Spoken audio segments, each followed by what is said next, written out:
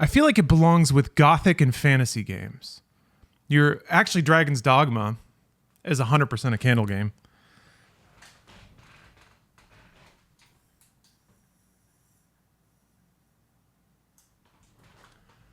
There we go. Depends on the sci-fi. It does, yeah. You just gotta feel it. Which is why, Dr. Spaceman, their proposition is curious. Also, just in terms of aesthetic, I prefer to just show as much of the video game as possible when I can. To me, the video game is the important thing. The video game is the star. But right now, the star is Malum Kaido. Lead character in 40k Boltgun. A boomer shooter. Feed CandleCam into a random text generator and display its output stream. That would be how to incorporate it for sci-fi.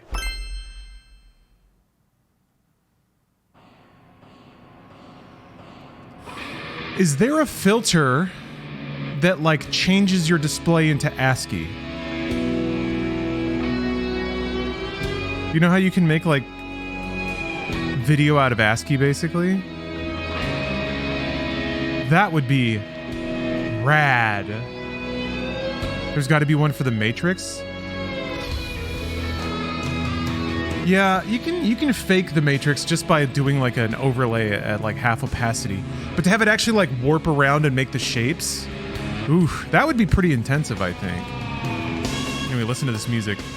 I'm gonna talk about like 90s grunge rock. It sounds like I'm trying to take a piss in a dive bar and it's like 1997.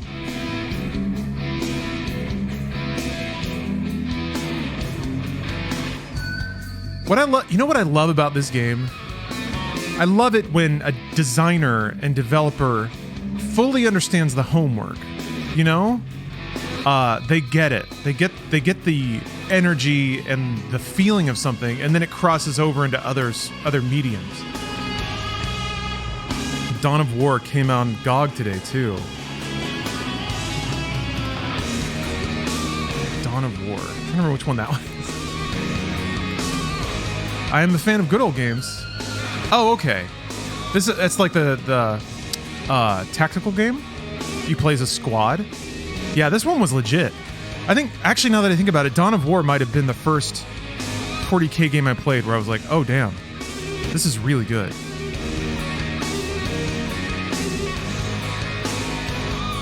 That was Relic?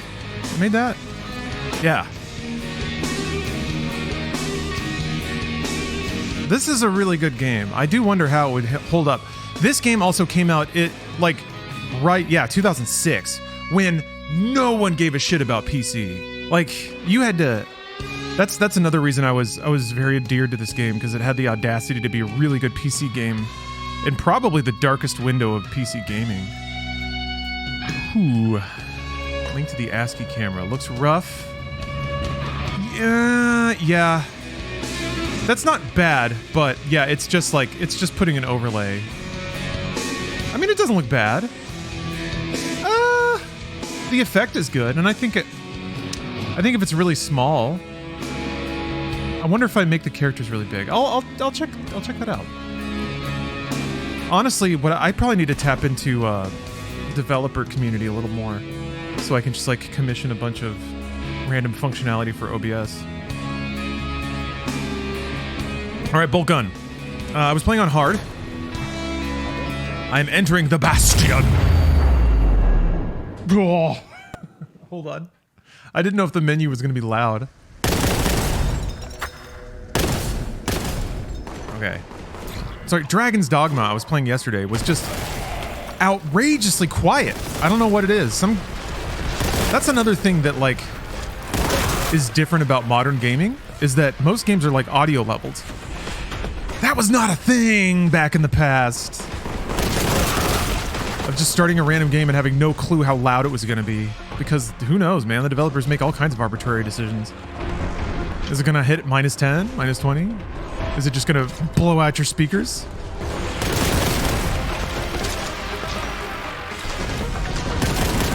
Well, that's not an enemy. All right. I'm how to play. This is, oh, that's the real shit right there. Old games sound bad. It really is. Like visuals, I understand why visuals are always the thing. It's the forward representation of any game, and it can like exist in a soundless medium, like pictures. But holy cow, man, the last 10 years have been probably as, I would say the last 10 years is probably as important to game audio as like the most formative years in video game visuals. So if you want to go from like, I want to say like 92 to 2002, probably like the wildest 10 years in video game visuals and hardware improvement. Maybe more like 94 to 04. But anyway, I want to say just from a consumer perspective, knowing nothing about the hardware side of audio. Oh shit! Oh shit! Oh shit! I gotta go. Almost went down there. Knowing nothing about the hardware of audio processing, especially on consoles or PC, it does feel like even just the design, the school of design of game audio. Oh, they're fighting each other. That's fucking awesome. Has improved remarkably. I remember, it's funny you bring up Borderlands 3, or talking about Jesper Kid, I think, but for Borderlands 3, though there was a lot in that game that was not great, the audio was really, really good, like better than Borderlands 2, noticeably better. The way that all the guns sounded was super cool. The variety of gun sounds was really, really impressive. I'm trying to think of how to express this. It's a bit of a bummer because I think there's a lot of unappreciated and just really incredible work that goes into game audio. But you can't, like, since games media itself is also a consumer product, you can't, like, make people care about something they don't care about. So I don't know. I try to call it out in reviews and stuff when I do them, rarely, but I do feel like just in general, game audio engineering, and both from a technical and creative standpoint, has just really, really, really gone amazing places in the last 10 years. I have to admit too, I thought that, like, you know how Sony had their like ray traced audio business? I was like, oh, that's stupid. What a goddamn, like, I thought it was just like buzzword stuff, and calling it ray tracing audio might be, even though that is literally what the processing probably is. But when I played Demon's Souls with headphones, I was like, okay, yep, this is different and better. Yep, I get it. All right. I gotta admit, that's actually been me with Sony Tech for a while now. I think it was like, their aughts electronics were trash, garbage. Woof. PlayStation I was okay. But the 6-axis controller was bunk. 3D TVs sucked ass. And it was like the nexus of all that stuff.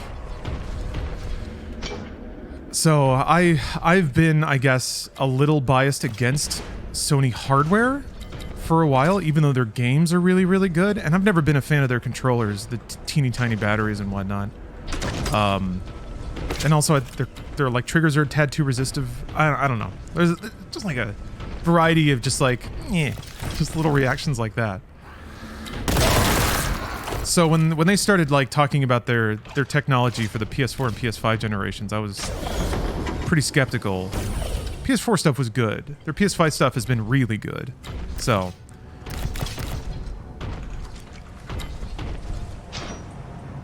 I can't actually, like, part of me is not super happy about them being so dominant in the console space, because they do flex that power in some ways, but they're a business. They have a right to do that. And they've earned it. They really have. So I can't be too mad. The only thing, like the scummiest thing that people just won't care about, and it's weird, is that they overcharge for digital games. It's kind of a point of record. But people are cool with it. I guess it's almost like the Apple tax, which is why I tend to think of them as like a premium brand now. They've evolved into people accepting paying more just for it being part of that ecosystem. Which also kind of scares me a bit. They talked about how in their most recent earnings call how much time was spent playing PlayStation Plus games, which is, oh, that's interesting. It just spawned. Or maybe I walked over a trigger or something? But, it's the same game, it's the same play with Game Pass, by the way. They're both doing the same thing, both Microsoft and Sony, but they had some stat in there about how, like, the games that people get through PlayStation Plus and the subscription plans, this is how many hours they're playing them. And they're holding that up as representation of ecosystem buy-in. You put all that time into that service, they have your cloud saves, you know? You're never going to stop paying for it, ever. Once it becomes like the hours of investment, they've got you. And they've got you probably for life, because investment just begets more investment. You pick a network because that's where all your stuff is, and it continues to be where all your stuff is. I think you saw this with like Steam. You had like PC players who had decades of gaming experience attached to this network, and that's all. This is where all my stuff is, and this is where I want to keep it, and I will pay more to keep it that way. So you had like people doing weird mental gymnastics to be angry at a new PC store, even though the competition is something actually Valve desperately needed. So I'm worried that PlayStation's going to get there, because and it's already kind of is, but once it gets there, once there's people who are just so emotionally bought into a thing that they like argue for it and defend it, and that's when companies get real shitty. That's when they start to really rake people, and Sony's already showing that they're willing to rake a little bit. And they're in like phase 1 of taking over people's minds and wallets. So I don't know. I'm like, this could go bad. But I guess Sony's been in the game for decades. What are they gonna do now that they haven't already tried, you know?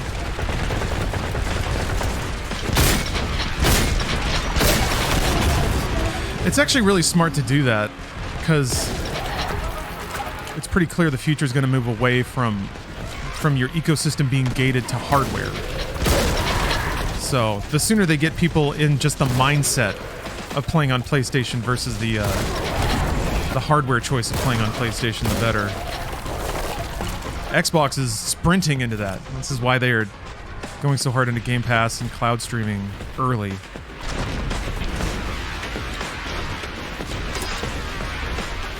Remember when the Xbox One conference came out and everyone was outraged? But we all mostly ended up buying digital regardless. Oh yeah, Lootbox. When that happened, I remember even at Inside Gaming back then, I was like, you guys, they're just describing Steam. You understand that, right? They're talking about Steam. They have no idea how to talk to you and make you not mad. Ironically, we do. Not that comparing it to Steam convinced anyone.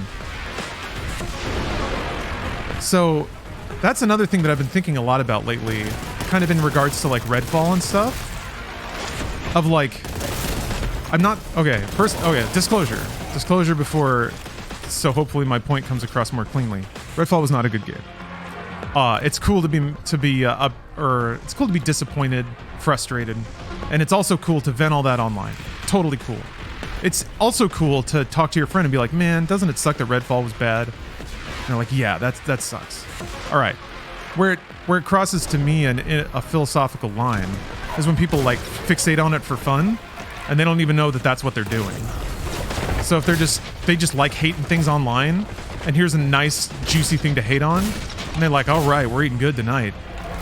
Let's all pile around and like make the memes and point and laugh at the thing. It's human nature. I'm not saying you can stop it. I'm not even saying you should try. But I've observed the cycle enough times now where I'm starting to get a weird understanding of the crowd mentality.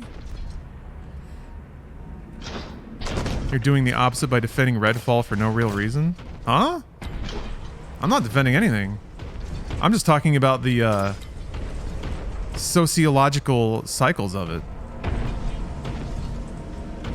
Hardly anyone even talks about it. Yeah, they're done now. The marrow has been... The feeding frenzy has commenced. Everybody got all the meat off the bone. Yeah. Oh, see? See?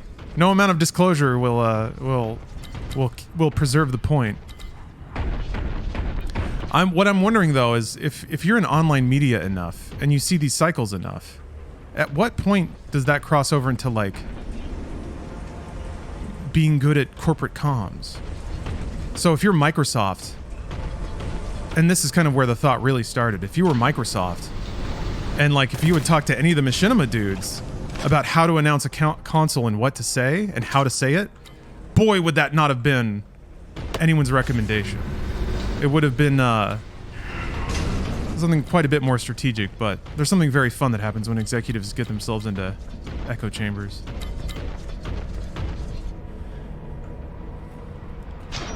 As the God Gamer himself, how do you feel about game price increasing while quality seems to decrease? Was price not indicative of quality when AAA was brought about? No. No. Alright, so goods only cost what they do because that's what the market will tolerate paying for them. And part of that, I guess, is getting mad at price increases, but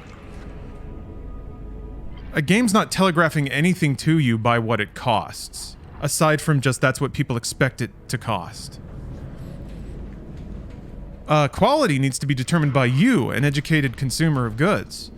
Now, in regards to your other questions about the price increases, it's tough. Prices have actually decreased because of inflation and shit. Even at $70, games are still the cheapest, really, they've ever been.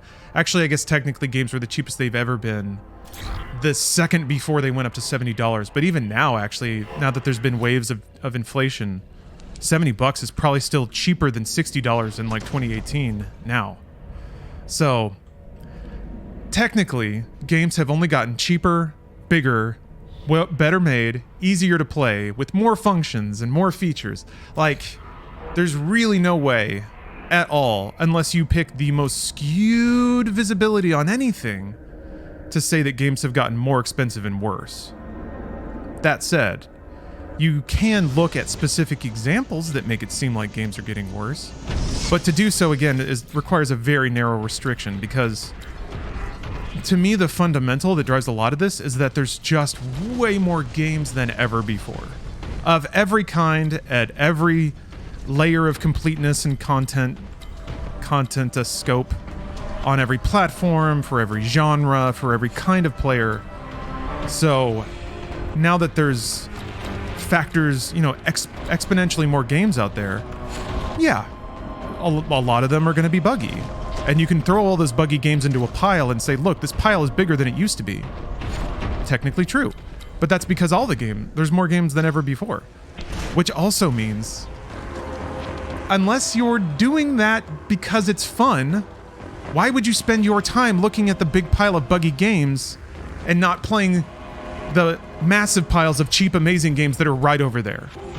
That's my ultimate point, is that it's a waste of time and a bit of a betrayal of intent to frame it that way or make Reddit posts about that kind of stuff. Or to waste time fixating on the supposed decline in quality. When to me it's like, it's better than it's ever been, and it's only getting better. Because there's more money to be made, there's more customers to serve. The margins are getting smaller, which is really good. That's kind of the reason that games were able to stay the same price for like a decade, is because the move to digital cut middlemen out of the equation and got more of the game purchase price to developers and publishers. Now, publishers are still making billions of dollars. So, it's not like the system is great or fair. I think publishers probably get a little too much of the pie, but there's been newer publishers with kinder deals and all that kind of stuff.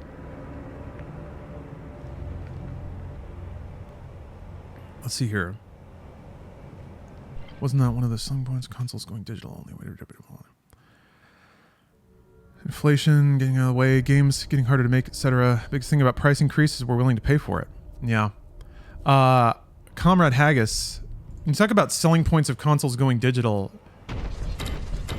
I don't think companies have ever tried to sell that to you and tell you that games would be cheaper for it. I don't think that ever happened. No, the benefits to you are that it's easier to get. That's it. You don't have to go to the store. Ding. I would actually wager it'd be an interesting twist if there's no reason and there's no law saying that digital games have to be cheaper. How about this? Here's a fun little twist for you in regards to digital. You know those games that, like, if you pre-order them, you get some ludicrous early access window? That's them selling you digital early because it's a better profit margin for them. They're fucking over their retail partners, but they want you to buy it that way. So technically, the real twists are the ones where you have to, like, buy the deluxe version to get an early access start. They're straight up charging you more to play it digitally. So that reality is here. It's just that they found a way to label it so that people don't think about it that way. It's like calling a game early access. Somehow this became a magic key to making people okay. It's like, it was wild, man. Like, people would look at Redfall and they'd be like, hey, is this early access? And if you said yes, they'd be like, oh, okay. That's it. But I guess you can't charge $70 for an early access game. Or you can. Like, it actually would have been better if they just called it early access, at least in the US. I have no idea what it's like in other regions, but, like, imagine if they had called it early access but still, like, just charged full price for it. Who cares? Like, let people make their jokes, but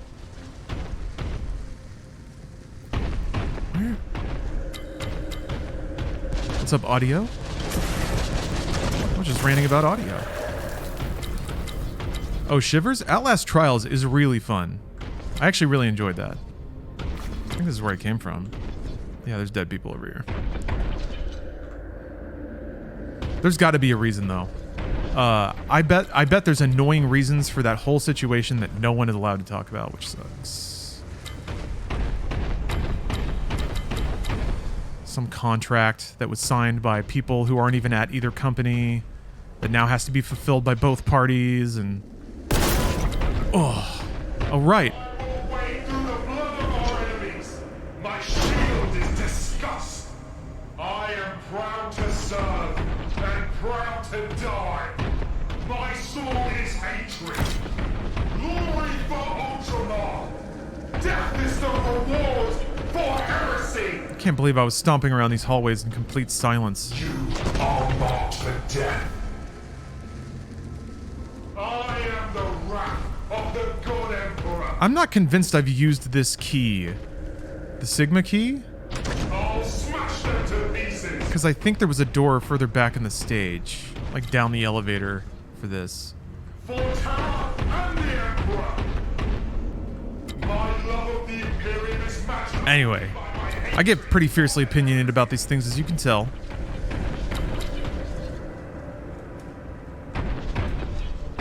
I know only war. Hopefully I didn't dreadfully contradict anyone's deeply held beliefs about anything. I give my life willingly. Sidonus laid down his life for this planet. I protect his sacrifice. Oh, really? Thank you, Comrade Haggis. I mean, I want to be clear, too. It's not my goal to change anyone's mind. I guess maybe a little bit. If where someone's mind is at just keeps them in like a negative cycle and not having fun and enjoying things.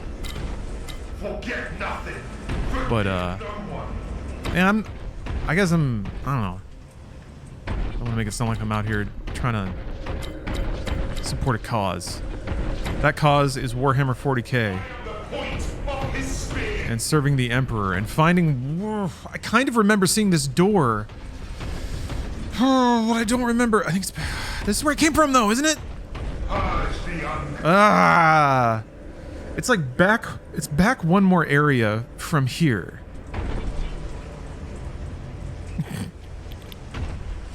I love the way you present the politics and economy of gaming. It's something I find surprisingly interesting and engaging. Well, I'm glad to hear that, because I certainly do. That's why I follow it so much. I guess what's baffling to me, and again, when I really think about it, I can't be naive and pretend that I don't get it. But when people talk about games and the creation of games, they don't seem to talk about it like it's something humans do. and that it's subject to like human decision making and human flaws, and it's like they seem to think publishers are these like overall wearing miners that go into the mines and like operate arcane equipment for, it's like manual labor, right? Like they have to turn cranks, and that's why if they didn't turn the cranks enough, they're lazy. But they just keep turning the cranks on the games, and as long as the cranks are turning, then these like sparkling particles slowly form into like this golden master CD. But if they don't turn the cranks enough, then the golden master is like kind of wobbly and bad, and that's why when they go to upload it to Steam, the game is all buggy. But when they turn the cranks a lot, and they stay late sometimes because they love turning those cranks so much, then the disc is like golden and special and diamond, and then they feed it into Steam, and the game is good, and it's cheap. Wow. Okay. I think I've stomped around randomly in these hallways enough to know it's not down here, but I thought there was like a connecting hallway or a stairway out of this area somewhere. Anyway, it's again, I can't, it's not fair to blame anyone for that. You can't like fault somebody for not creating a universe of empathy in their heads when they're just playing a fucking video game, but it kind of reminds me of how, okay, this feels a little familiar. Reminds me of how people are when they're like driving cars. Everyone drives a car. Not a whole lot of people will like academically research how cars work, but just by the nature of using a car, your brain kind of automatically invents an explanation as to why things happen. There's some magic going on under that hood, and maybe while you're driving, you just kind of make up the rules for why brakes work the way they do. Maybe this doesn't happen. Maybe this is just me, but or what I've observed in people of sort of describing the fantasy universe inside their car. Okay, all right. Oh, okay. Wait, no, I've been here recently, I think.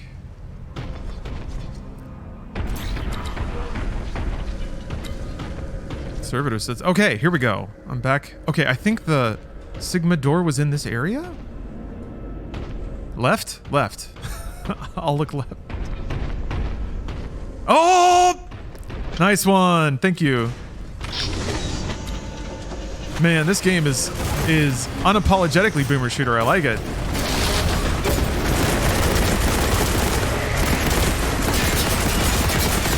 It's been a while since I've gotten lost in a level.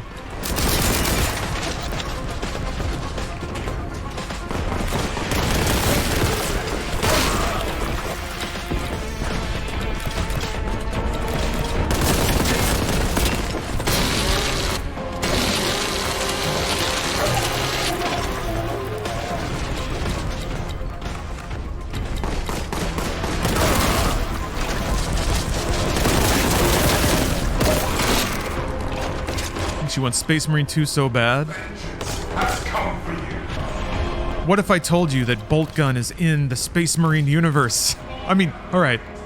Obvious, but also is pretty directly linked. Malum Kaido references Titus in some of his voice lines. And I think it's on the same planet as Space Marine 1. I will take your life. A son of Gilliman knows only war. So if you're excited for Space Marine 2, might I suggest playing Boltgun or replaying Space Marine 1 because it's now on sale. I think it's like less than $5. This is the Emperor's will. I replayed Space Marine, I want to say like a year ago, maybe 6 months ago. It holds up, man. It's a fun playthrough. It's a bit of a tease though. Gosh, imagine playing it back when it came out. I've been waiting for Space Marine 2 for like over 10 years now. It kind of stops exactly when Act 2 is really picking up, which was pretty cool because it was intended to be a trilogy back in the day, but I think THQ going insolvent kind of threw a wrench in those plans.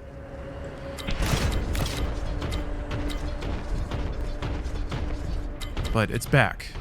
It's back. Oh, Anonymous, you played it when it first came out? Yeah, it was so interesting and so unexpected. Like it's a pretty straightforward, no frills, like kill all the orcs game. Until like the last like 2 hours. And then all of a sudden, like, weird plot events start happening. You start caring about Titus a lot. Some weird dimension of his character starts coming out. Super cool stuff. Whoa. Cool. Whoa. Oh, man. Oh. Looking at that made my leg, like, kind of get goosebumps. That was weird. Is that the warp? Is that what it feels like? Goosebumps? That's not so bad. I could succumb to that. Ooh. Oh, shit. That one hurt. That one hurt a lot, boys.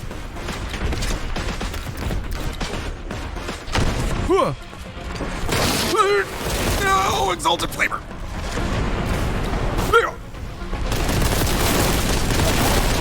Oh, that's not a texture issue. I think that's intended.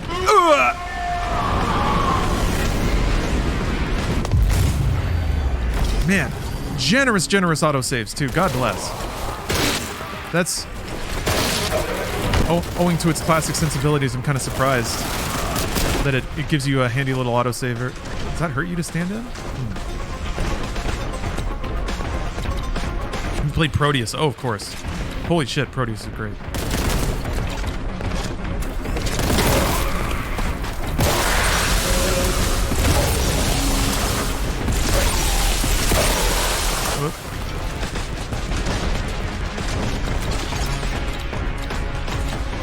I haven't finished it, but yeah. I've been playing it on Xbox? I need to play it on PC just so I get the full speed of it, I think. But it's been nice on Xbox. It has like 120 FPS support. Actually playing Quake 1 was really nice. It's like so low latency. I don't know, I think Quake 1 is a pretty interesting experience on Series X because it's actually pretty well made, well tuned experience. And now that id Software is like part of Microsoft, it kind of makes sense. I don't know. I had hoped their remaster of Quake, their very decent remaster of Quake, meant that a reboot was on the way. We can only hope. Sweet id Software, based in Plano, Texas.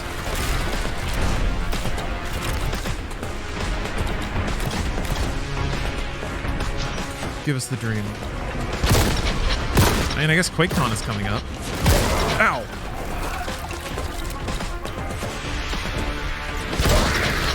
When are you playing through all the marathon games and trying to explain its lore to us? I've been thinking about it, unironically. Like, that marathon trailer was good. That was a good trailer. And I guess all the marathons are free, right? They're just all out there. So it would be an interesting project.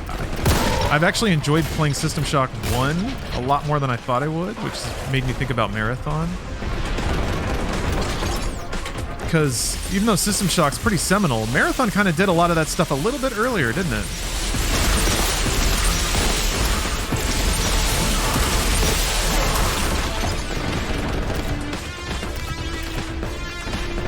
Oh yeah, Aleph 1. God, if you want the deep cuts.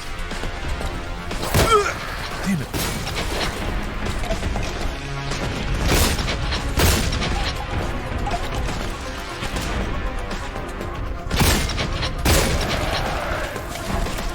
What?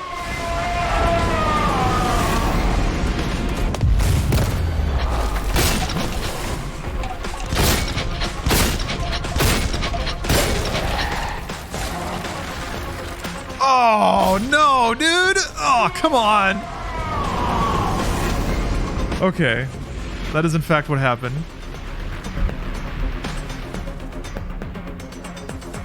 He comes back with more armor.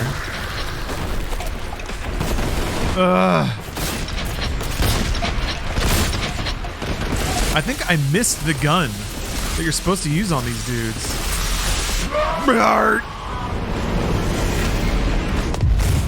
Shit. It's like the worst quick save ever. Oh!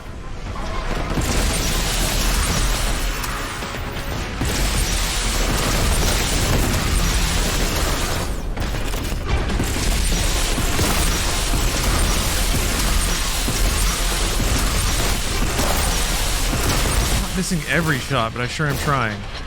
Oh shit, there he is. No! You have to keep firing when you kill him. Oh, can you like, you can hit him when he's like coming back up? Oh! Oh, that should get him. There we go. Chew him up! Oh, that hurts me too.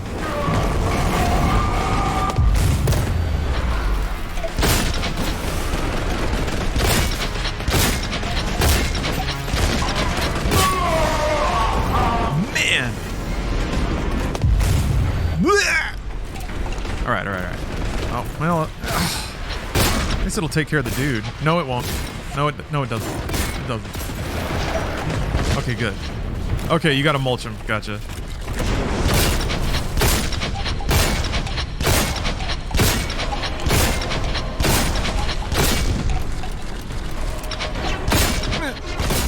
There we go. Easy peasy. Oh, there was more health back there, I think. Yeah. There we go.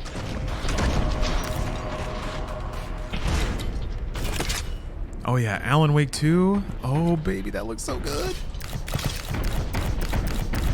You want to know how blessed we are? Remedy is making multiple games. They're not out of business. They're making multiple games. That's how blessed we are. Housemarque has Sony money. There's a lot of good things going on.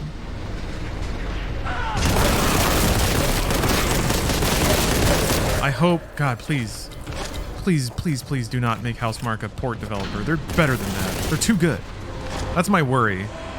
Is that Sony's either gonna make Housemarque make a games as service game, or they're just gonna do ports. They'd be really good at porting, but please don't make them do ports. Yeah, Returnal was so good. It's so good on PC. That reminds me, I gotta get the ending. Oh my god, that looks so cool. Oh, that looks so cool though. Yeah, I gotta get all the shards and get the super duper ending so that I learn the true meaning of lore. Conducting ritual.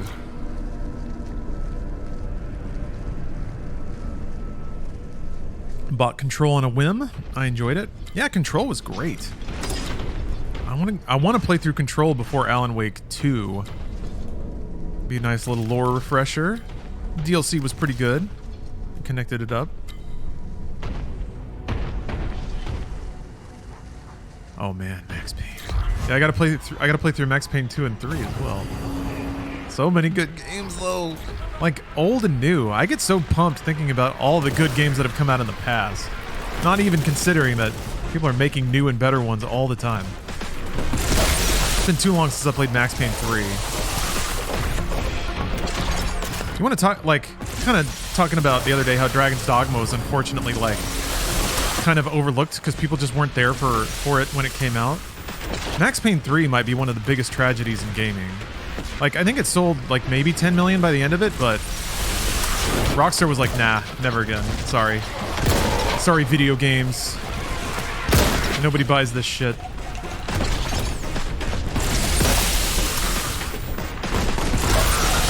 It was kind of like, actually Housemarque. Yeah, after they made Nex Machina, they were like, sorry, we can never do this again. We tried, but it's just not working. And then they made Returnal and got acquired, so good moves, I guess.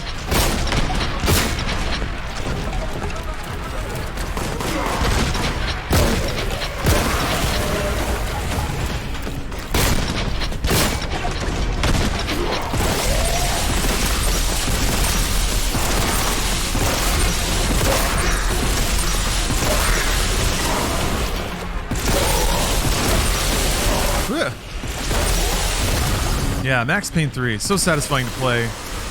Like, astoundingly well written.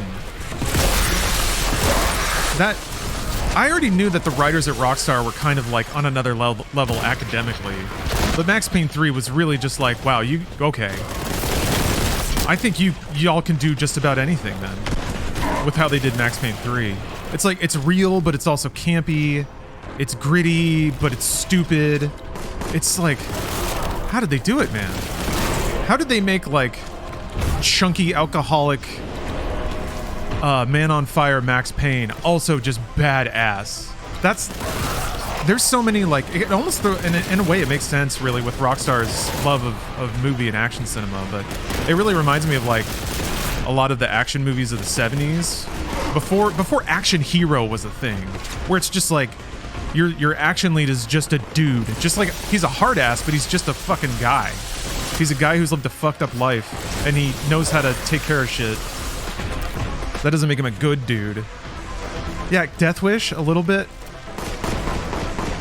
Like, crime rampage movies are a whole thing, and that's not necessarily what Max Payne 3 is. Max Payne 1 is that. It's like, they took my wife and daughter, and now I gotta shoot him. That's weird.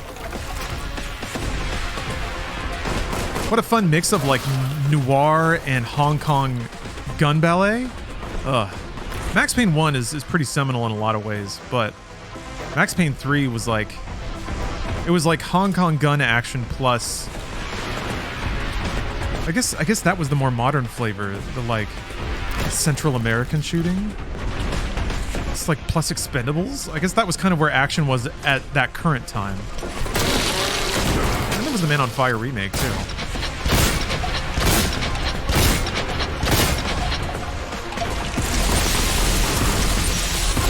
Oh, American Stranglehold? Yeah, basically. Even though Stranglehold was American. Sorry, made by Americans.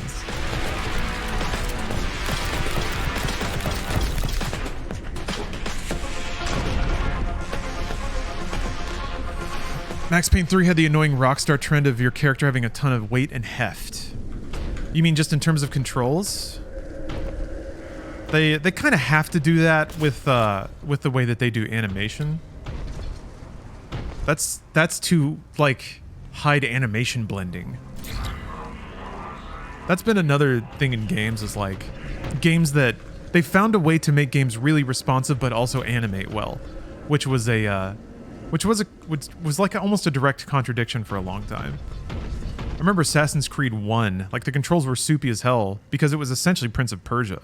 You were just playing a sped up rotoscoped game, but instead of them being canned animations, they're like these inverse kinesthetic animations that you have to have your character blend in between. So you hit a button and that starts the transition, but that doesn't mean you are jumping. It means that you will start to jump in about a half a second, you know? But yeah, Max Payne 3 very much down that route. I think that's why they made it so you really are controlling Max like a tank. You put him in cover or you launch him in the air and then you make your shots. But even still, on harder difficulties, yeah, Max Payne 3 was pretty legit, right?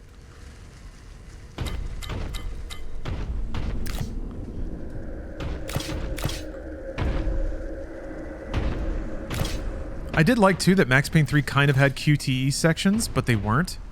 Like, they would put you in those slow-mo situations, but you had to actually hit shots. And then you'd go into the encounter with how many dudes you killed, hopefully taking the edge off of the gunfight. It's the little things, yeah. Also, really good way to transition from cutscene to gameplay. Man, God, Max Payne 3 is so good.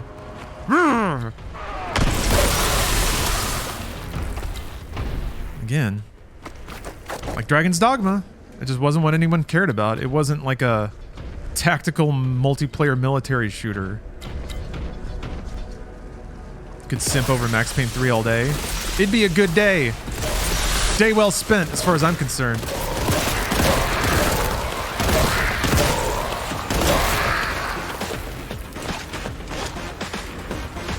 He's been eating down in South America, that's why he's weighty. I mean, and drinking. Binge drinking. That doesn't get you skinny.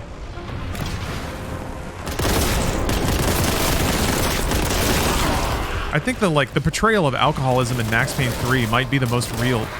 Like, real is weird to say, but like, most like, okay, somebody who wrote this knew an alcoholic or was one or studied them.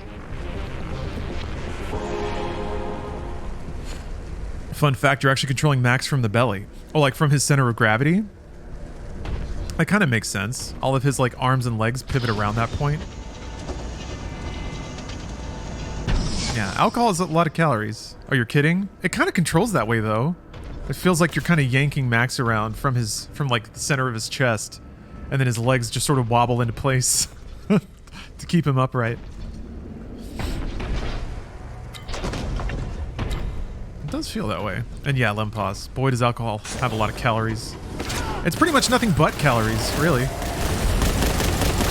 It might be it has no nutritional value. It's all calories, and also it's poison. I don't know that there's many things in the world that are dumber to put in your body than alcohol. But boy, is it great. Beer is just liquid bread and poison. And bubbles. Yeah, sugar. That's what makes it better, is when you have a cocktail. So it's the poison you're drinking has a funny taste.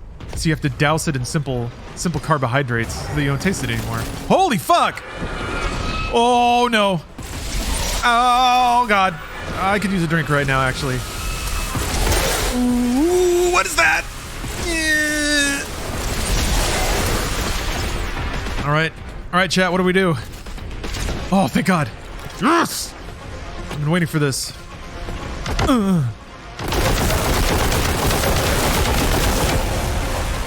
Oh, God.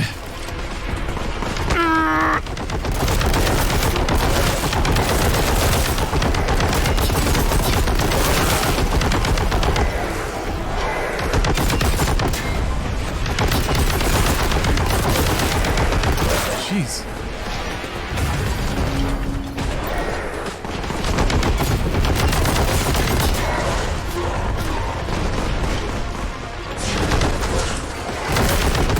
Creatures are ever gonna stop.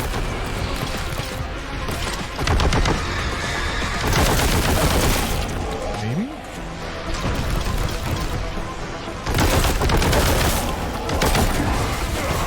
What the heck? Dang, man. Ooh.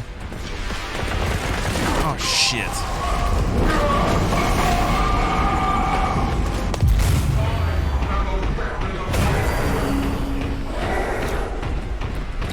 Yeah, I don't know if I should try to shoot all the screechers. I don't know if they're gonna stop spawning or if I just have to kill the boss through them.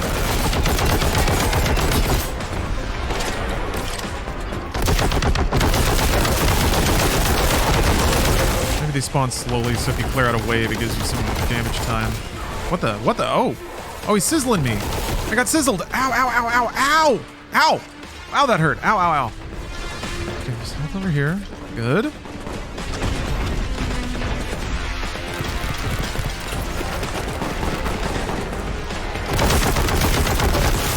Just liquefies the little dudes. I love it.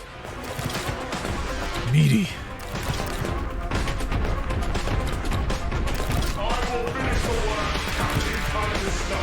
There you go. See, I guess Captain Titus might be a household name at this point. Okay, yeah, I killed a wave and like the next one immediately spawned in.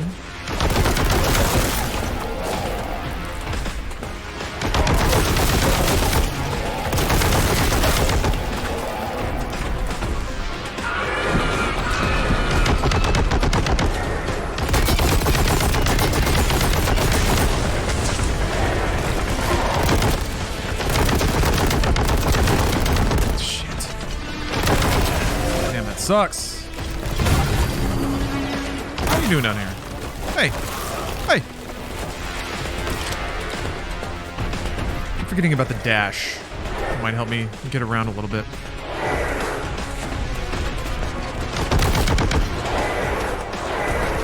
He's above me? Is that what that sound means? Yeah.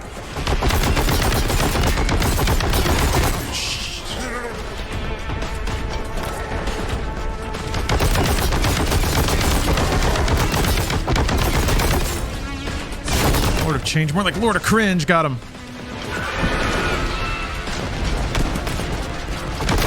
I don't think I picked up that health still.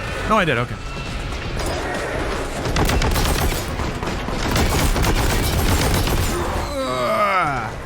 He's got a sizzle move.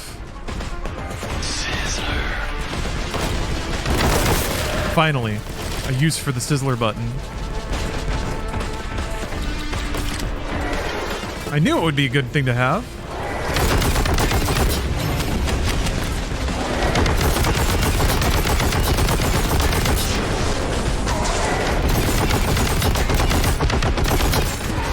Yep. That's just the automated warning in my battle armor, letting me know that I'm getting sizzled. That's in the game. That's not me. Every time you see me reach over and hit a button, that's actually the game. Right? We all agree? Oh no. Dang it, I think I ate an explosive barrel. That sucks. God damn, man. Dudes keep chipping away at my health like that. I don't like it. Like.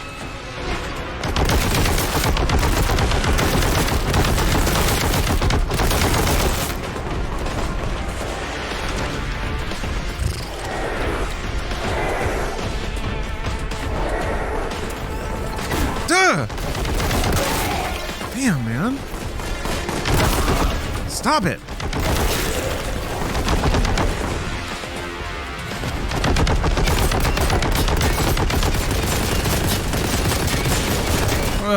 So close.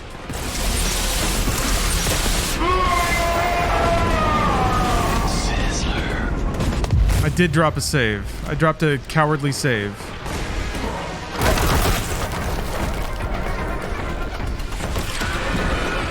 Man, I think I've grabbed all the health.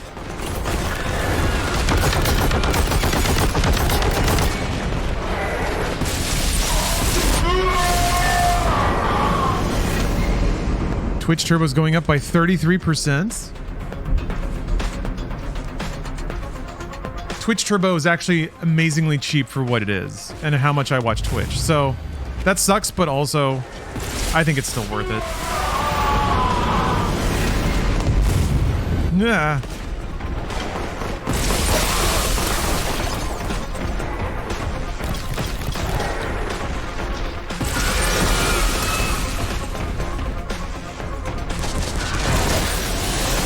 Damn, these little dudes. Oh!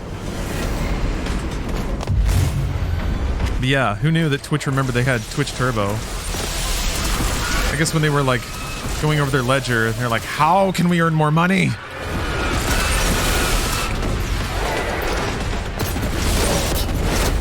There we go.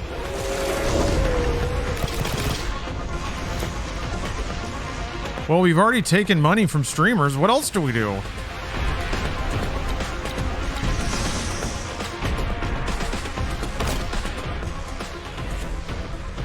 Oh, sweet J, bro, you got an ass like a corgi, like covered in hair.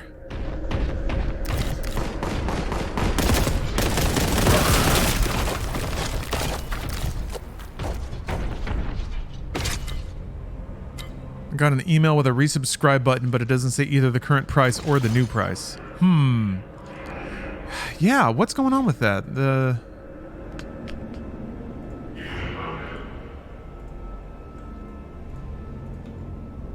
Yeah, the timer's not going off.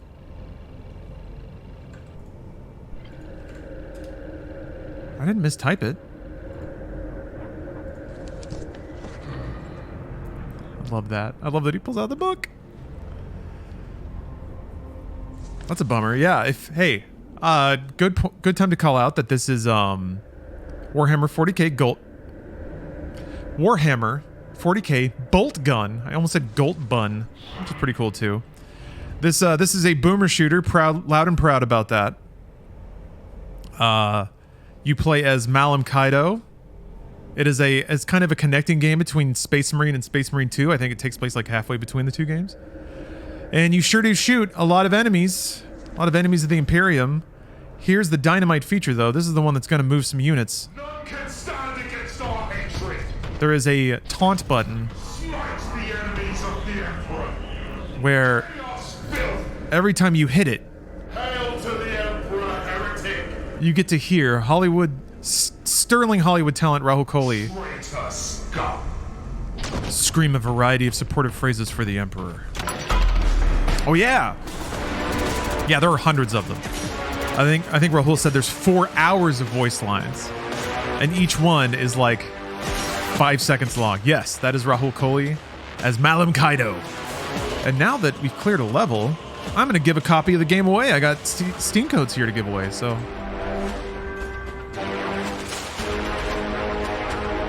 Let me turn on my giveaway banner here. As soon as I remember what I called it. There we go.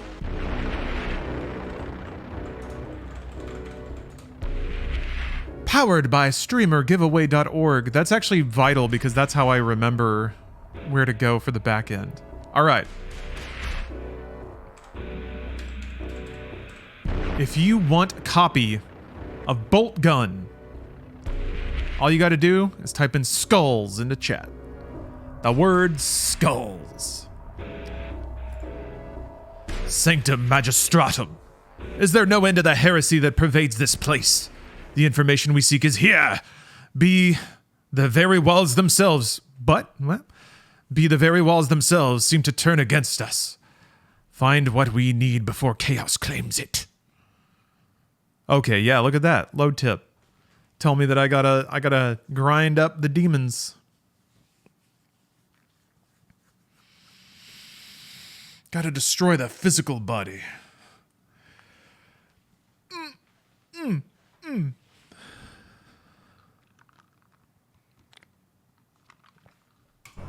Bolt and sword!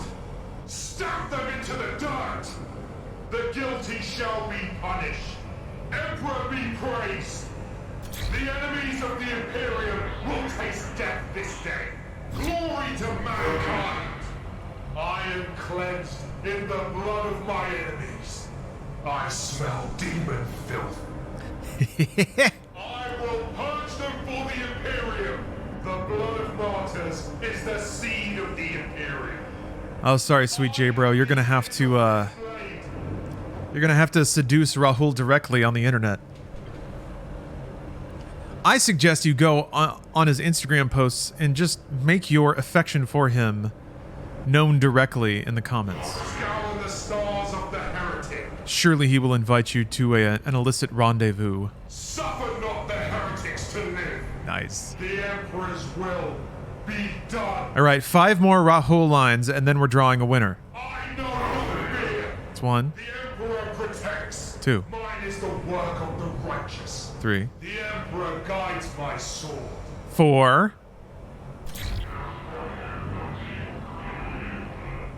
One more. One more. It is I, Malam Kaido. That's a good one. All right. Let's draw a winner. Who's going to get the code? Boing. Ooh, Exor, hey. Well, I think you slid in right at the end. You slid in right at the end. What a swoop. Wow.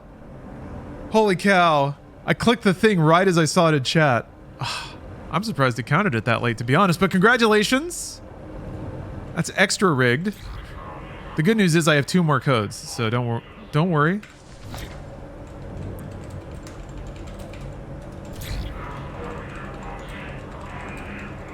All right, I'm sending you the code via Twitch Whisper right now. Congrats, congrats, congrats. Let's keep going. Oh, wait, hold on. Let me do that. Oop. Now I got the big boy. I got the heavy bolter.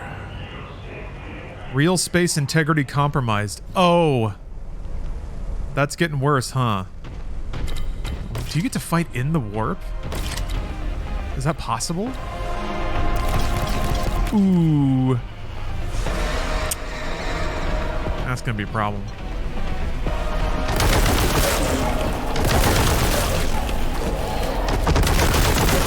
It sure is. Can I go in there? Whoa! Whoa! Whoa!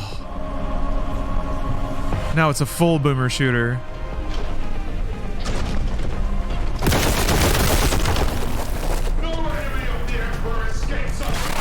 Oh shit.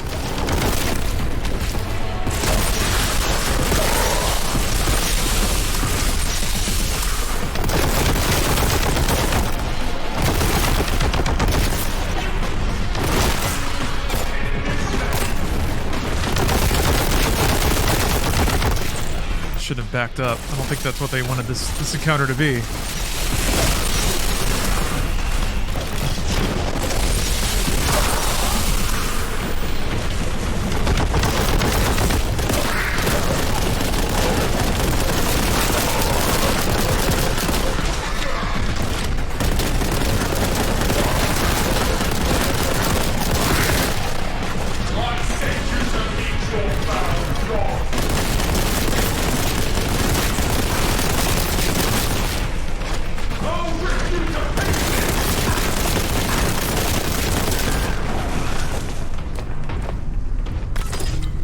See here, if I remember my lore correctly, there's the overall warp, which is bad for your sanity but not actually evil, and then there's the Eye of Chaos, which is actually demonic but only a small bit of the whole warp.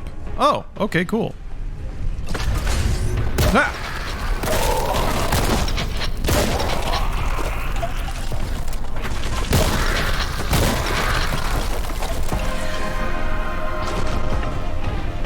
The Eye of Terror? Oh, okay. Eye of Terror. Saddle up, everybody. We're going to the Eye of Terror today.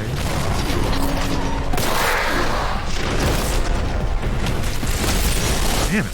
Fuck.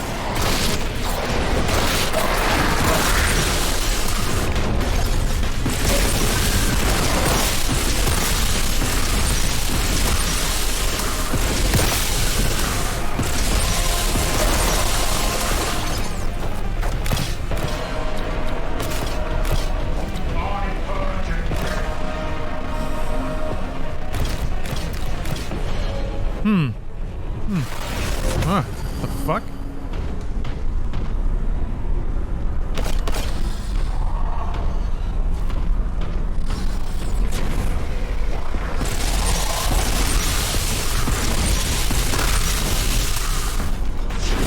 Whoa! Oh, come on. Where'd you come from? Oh, oh! Oh yeah, I haven't messed around with the retro sliders at all. I gotta tune this game in a little bit. Come on. Oh no!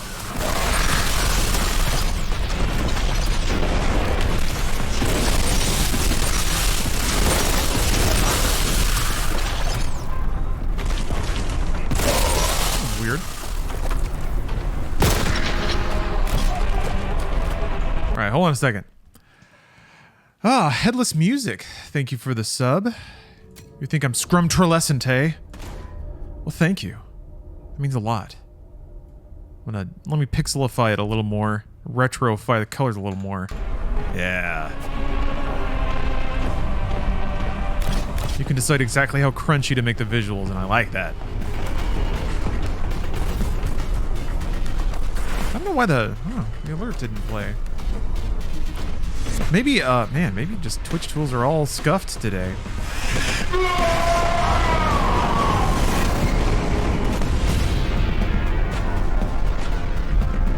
Yes, today's stream is sponsored by Warhammer Skulls. They just showed a lot of awesome Warhammer stuff. Frickin' Power Wash Sim Warhammer 40k. What more can you ask for? And Boltgun available now, on sale. If you want to check it out, yeah, please use the Skulls command. We have a nice little destination website for everything related to skulls. There are!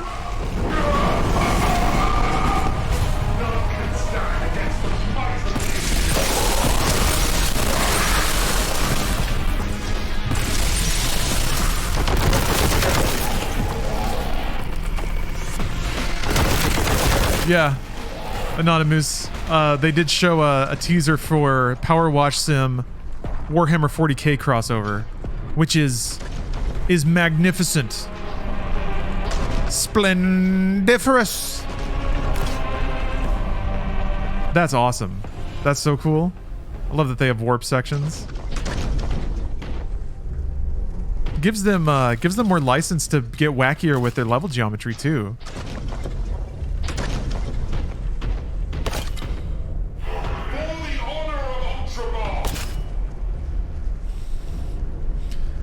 Brings a new meaning to purging the heretic filth. Yeah. You don't have to... I will directly purge all the enemies of the Emperor to serve the Emperor. Somebody's got to scrub off all that armor. All those chain swords. You think those get cleaned by themselves? Actually, wait, is there any lore about how anything gets cleaned in the 40k universe? Because I feel like there might be.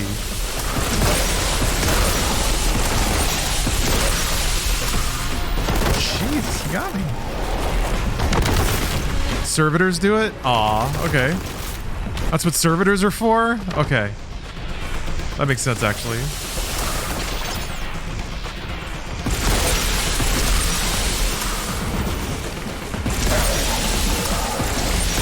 Oh man, I just realized there's gonna be some wacky text messages you get. Power Wash Sim is great because you get these deranged text messages while you're just trying to make an honest day's living, you know? Imagine getting text messages from an Inquisitor or something while you're... No!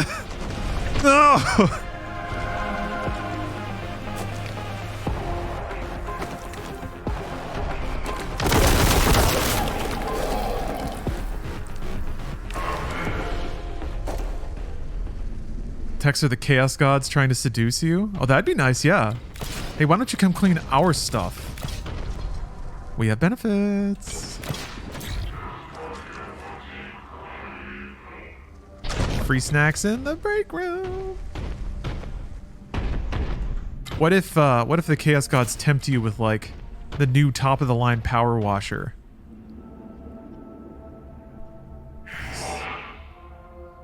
You can get the like 5000 DX Pro if you go over to the Chaos side of things. The Nurgle level is going to be hard.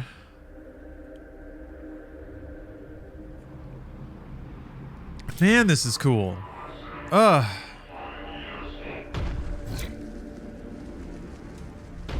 just so glad games like this can still be made. It was looking pretty touch and go there for a while. Whoop! None will survive. Such a low health. Death to the foes of the crag. My armor is content. Glory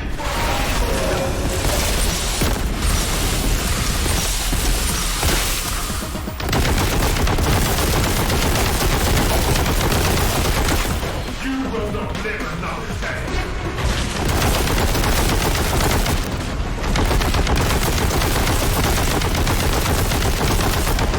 Man, that gun rips. Ugh, those giant shell casings falling out.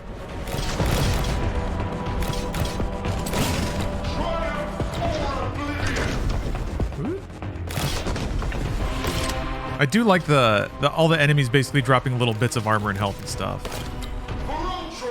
Kind of reminiscent of Painkiller. Oh boy. Painkiller was like the first game I remember. I guess technically Wolfenstein 3D did that.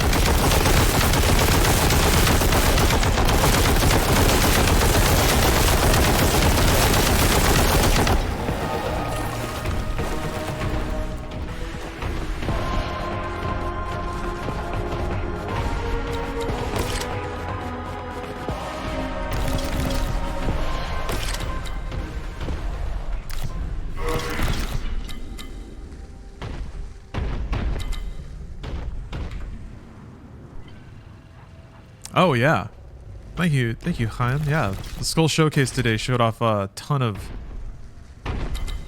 updates and new games and things. Power Wash.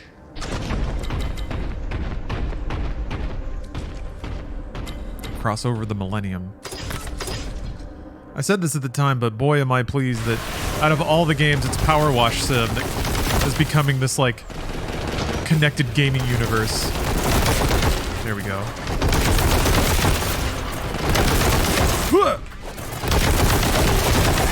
Yeah, okay. The heavy bolter is very much designed to kill those dudes.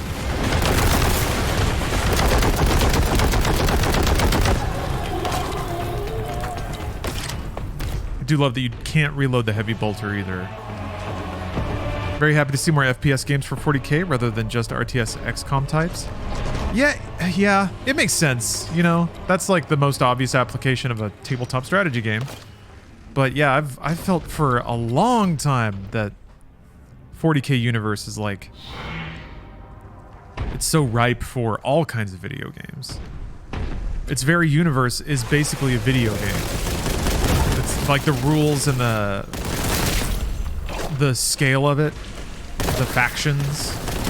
It's like, it's already prime video game design, just in terms of the setup. Yeah, the Rogue Trader game looked really cool. Hey, Rahul, what's up, man? You did a great job hosting Skulls. Your enthusiasm was genuine and lovely. Some folks in chat were impressed by your kit too. Your kit bash.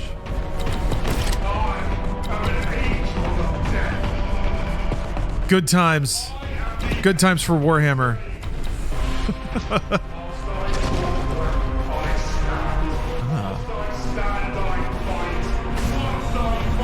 I'm really excited for Power Wash. That looks so cool. I mean, it was just the logo, but still. So yeah, Rogue Trader. I wasn't expected to get really taken by that one, but that looks really interesting. Oh, we got a maze.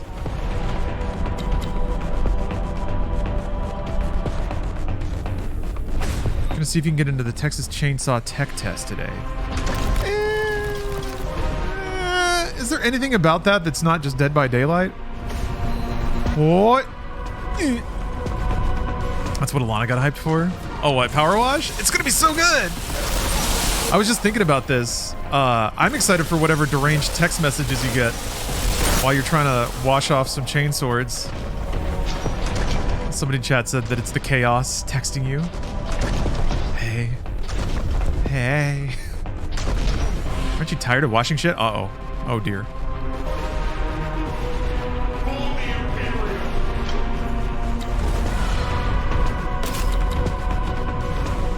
Yeah, hey, you up? Oh, wait a minute. What? I'm back here. What's over here? I don't think I went in this portal.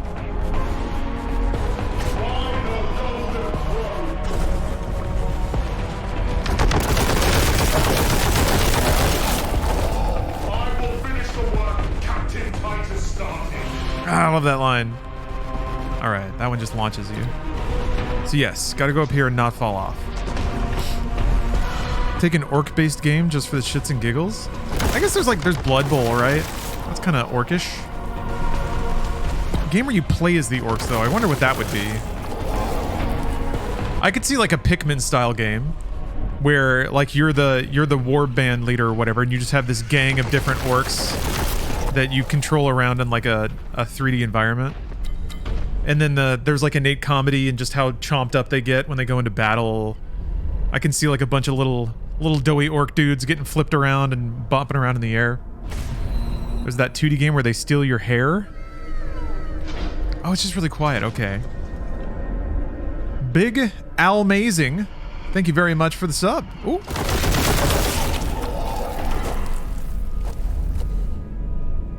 Oh yeah, blood shooters and teeth. Yeah, that was in the. They actually showed it an update for that in the conference, or in Skulls, which was pretty cool. So yeah, there's that. What about wait? There was the combat racing game. That's pretty orc flavored. I was gonna say like a racing game makes sense, but it exists.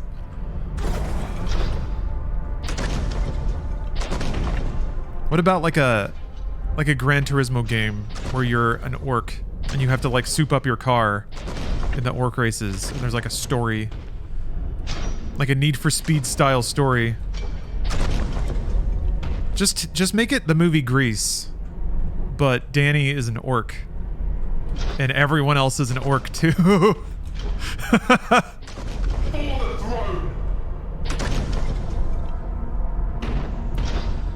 Like you could have orc doo-wop music bands.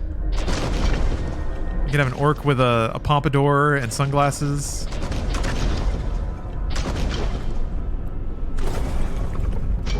This car is Ozymatic. Do I just drop down? Is that what I do? This doesn't feel right. I think I missed something. Yeah, I missed something. Hold on.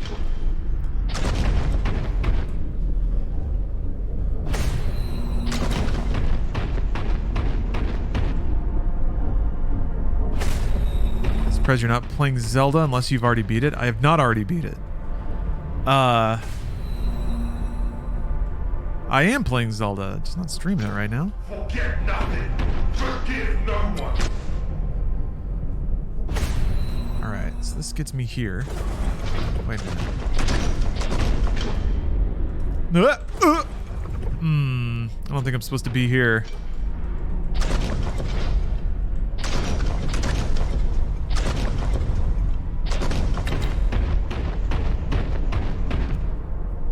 What's been your most surprising game this year? Probably Hi-Fi Rush.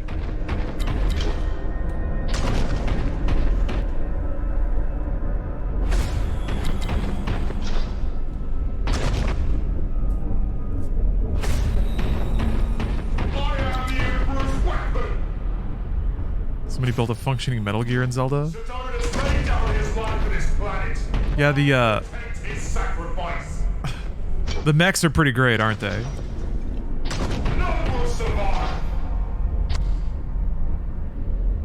Alright. So, now I'm here. I can jump to that.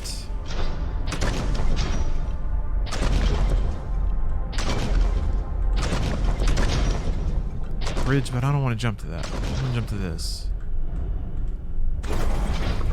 So I feel like once it's telling you're like on the sides of bridges, then you should jump to the next one. Maybe this isn't where I'm supposed to be.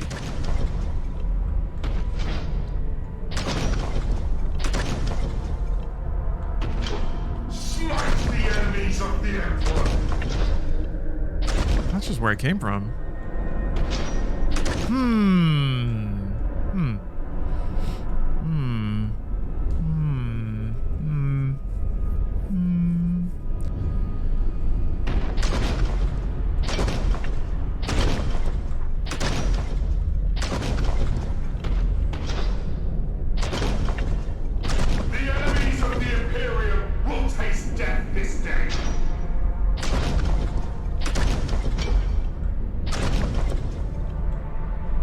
I don't know.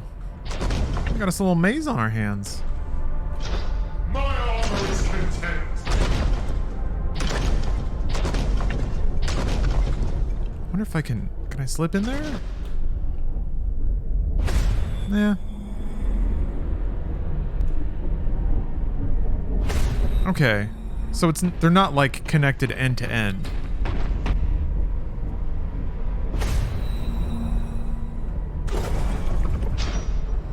Maybe I need to hold back when I go through that portal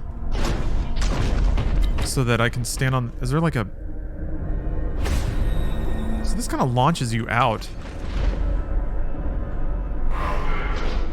Maybe it's this one? No? Oh, okay. That's just this. Alright, then that puts me over here if I go into this one. Kind of launches me above. I don't think I can land on anything. Land on that. I don't think that gets me anything. Yeah, this is just where I was before. Okay, well, I guess I can rule out those portals then. They don't really seem to take me anywhere. But then this just kind of like puts me up through a series of platforms. Maybe I have to turn around and go back through one of these at some point. Well, not like that. I know no fear. Oh wait, no. Does this game have any sort of nav system, or is it the old school just figure it out? I think it's a lot of pretty much just figuring it out. It's usually not really a thing, but it is kind of old school in the way you'll just be in a big level, and you got to figure out where to go. Your servitor, I think, is kind of an indicator, but he doesn't like fly ahead to tell you or float where you're supposed to go a whole lot of the time. I don't mind that. I think stomping around in big empty hallways is kind of part of the boomer shooter experience. If you can get lost in Dark Souls, you can get lost in a boomer shooter. And also, this is a pretty explicit like teleporter maze. Maybe I have to go across because I fell before. Okay, no, that just launches me up here.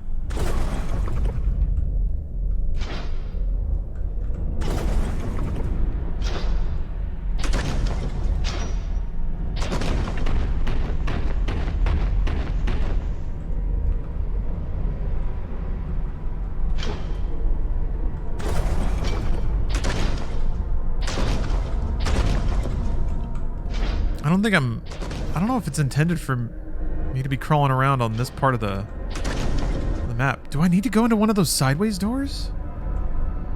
That would be pretty wacky.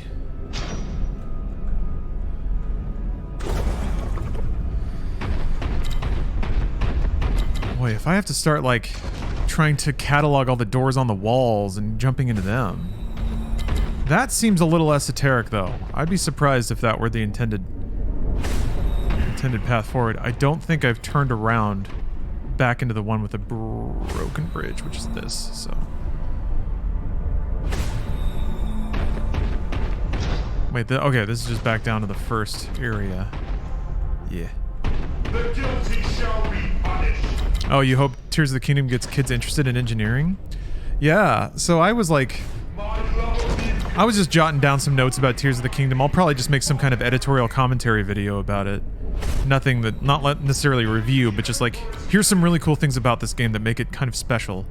And that was a big one of them, that like, this is one of those games that actually has, I think, educational value, on top of the typical Zelda virtues of kind of encouraging the player to explore and experiment and solve puzzles and think intellectually. Yeah, there's an engineering aspect here, same as Minecraft, where yeah, it's like, I see some connection between Labo and Tears of the Kingdom in entertainment that also can open a door, you know? Reveal an aptitude or an interest in engineering.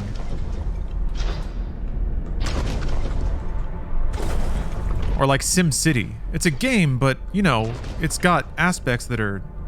that have value beyond just the entertainment of it. Yeah, creativity. I think there was like...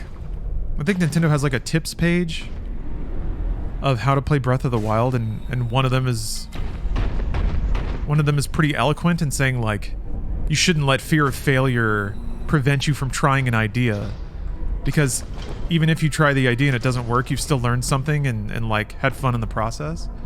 Yeah. Oh, Shadow. Thank you very much for gifting 10 subs. It's back there. Really appreciate that. Thank you very much. Now this, Shadow loves the Emperor. You can tell. There's gotta be some reason to get launched up here like this, right? Maybe you can't dash in midair. This guy, Emperors. Big time. Whoa. Huh.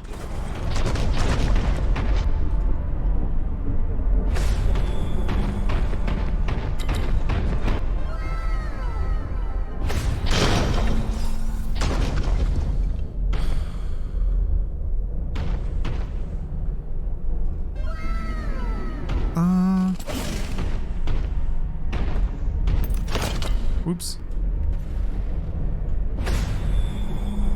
Do I need to be up there? Okay, so let's see. I think you can go through like 3 or 4 doors.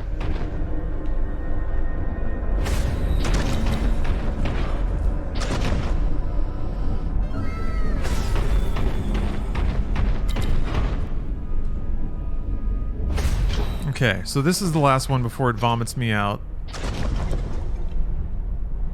There's a break in the bridge. Maybe they want me to drop? No?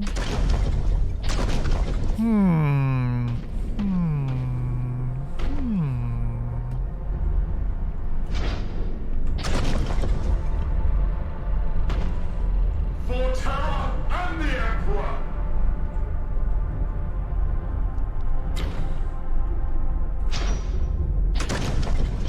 Does anyone know where to go?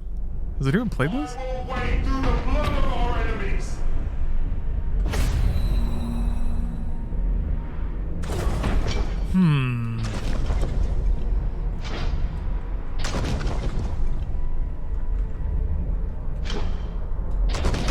Let the Emperor's light lead you. Ah, if only the Emperor's light permeated this far.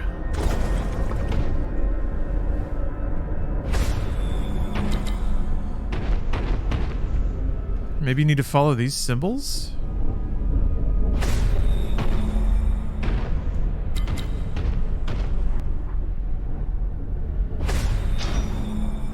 I mean, these symbols are kind of... I mean, it's not over every portal, but this one just kind of like drops me out up there.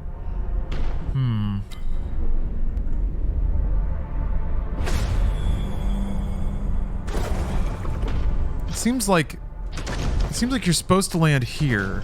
Okay, there's... Well, wait a minute. Oh, this is just... No, hold on. Yeah. It's just there.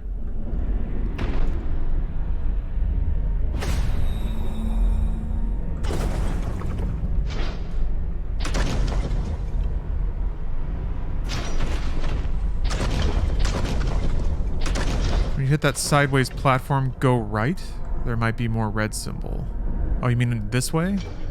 Yep. Well, I'll get back up there eventually.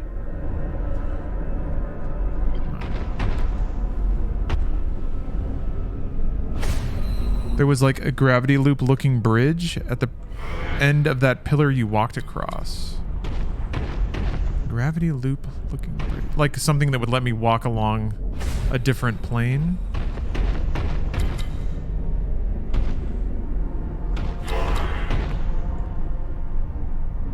It's like it curved around in a weird way. Huh. I haven't seen any curvy bridges.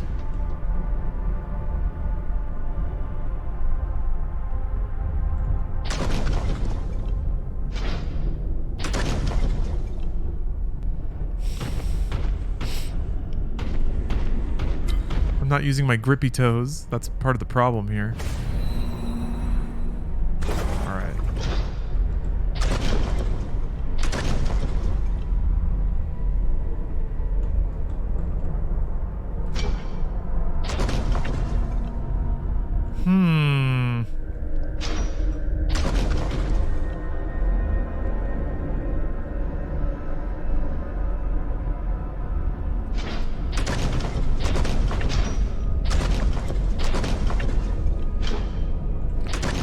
I guess, yeah. Maybe I drop into a side door. I can't tell if it's rotating the room. I think the orientation of the columns, like the more circular column. Oh wait, there's these. So I don't think I've ever actually rotated the room. Do you mean like this over here?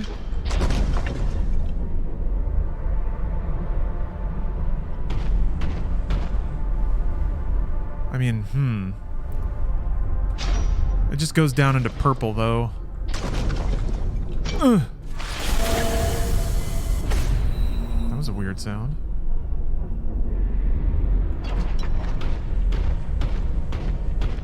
Yeah, now I'm just on this bridge.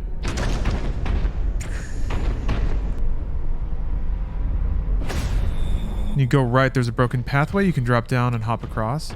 I'm pretty sure that's just one of the lower platforms that I've already run across, but I can try that.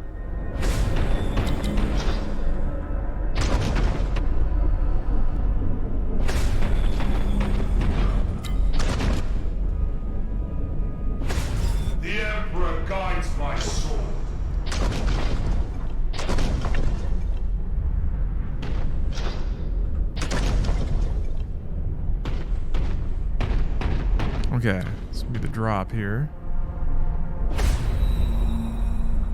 So, there's a break, pathway. You mean that one?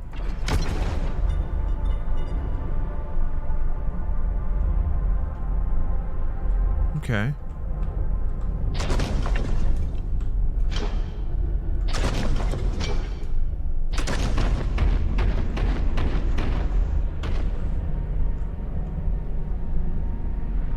Oh, yeah, there's a red one on the wall there. Aha, and there's even boxes here for you to stand on. Yeah.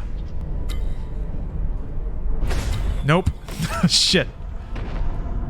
Wait, no. Here we go. Okay, this is new. Nice. Gotta follow the candles. Ah, of course. Candle cam never lets you down. Good spot. Thank you very much. Ooh.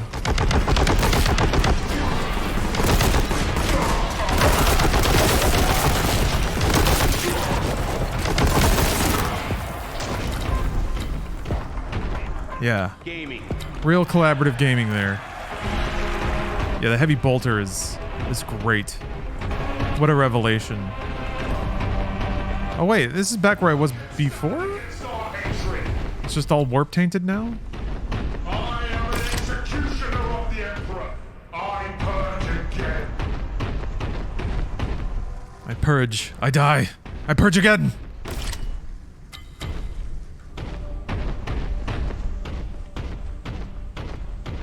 I'll smash them to pieces. Oh, saw Bruce do it? I will slay. Are we like at the same spot in this game? Ooh. Sorcerer!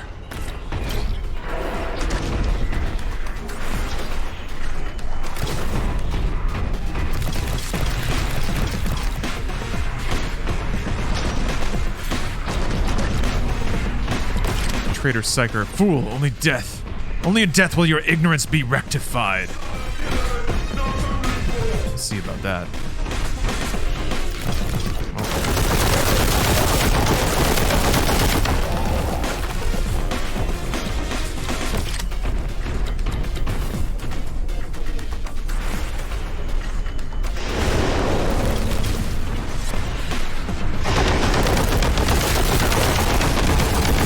Oh shit. Damn.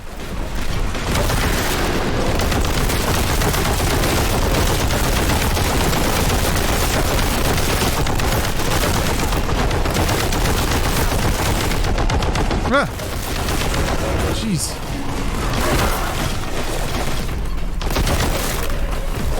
Clear this stuff out. And focus on damage.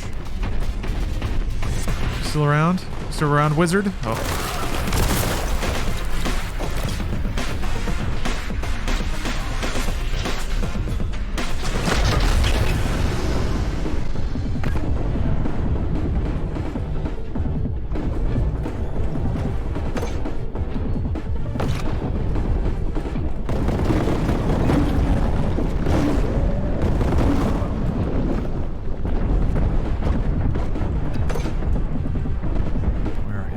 Where are you? Must kill.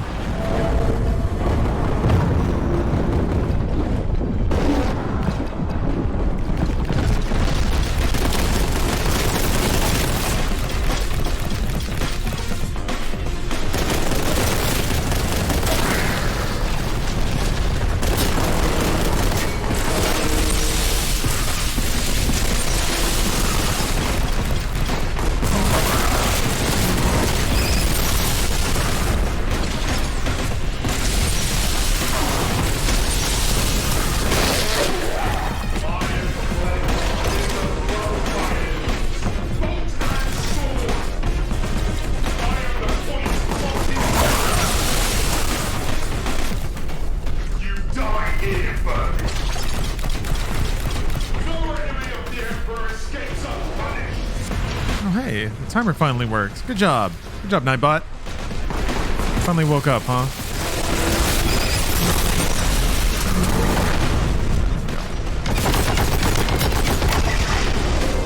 Right for one, I'm glad that Nightbot took a little nap.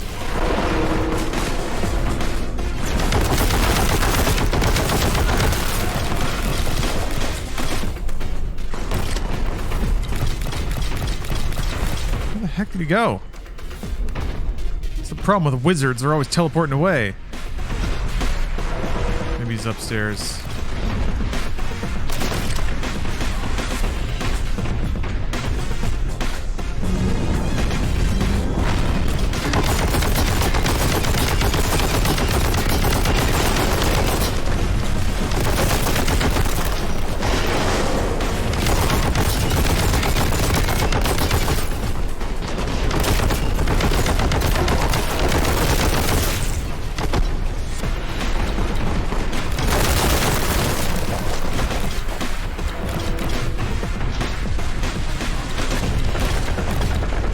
this go, I wonder?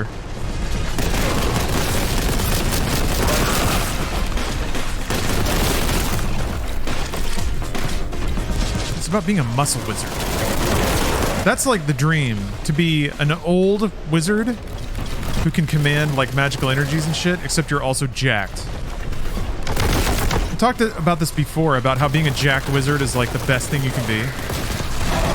Oh no! Oh no, I forgot! Ugh. Jesus Christ. I'm out of heavy bolter.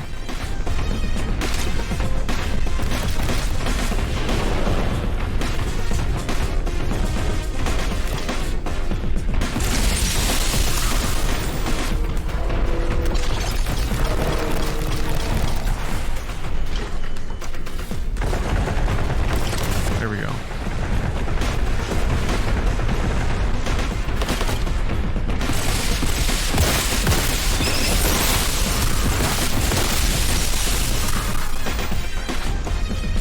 Damn it. There we go.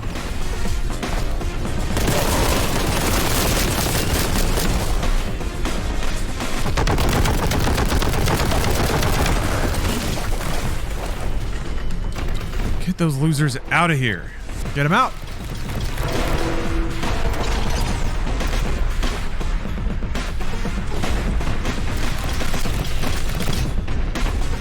I never listened to Art Bell much.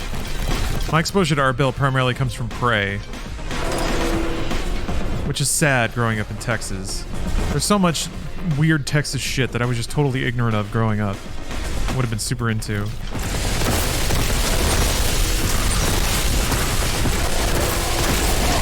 Whoa!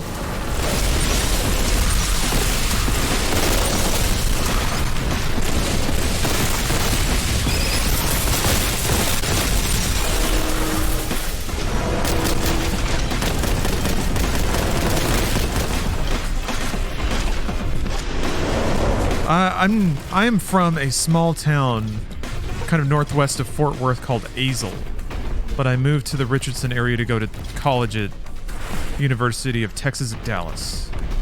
And then I lived in Dallas area for a while. Addison, downtown Dallas. I think I had a stretch in Plano.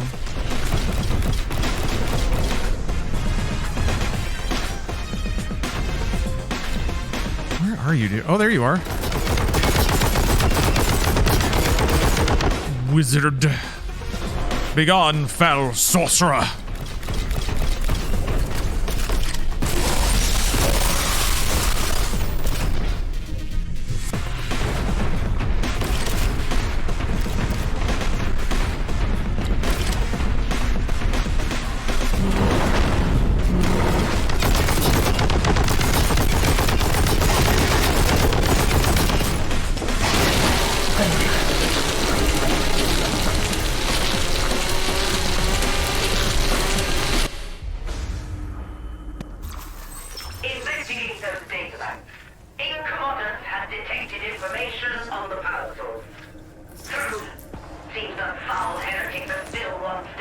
I'm so glad there's animations between the episodes.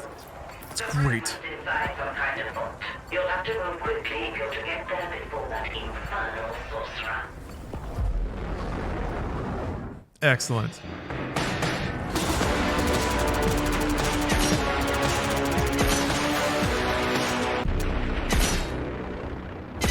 All right. We have finished another level. You know what that means. It's time for another giveaway.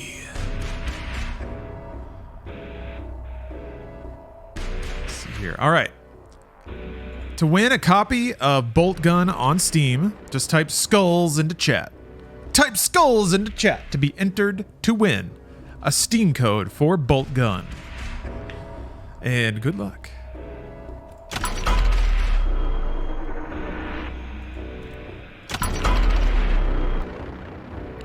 Ooh.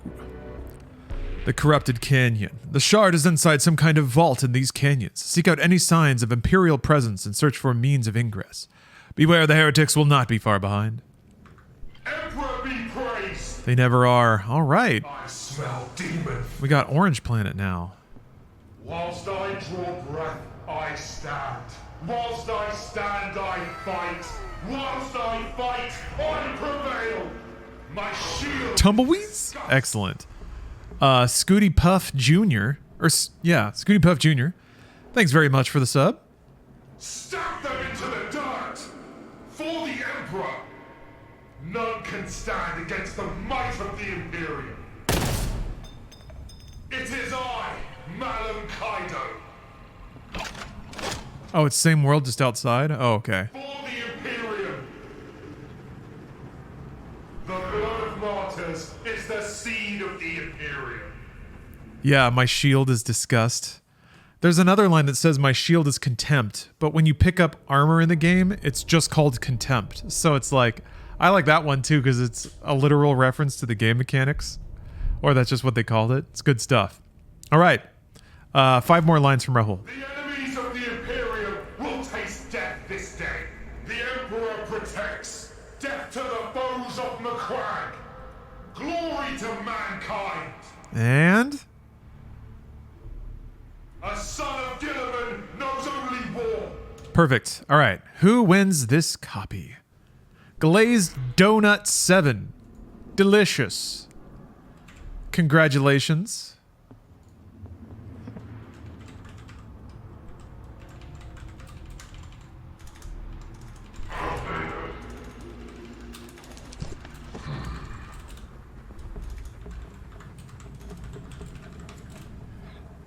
Congratulations, Boltgun winner. I'm sending it to you via Twitch Whisper right now.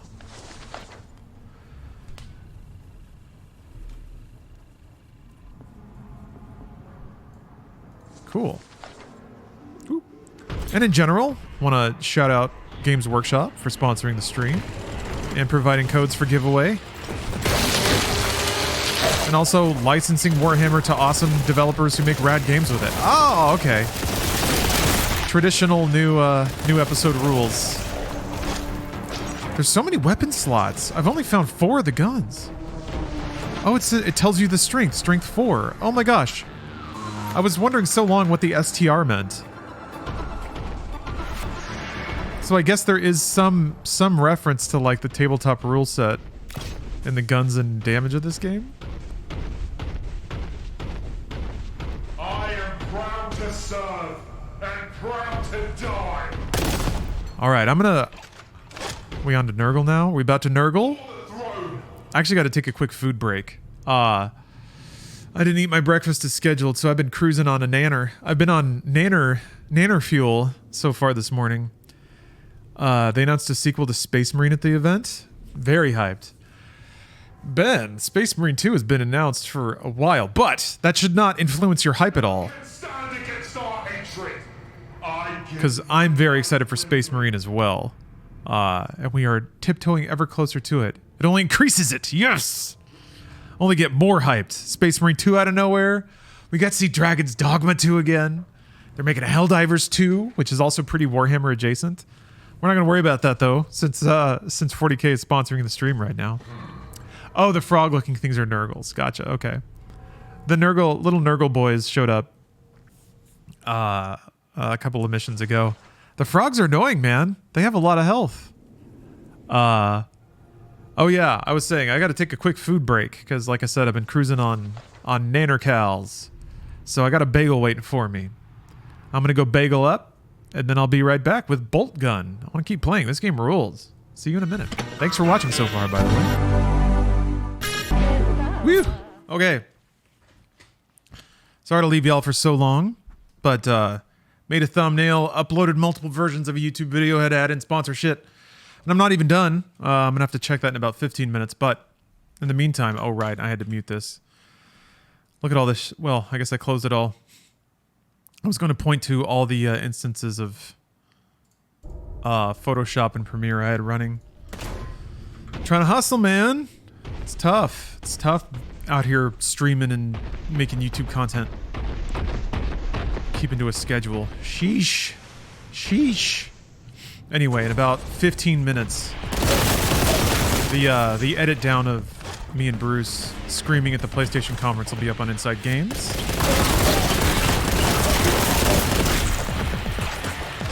Yeah, Sigma grind set. You said it.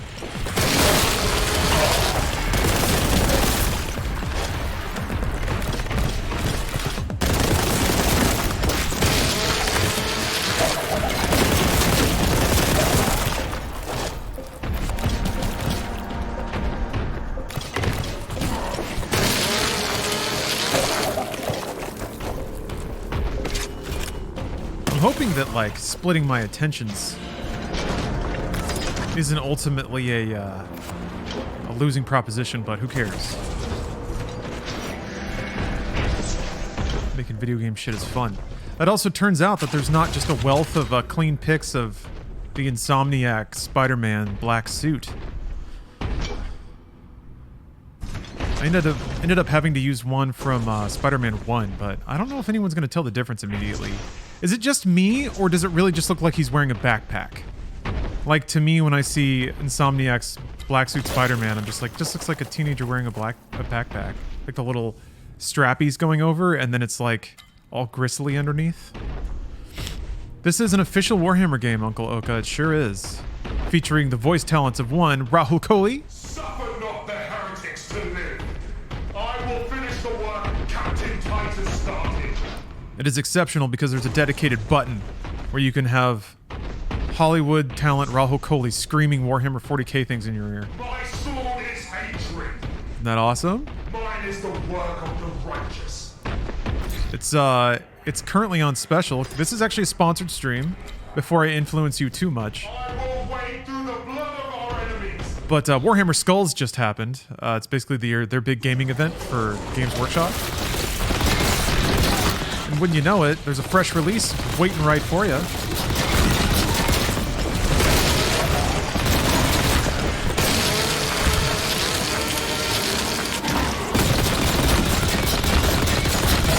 Yes, a brand new boomer shooter in the 40k universe.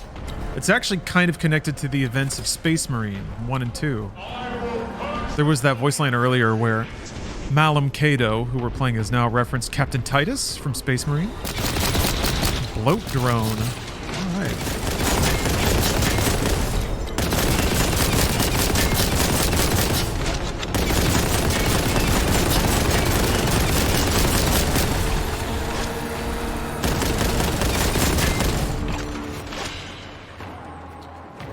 Is there an order to which a newbie should play the Warhammer games? If it comes to the video games, I think it's more dependent on what genres you like. Luckily, there's a pretty good spread of 40k games right now that can get close to, if not land directly in the middle of a game type that you enjoy. Yeah, there's a lot of them out there. There's like a Diablo-style isometric action RPG. I think Inquisitor or Martyr. I have trouble keeping them all straight, to be honest, but that's one I've always... Wait, I think it's Inquisitor Martyr or something like that. That's one I super want to play.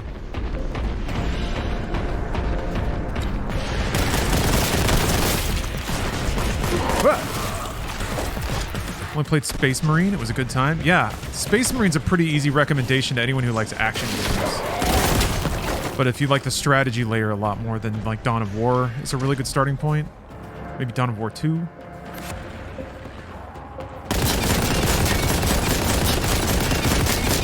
Or if you really like strategy, then I guess Total War. Look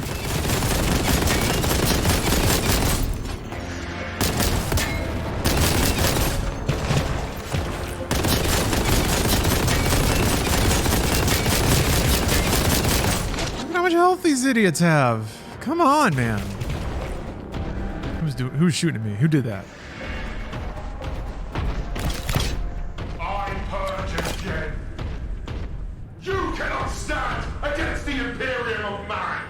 Give me a Final Fantasy Diablo clone? Well, I guess you're talking second Densetsu, I guess is as close as it gets. I am an angel of death. Not a bad idea, though. I guess Brave Exvius isn't really bad.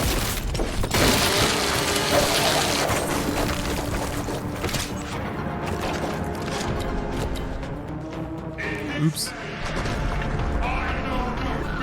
Wonder what Malum Kado does when he isn't smiting. He's looking for something to smite. The Emperor's will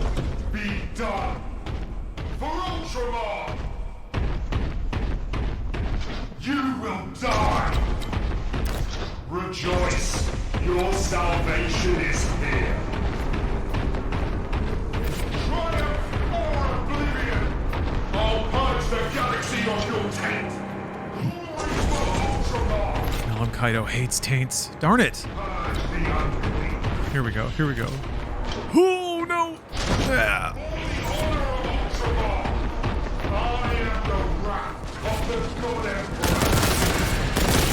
Guess we need a key, huh?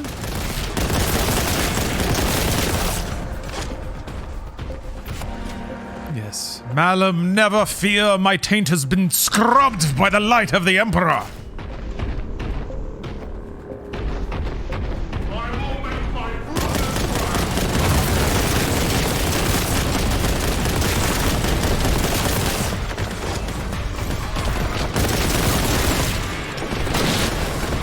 Me fight champions and I just got a dinky little bolt gun. No, no, no, no, no, no, no, no! Fuck!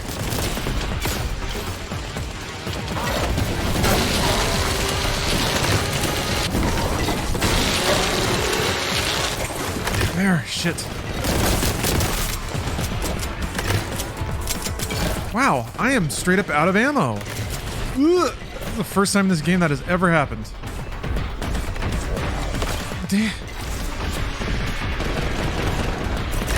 Malum Kaido does not die to a plague toad! Blech.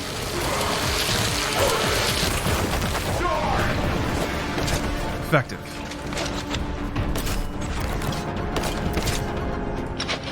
There we go. A little more Daka. Yeah, sometimes the taunts are so perfect. You feel like... It feels like they might be scripted to what's going on? Oh. Oh, hell.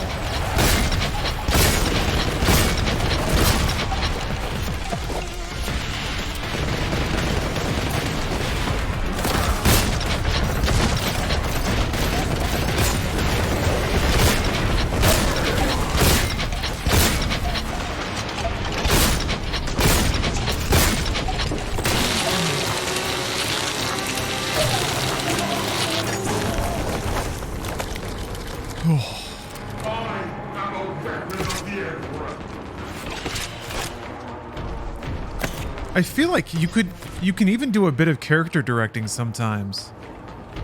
The taunts, it's kind of interesting since you control when he talks. I think you can apply a lot of like situational emotions to what gets said, even though it's random. It's kind of an intersection of choosing the timing intentionally, but then also the line that you get is somewhat random. Then you sort of construct a greater meaning with the intersection of those two things. It's actually pretty cool.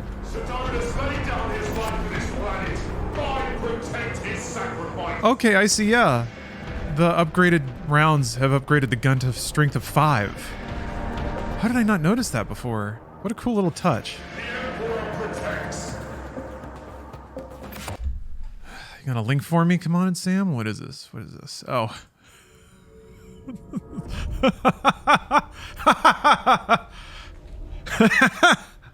Yes, exactly like this. Look at this little guy. Fantastic picture. Absolutely fantastic. Actually, hold on.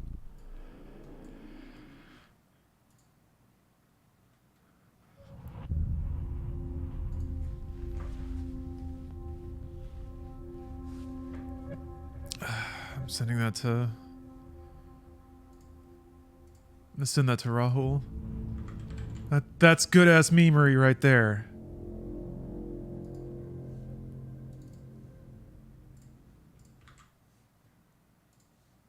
Yeah, wallpaper worthy. Just the finger.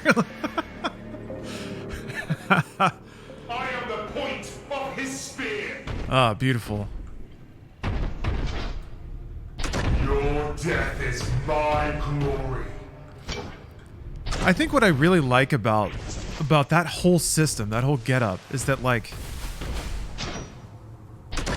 there's an art to performing simple lines and giving them complexity, but to put it in a game like this and have it randomized also means that the player's part of it too. And they then become collaborative on the character in a way. Not by necessarily choosing what he says, but when he says it. And then you get, yeah, like, you get the emergent aspect of him screaming at a nurgling, Chaos Filth. That's something that's like, it's not scripted, and it's not that, like, profound either. You know, it's just a moment in time. But it's cool. It's the intersection of writing, performance, interactivity, and then creativity and perception on behalf of the player. Yeah. Entropy and player collaboration. I lean pretty heavily into that stuff with media tech, too. I choose the timing in a way. When I edit it, I choose the in and out points of every given clip. Some of them are much more purposeful than others, but I get to choose the in and the out, but I don't get to choose what comes before or after. So I only have so much control over whatever's implied with any connected meaning there. And yeah, I agree. I think the reduced, like some reduced color space is pretty perfect. It can get a little aggressive though, which is good. It ought to get a little aggressive. What is Warhammer if not taking everything just a little bit too far just for the hell of it? So like, here. Let's go maximum retro. It like turns purple and green. Yeah. Engage Boltgun. Game Boy Color. It still kind of works though. Like it's playable.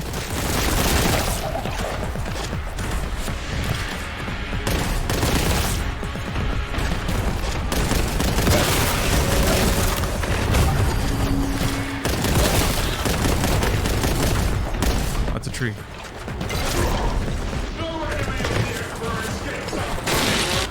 Oh, okay. Oh, oh, oh! I thought I died. You can. I wonder if you can hang in the air and like chainsaw. Cause that'd be sick.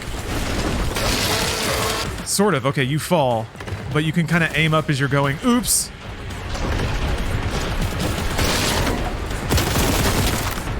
These toads, man. Oh. You'll drown in your own blood.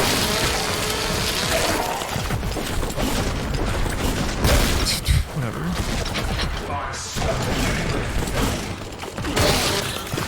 The Emperor guides my ship.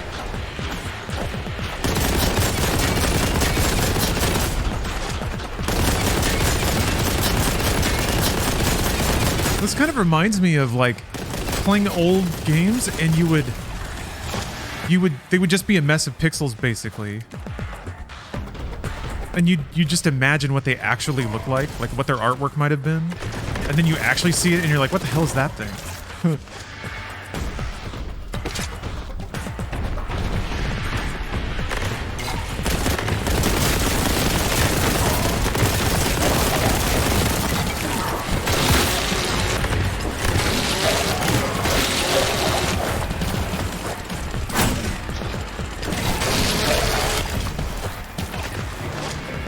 Ooh. All right. Let's back off a little bit. Just a touch away. Yeah, there we go. I can actually do with a little more chunkiness, actually.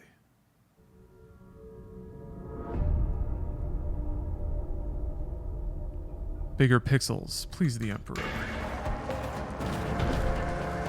A smidge of smudge. Yes, exactly. The Emperor's will be done. Planning another book read in the future. Yes, actually, I'm glad you brought that up. I am going to be doing another subathon this Saturday, and I'm going to be playing Dragon's Dogma. Now that the sequel is, I guess, a little more imminent, it's time to take Dragon's Dogma a little more seriously. That was kind of my plan for a while, to be honest. Ooh, is to make my next subathon Dragon's Dogma, because I feel like that's a good 24-hour game. And then, yeah, reading the rest of Trigger Warning, moving from there to The Last Vampire on Earth. And then maybe I still have those gay pirate books. I started one a while ago.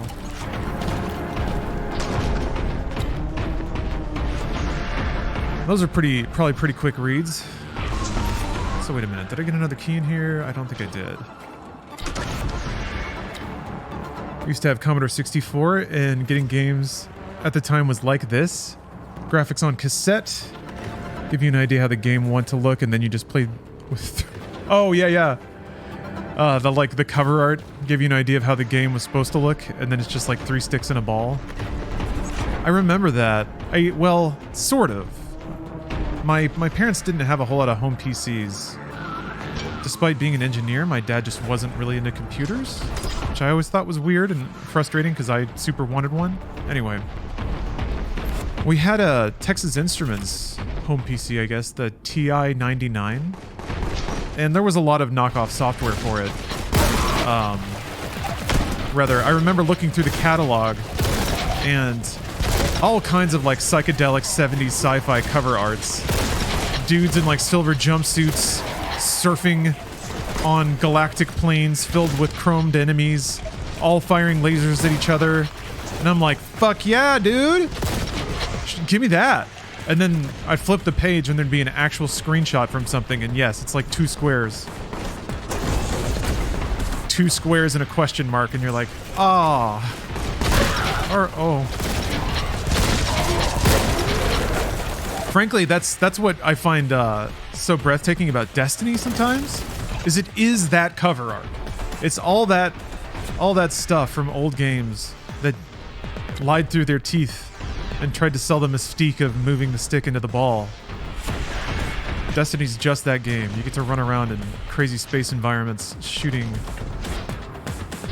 space aliens with 25 eyes. Yeah, fantasy novel covers, pretty much. Oh, Yarvillain, thank you for the sub. Played Death Stranding for an hour and a half. Hold on a minute. Starting on hard for my first playthrough ever, because that's what you taught us as a pro gamer. The game is very strange and late title cards. Yes, Death Stranding is art because it has late title cards. And a variety of other reasons. Oh no! Yeah, I hope you enjoy it. I'm a little worried about starting Death Stranding on hard if you're not already sold on its concept, because that might just make it tedious.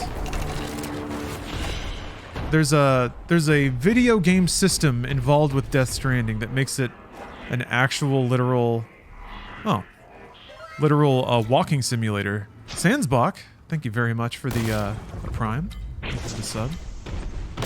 You have to like balance your weight and carry some things in your hands. Some people don't like that. They don't like the game being about logistics and restrictions. So, if you're that kind of person, maybe playing on hard is not a good idea. Dear Matto, thank you very much for the sub. Thanks for your Rockay City playthrough. Got me to buy it, having tons of fun. That's the real victory.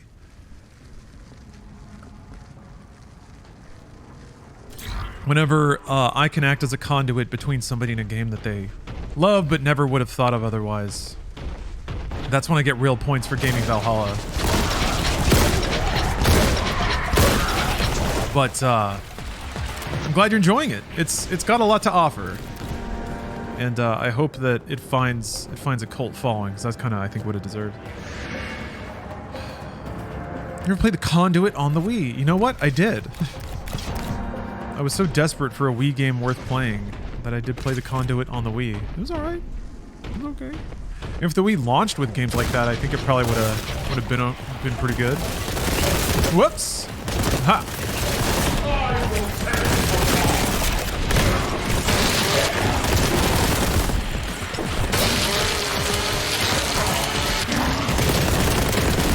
Yeah, Rockhay is really easy to just ignore, and a lot of people did. I guess I can't blame anyone for that, because it's pretty easy to write off. But this is why you gotta have true bravery in games journalism. The bravery to say, actually, Crime Boss Rockhay City is pretty good.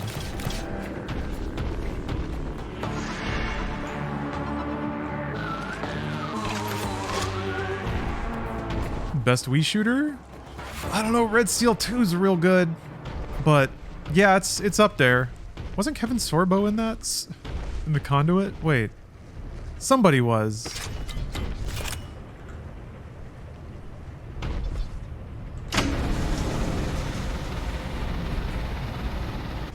I saw that. You can't lie to me.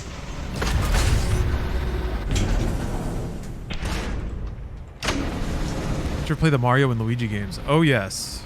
It's weird because I really enjoyed them, but I wasn't I wasn't aware of the meta.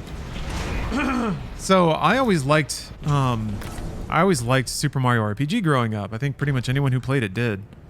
Oh. I didn't pick up a key. That's concerning. Wait a minute. I always wished that that could happen again. And it kind of did, because those developers went on to, or that team mostly went on to found Alpha Dream that made the Mario and Luigi games. And it makes sense. Those games have the utterly charming music, the active combat system, the sense of humor in the writing. And I wish I had connected those dots earlier, because I always liked the Mario and Luigi games, but I didn't really put the respect on them that they actually deserved as really good action RPGs. Yeah, the DNA's all there. So yeah, I really like them. I actually am thinking about going back and playing. I want to play through that series again, because I don't think Alpha Dream is together anymore, which really sucks. I don't know what happened there. Maybe there's some distant hope like Mistwalker that they can get back in the game.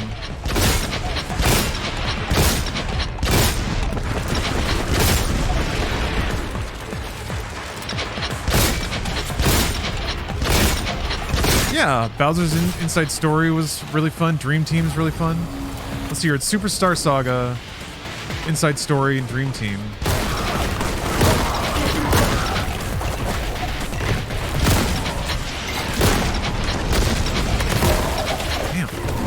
Damn it.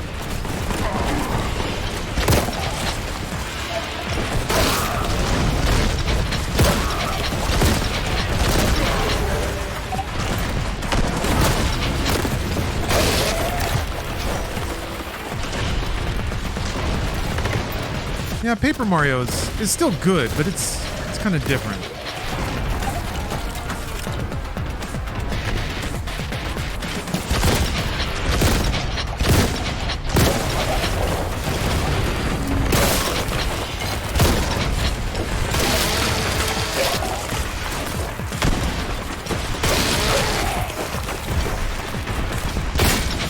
Shit.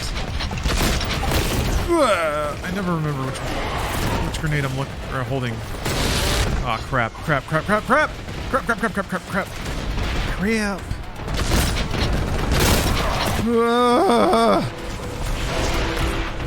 Okay.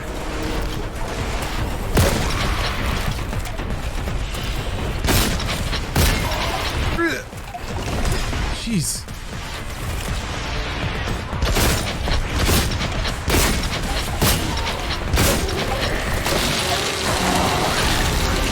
Oh, no way! Aw, man.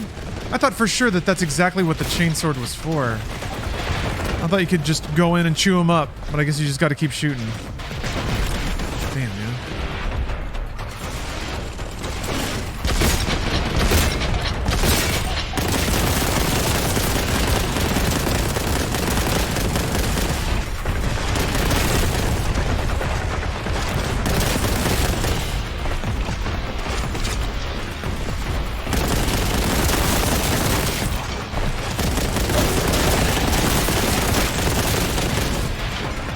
I guess I missed some of those shots. Jeez.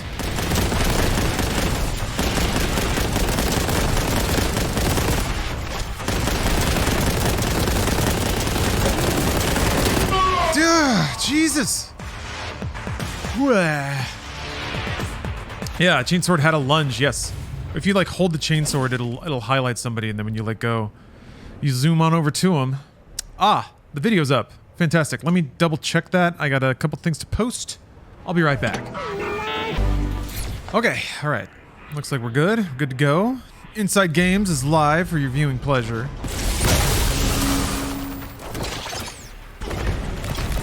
Watch the real gamers react to real gaming. I don't know. I thought the PlayStation Showcase was great. I'm kind of surprised that some people were just kind of mid on it, but that's cool. I thought for a while I was the one that was getting hard to please. There's different strokes, you knowks.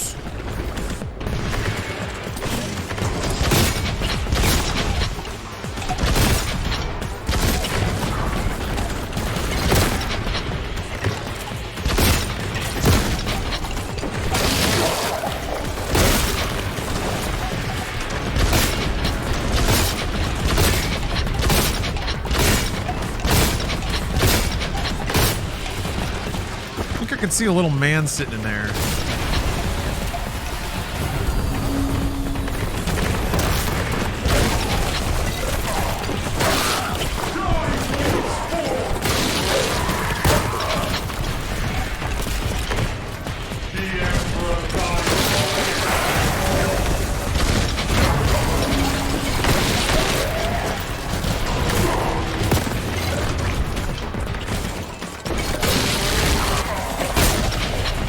Yeah, I guess no Bloodborne on PC. I don't know.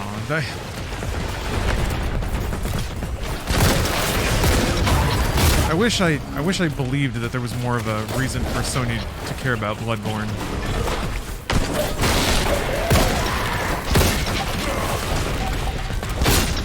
And I guess they could give it to another studio, right?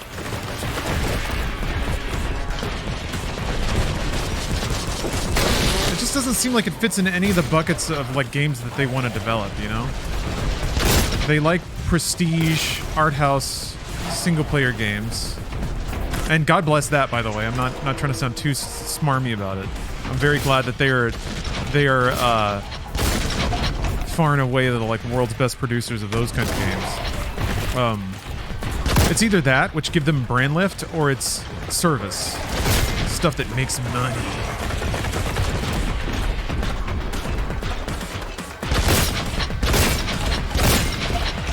That's what they seem interested in nowadays. I feel like Bloodborne kind of falls into a weird like middle case that doesn't have larger business benefits. And it seems like that's where Sony's head's at these days, but I could be wrong. Oh, come on, bro.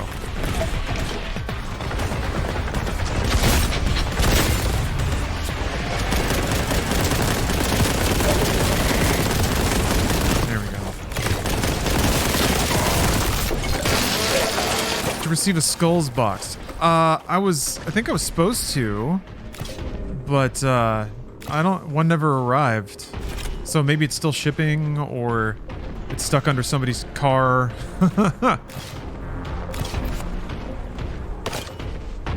Heard that Alan Wake will be digital only. That makes sense. That it does, unfortunately.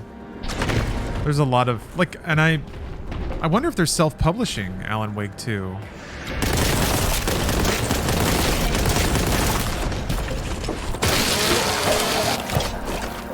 Is this the game that Rahul is in? The Emperor's hand will touch you, and you will not survive. Yes. At the end of his blade, death has found you.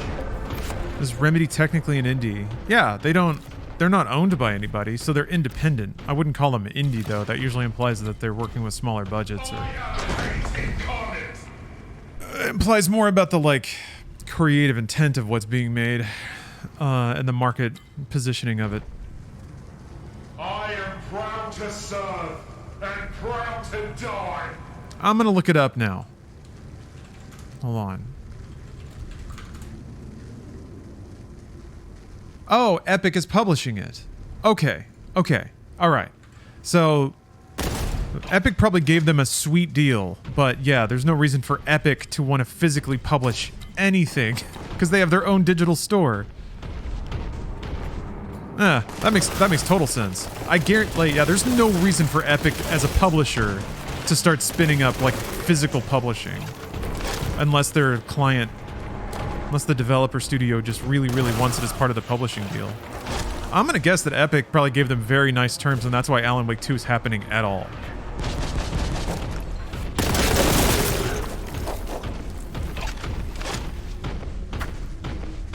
I would expect that to be a more common thing going forward, especially with like projects funded by publishers that have their own digital stores. Ugh.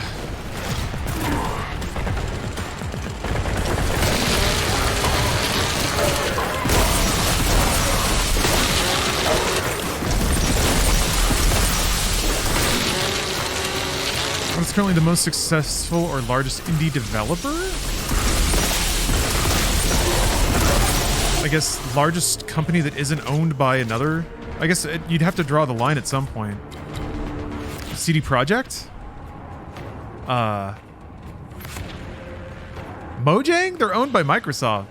Bungie? What are you guys saying? Indie? They're owned by Sony.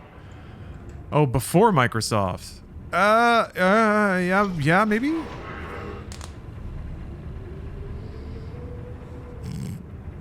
Okay.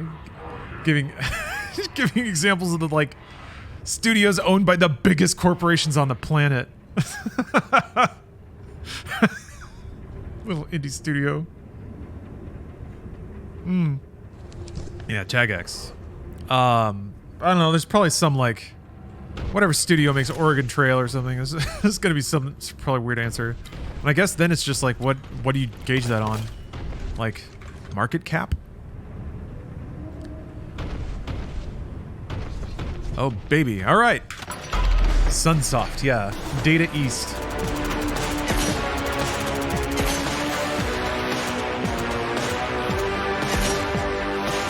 Team 17 is pretty big. Wait, they're still indie? Completely indie? Kind of surprised they haven't been snapped up in the, like, Saber Embracer acquisition waves. Yeah, Scooty, you can define biggest in a lot of different ways. Yeah, Devolver, Annapurna, Raw Fury, New Bloods. You can, like, there's a ton of, like, AA publishers that have been doing just immaculate work in bringing a lot of great games to life.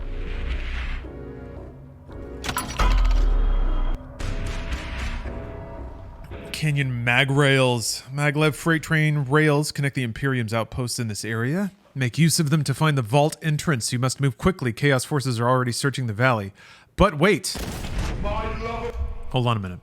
I have one more code, one more copy of Boltgun to give away, so let's give it away. Dun-dun-dun-dun-dun.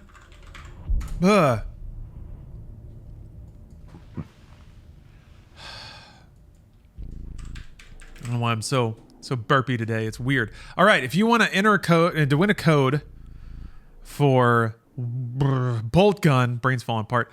Boltgun, type in skulls into chat. Type in skulls to be entered to win a Steam code for Boltgun. You're telling me a bolt made this gun? Bolts in my gun? It's more likely than you think. Let's see what we got here. All right. Processing on Spotify. Good stuff. Good stuff. Let me make sure people in YouTube comments aren't screaming at me for some reason.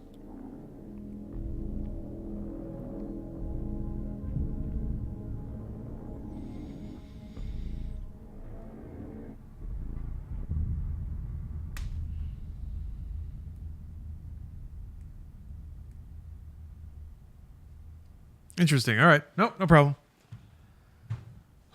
Mostly just a lot of people who are really intent to be disappointed with the conference. Okay.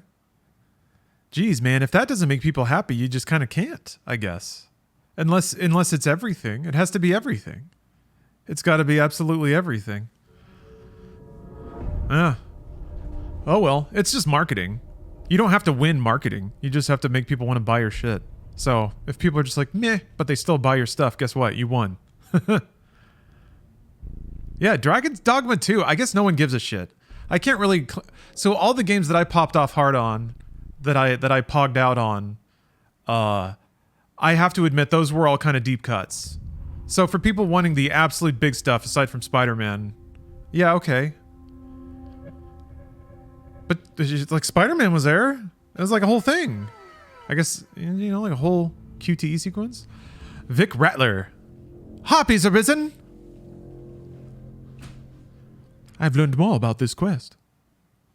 Dragon's Dogma Subathon this Saturday, starting around 2 o'clock Pacific. Oh, Grand Blue Fantasy Relink should be pretty fun too. Maybe too anime for people. Yeah, sometimes Sony reminds everybody that they're a Japanese company. Was that a remake or was that a new Grand Blue Fantasy game? Yeah, the Metal Gear Solid 3 remake looked incredible. Well, I guess I shouldn't say it looked incredible. It looked like a CG trailer. So that's important to think about. But even the Metal Gear re-release package is very complete. Unless they just really cock it up, which I guess they might. Original Grand Blue is an ongoing mobile game. Oh, okay.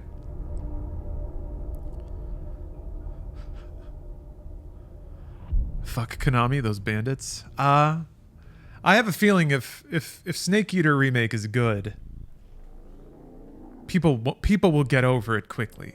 There is nothing that I have seen in my entire life that keeps gamers from playing a game they want to play. There's no amount of meta drama, nothing at all. Nothing gets in front of it. Price, politics, artistic intent. If it's a well-made game and people like it, it will perform in the market, and that's that. Now, maybe someday there will be like, it'll move needles. All right. Because gamers care about gaming. In some way, maybe that's a good thing. Maybe. Because it works both ways, too. People say they won't buy a game for the dumbest reasons, and then it's a good game, so they do. All right. Let's draw a free game to give away because gaming is good. We're not thinking about how gaming is bad. We're thinking about how it's good. And one way it's good is that Boltgun is now available, has hundreds of voice lines from Rahul Kohli, and Scooty Puff Jr. gets a free copy. Dun-dun-dun-dun-dun. Dun-dun-dun-dun-dun. Dun-dun-dun-dun-dun-dun-dun-dun. All right, I'm sending it to you via Twitch Whisper now.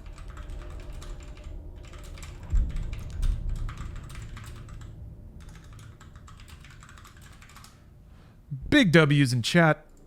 That's all we get here on the stream. Big W's. Fat W's. The Imperium is matched only by my hatred of the heretic. But I have these codes to give away. Hashtag disclosure. Because this is a hashtag sponsored stream. It's a sponsored stream.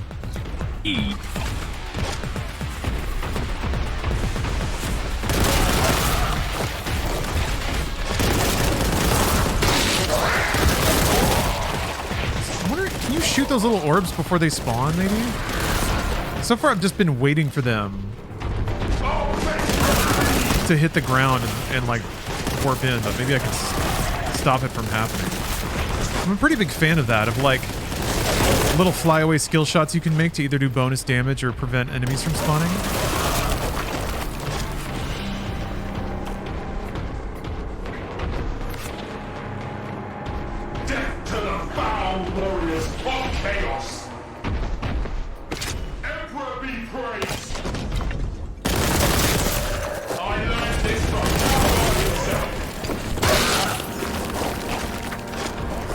Gooey.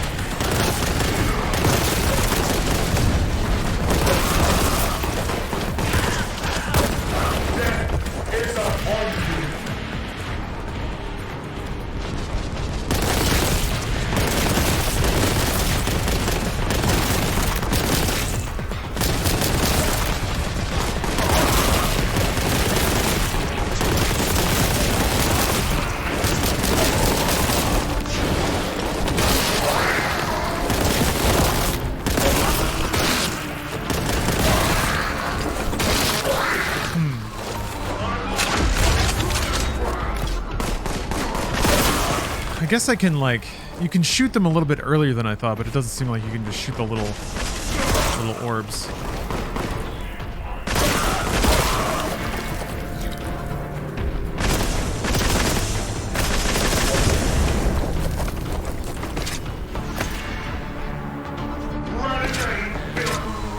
juxtaposition of unhinged anger and cartoony enemies always amuses me. It's an unexpected but very natural pairing, I think. I mean, I think the unhinged anger veers into comedy territory as well.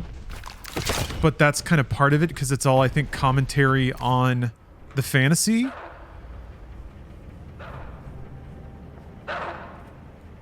It's successful in that way. It is sort of the living extension of a 13-year-old's hyper caffeinated fantasy.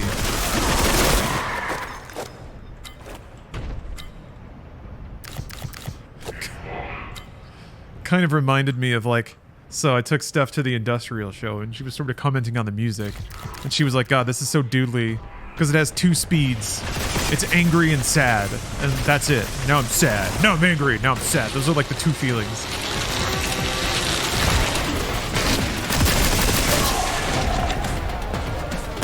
So if there's a whole universe where that's it, maybe not even sadness, that's just industrial music, but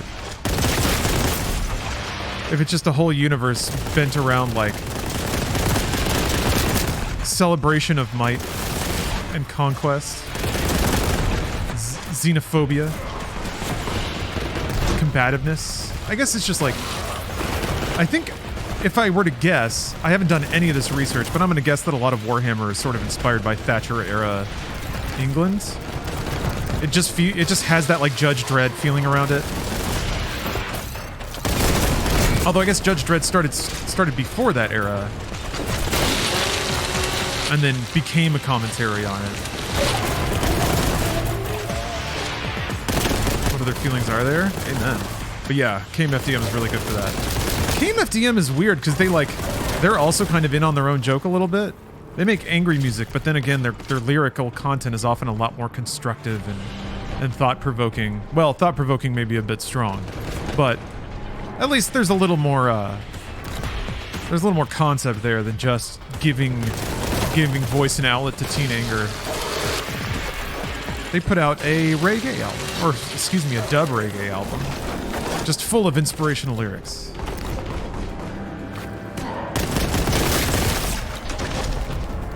How was that show? It was pretty good. I like that they played a lot of their newer music instead of playing Boomer Bait. But they put on a good live show. The opener was pretty great because it was this like dark wave industrial band called Chant, but their logo was so Y2K it was hard to read. Let me see if I can hold on. Let me see if I can get lucky here. Nah.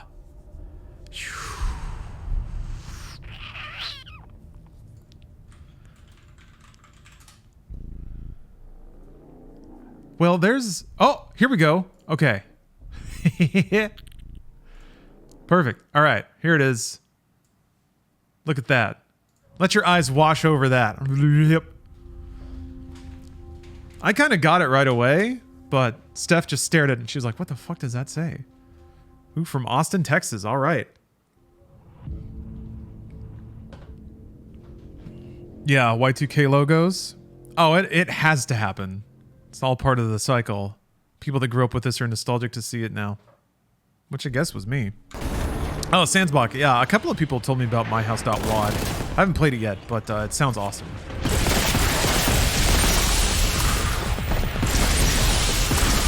I need to check it out on the stream. Okay, he went down again.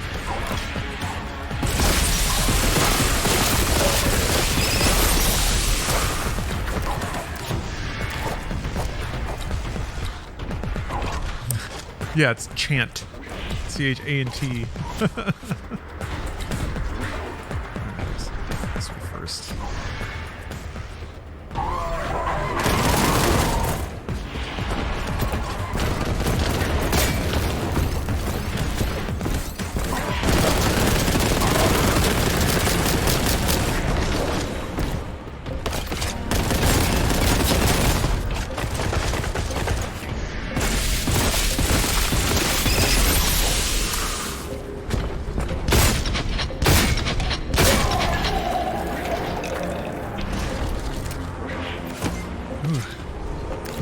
The Emperor's lipstick.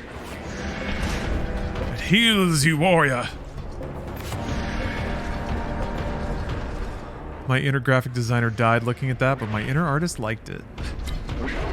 That's just industrial. You felt the anger and the sadness, right? That's what makes it a good logo.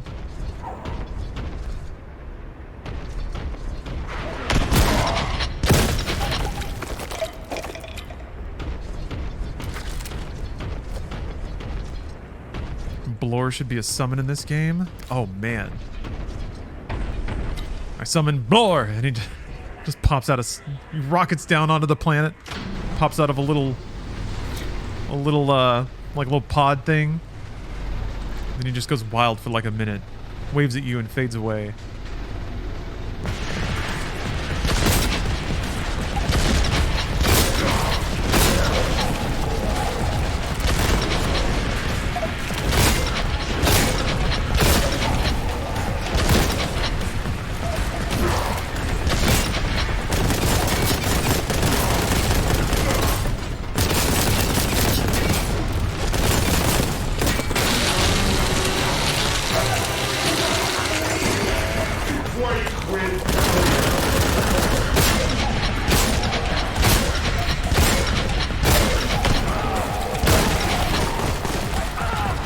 Chopping him up. Huh. Chunky.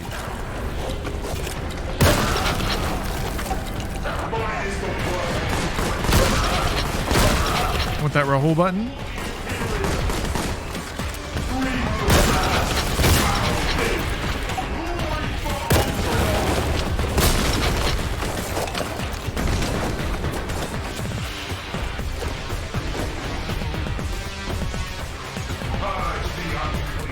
You're right, I'm forgetting to hit that, aren't I?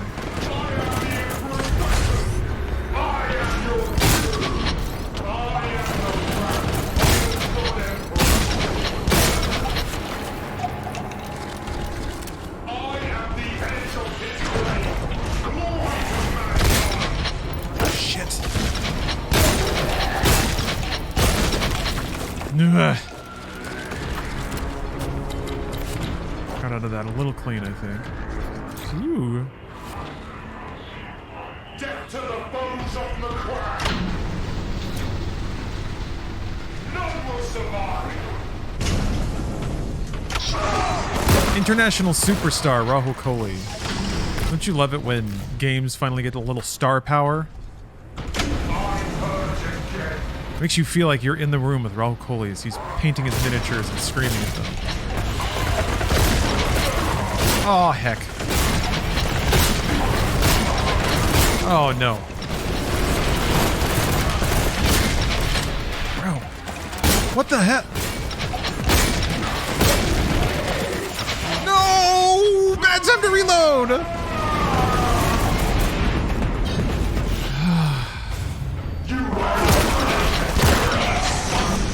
Good lord, man. That hallway is gnarly. You gotta carve out a safe space at least. Oh! Saw that, though. That'll help.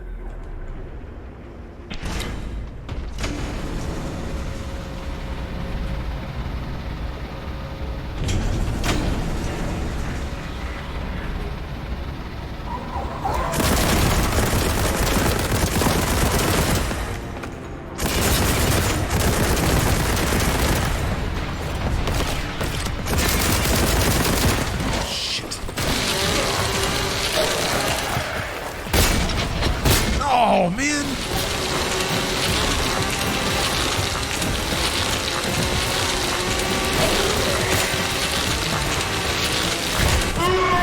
Oh, that almost worked.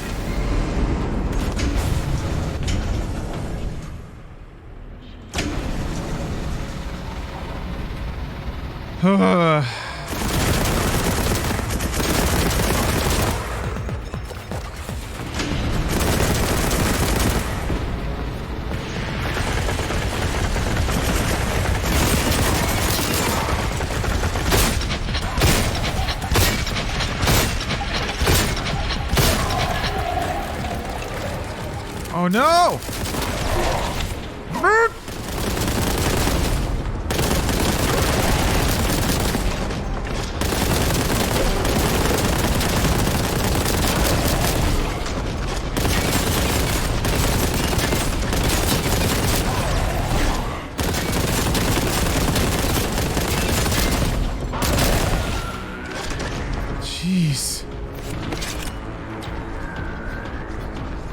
These guys are messy. Where are you?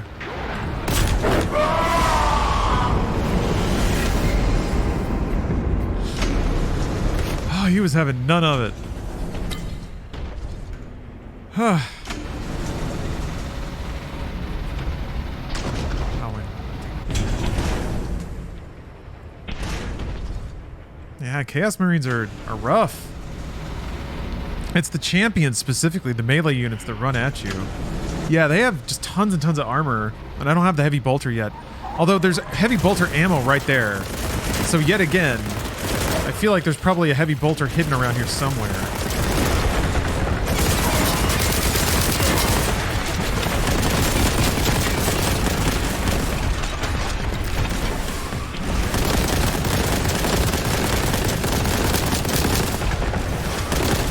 Are they fighting? What? I was so excited to be able to actually kill the champion on the ground.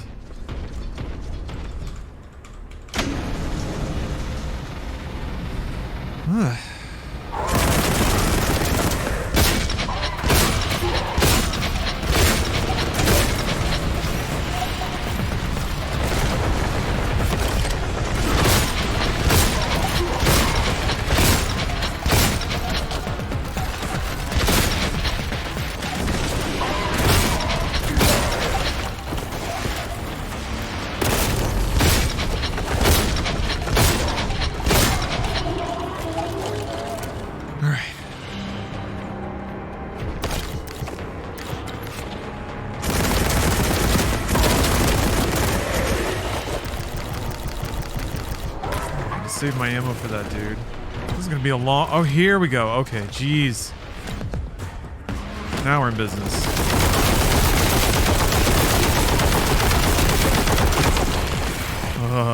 Oh.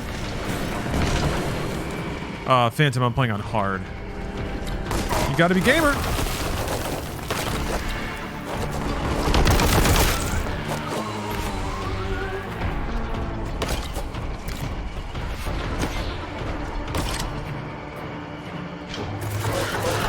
Wait. What the hell was that? Did somebody fall on the tracks?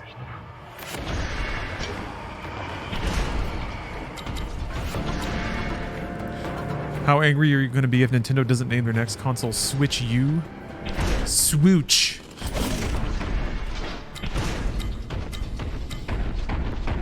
Fairly. Somewhat mad. Moderately rustled.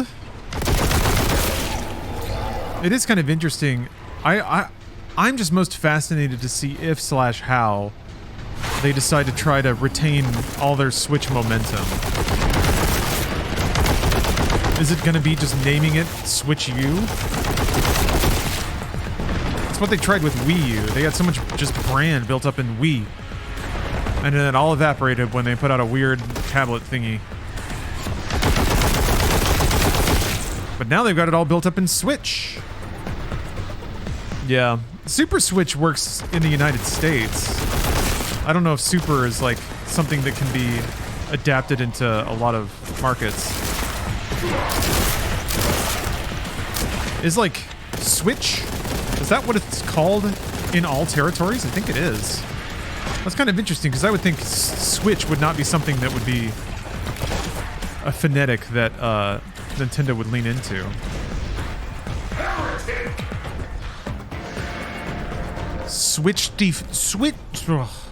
Nintendo Switch D4. There we go.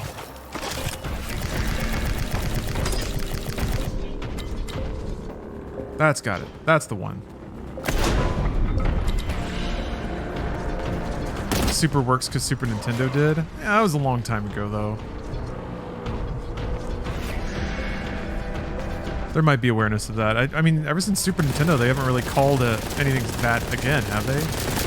It's kind of interesting how every time you can kind of see what they name a console, I guess except for GameCube. That just seems like it's kind of out of nowhere, but...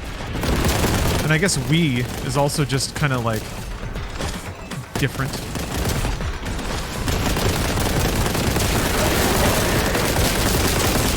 but everything else is kind of like it's piggybacking off of the cachet of something else. Nintendo 64 was because Nintendo was a known brand, and also the number of bits in a console implied value or technical advancement. That was the whole marketing angle around it. Yeah, the Game Oval. The Goval. Get your Nintendo Goval. Yeah, Blue Ocean Nintendo meant that they just named it a monosyllabic thing. Wii. It's a new concept. I feel like part of that, though, is sort of in line with the iPad. Of naming something with a vowel or an utterance. It's very, like, tech, you know? I think.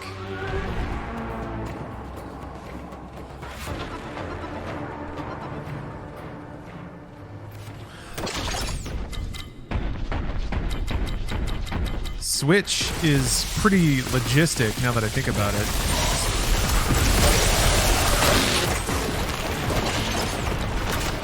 It's also just like a fundamental word that just sort of describes what it does, so very, very straightforward.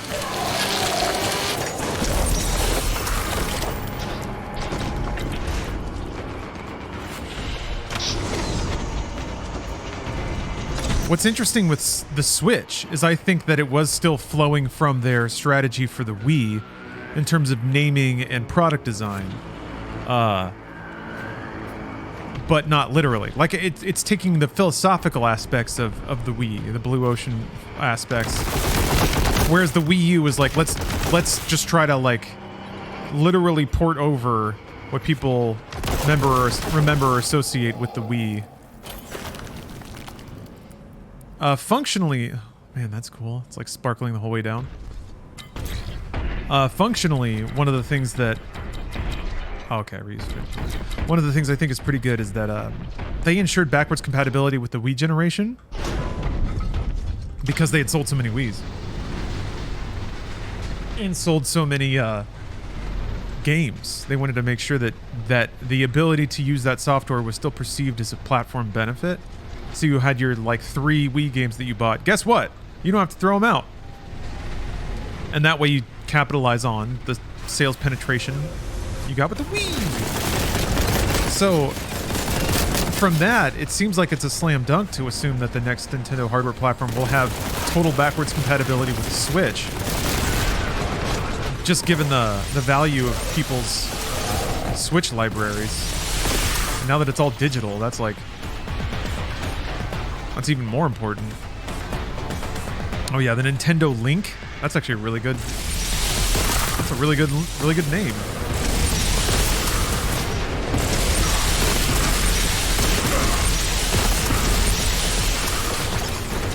Ah!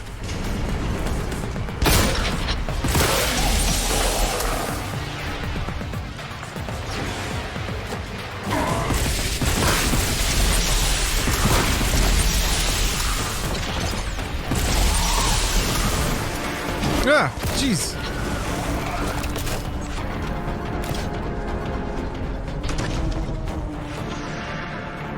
Weird Nintendo decisions, or WND for short. Ah, WND, Nintendo Wind.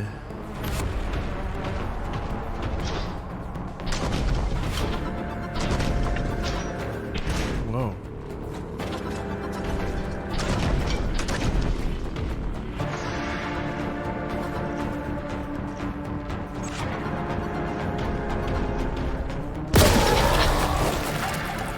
Maybe something like River or Brook.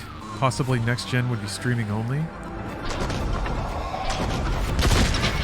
It's a bit frustrating to think about. I know that like streaming has been used to like add graphical effects or enhance docked versions of games in Japan. But like we're not quite there yet. But pretty soon. And your consumer electronic device will be enough for anything because the rest will just be streamed. Or AI will reinterpret all the pixels for you.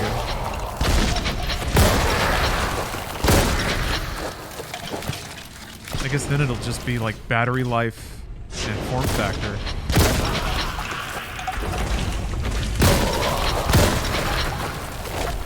Given Nintendo's track record, they have to completely fumble the next generation. Yeah, it's going to be a challenge. Nintendo themselves have said that. They're like, how do you, like, even, I think even back in the Wii days, they were like, we're going to try to follow this up, but same deal now. They've even cautioned their investors. They're like, this is the most important thing to us right now, is figuring out how to keep our momentum into the next thing. So, I think they, whoa, jeez, he's fast. Can he climb, though? High ground. High ground. He cannot. We'll just call it the Switch again. Hello, yes, I would like the Switch. But which one? Oh, you don't understand the Switch. Yes, I see. I mean, the new Switch, they've done that before.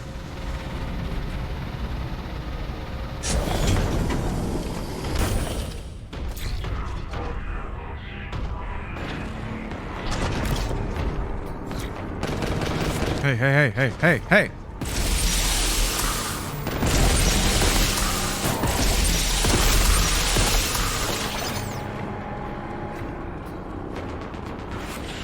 The Nintendo Swap.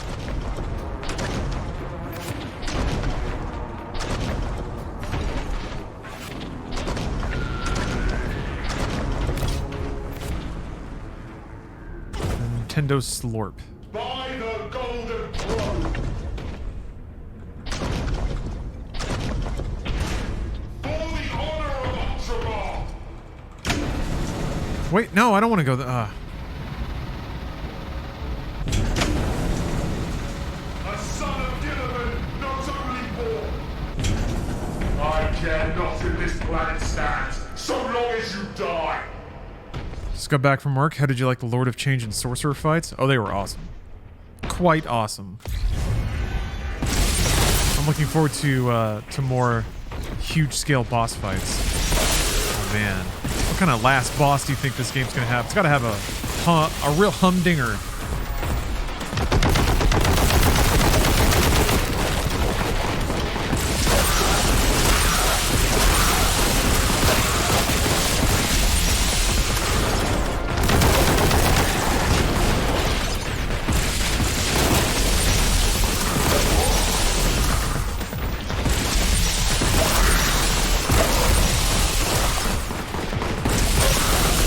Yeah, the Nintendo Pratt.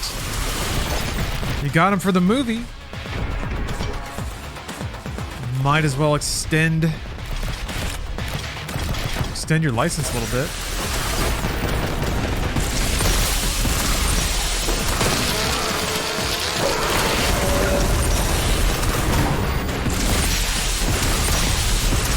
But yeah, I tend to agree though. I don't know. I grew up with a Super Nintendo, so I have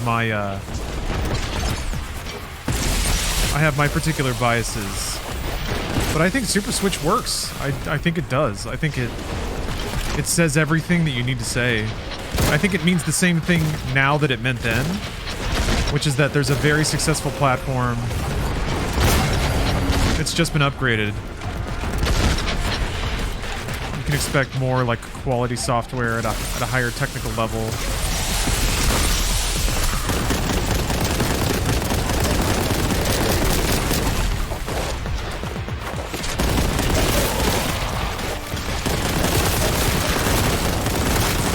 I think it also will it'll hit a particular generation the right way. Especially, like, you could also make like commemorative Super Famicom or Super Nintendo, like 30-year edition or whatever. But that's all throwback. Nintendo's never been so much about capitalizing on meta. They're definitely more about like just making the best product in the best way. Lately, especially. I guess they were more about trendy names in the past.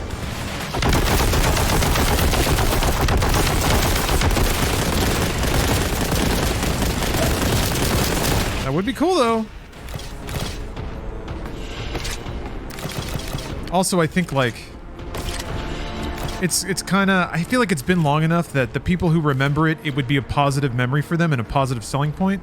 And for the people who don't, it still would work, I think. Like, it's not so recent that they're like, oh, you just did that, though. It's like a whole new generation would be hearing that name.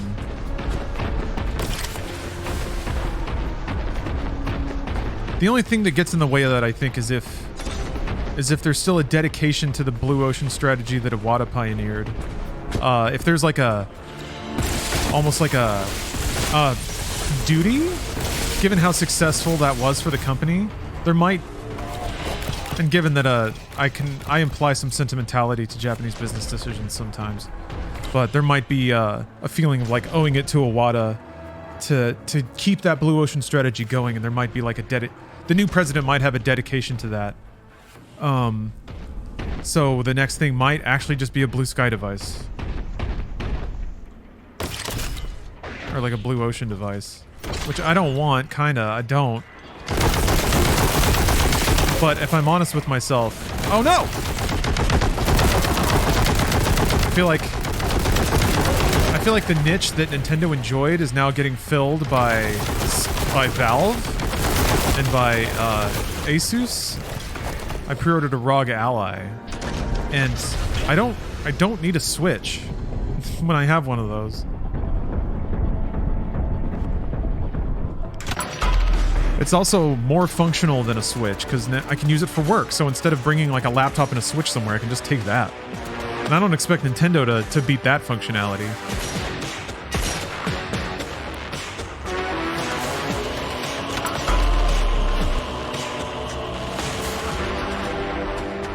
The vault.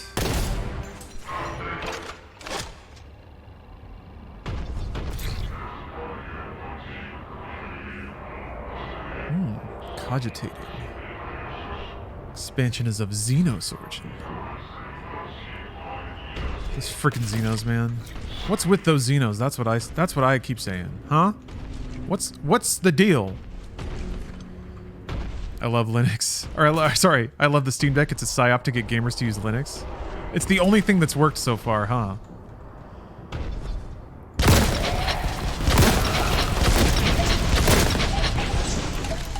But yeah, I'm a big fan. I'm absolutely a huge fan. Open platforms and competition is what PC should be all about.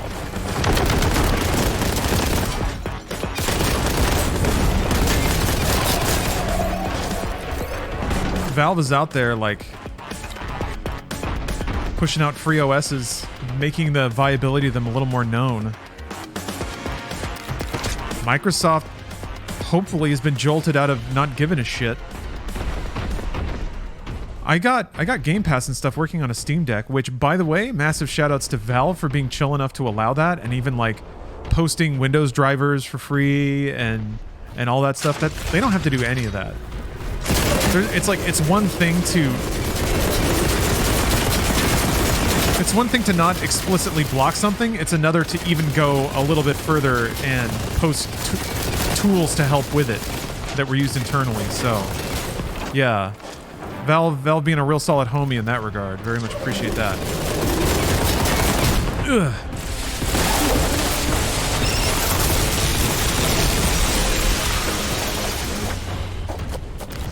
But once I'd done that and got it all set up and like it was working, it became very clear that with Microsoft's like every screen strategy, I guess it technically works, but it's definitely in their interest to make sure that there's a very clean way to have handheld access to the Game Pass ecosystem, which ironically is what Sony just did, sort of, with the like PlayStation handheld thing. But a Steam Deck work anywhere. You don't have to be at home. And if it's a Microsoft Windows PC, then everything works with it. And it's mobile. And then hopefully you can build like a similar launcher, mobile launcher. I guess you could just have the Xbox UI. I guess they wouldn't want to distribute that on a PC because people could reverse engineer it, but you can just do that on an Xbox.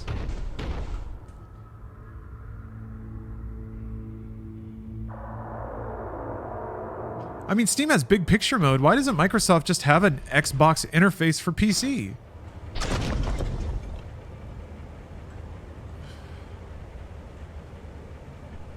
I guess if you really work the start menu, it can kind of be like that. Yeah, I'm buffering here. I'm trying to figure this shit out. Surely somebody's ventured the idea. I remember they used to have, oh, what was it? Like the entertainment center? There used to be some weird, like, living room big picture type interfaces for Windows, but not for games.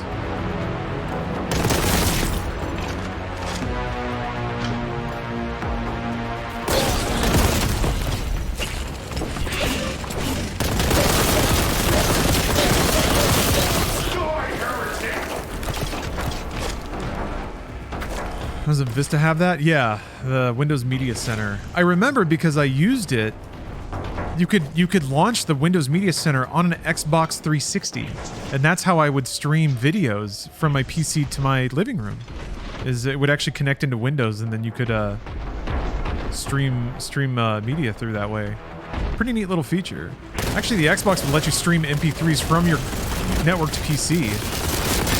I remember that was the fucking future, man. When you could, like, when the game had a music track that was designated by the OS, and you could, like, play MP3s, and it would just play that with the game's sound effects. Oh, holy moly. It's weird to me that nobody cared about that. I was the only one who lost my mind. It's like, finally, I can play Dynasty Warriors for hours and hours and hours and listen to different music.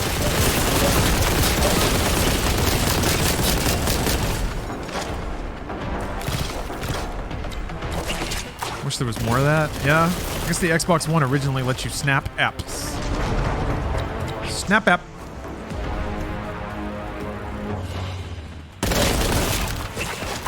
Why the fuck can we still not natively control Windows with a controller? It's a very weird thing, isn't it? They added a lot of touchscreen controls. That was like the big deal with Windows 8, is to make a shared operating system device between a tablet and a PC. And they did it to some degree. Windows is pretty usable via touch only.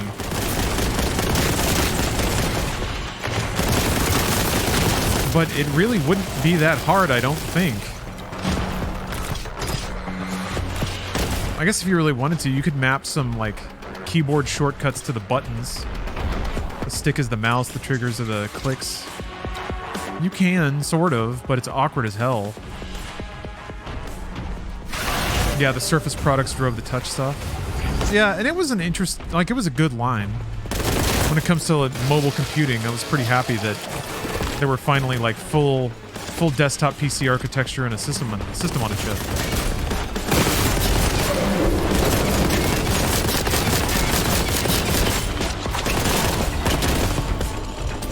I remember playing Shadowrun Returns on like one of the early chunky surfaces.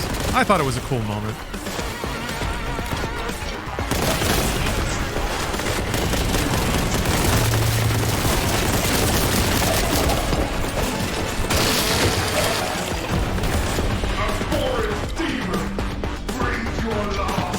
Thank you for reminding me.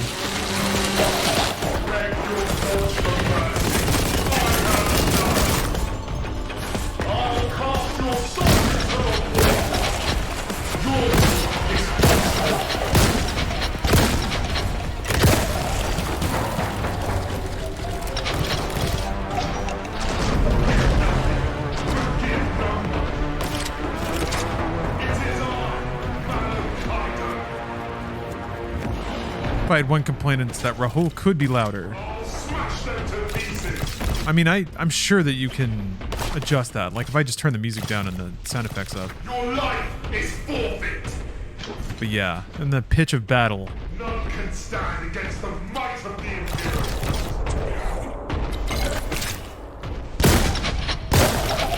Tear out your heart, spill your blood.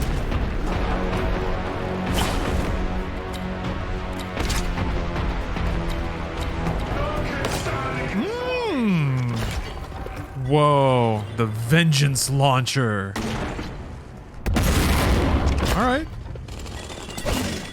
Strength of 3. I give my life willingly. is where the purging begins.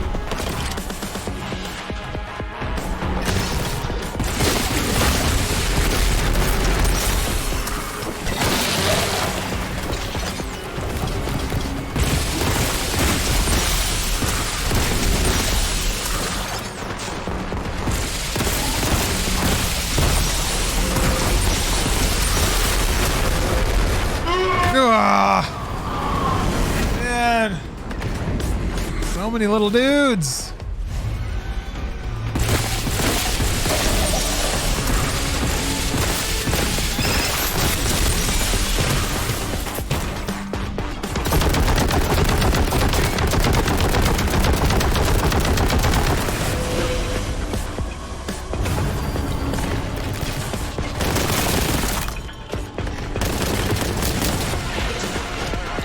So much health over here.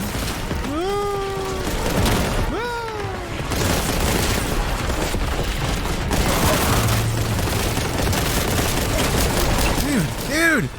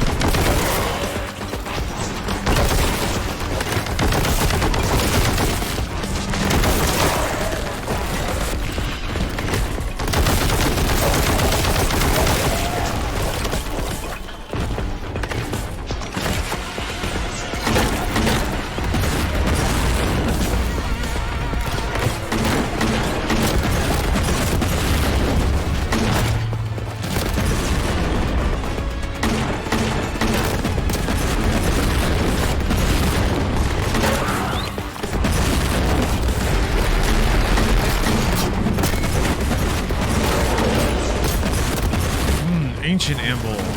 Alright. Hi. Where did that dude come from?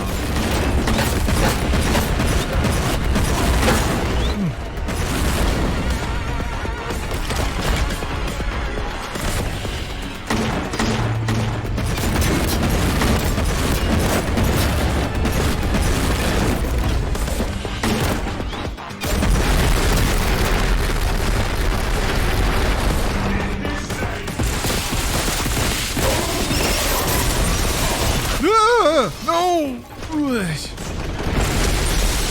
Should not have gone that way.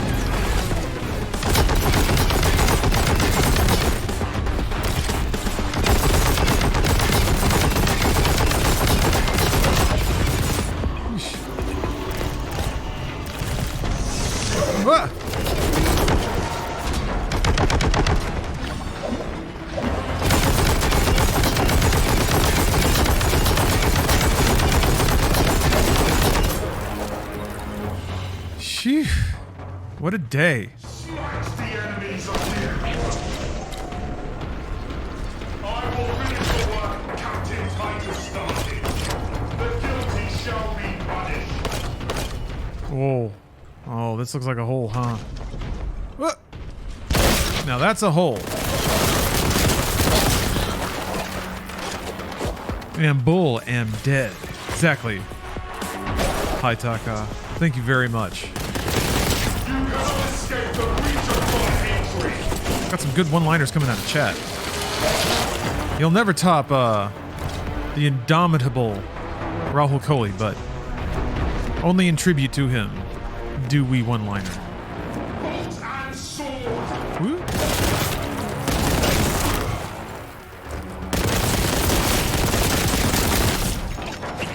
Ah.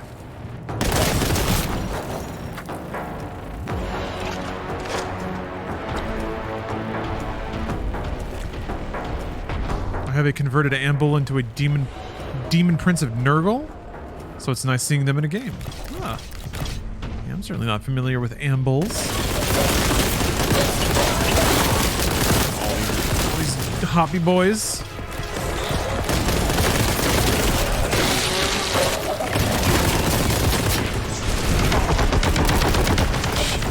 Shit.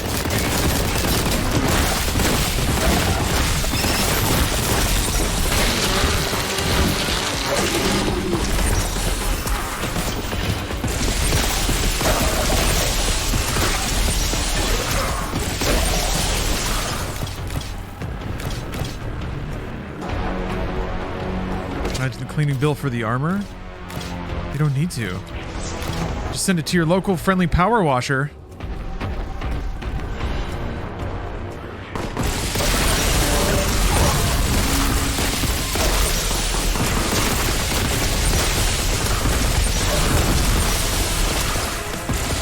You gotta make that armor sparkle for the Emperor.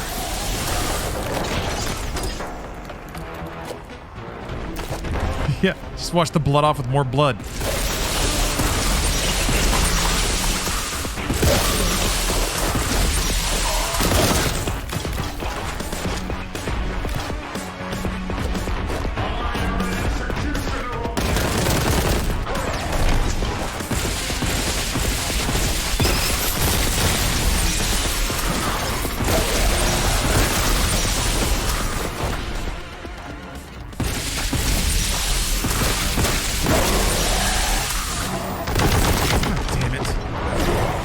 Switch guns fast enough.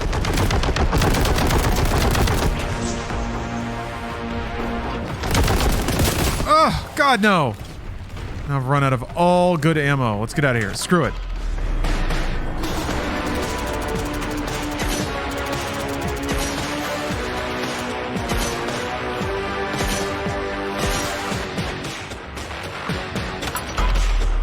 Sanctum Manufactorum. Awesome. The data we found indicates the entrance to the vault is located here. It looks to be of Mechanicus design. Perform the rituals of opening and get inside. Is there an equivalent to the BFG in this game? I haven't found it yet. I mean, if it's a boomer shooter, probably.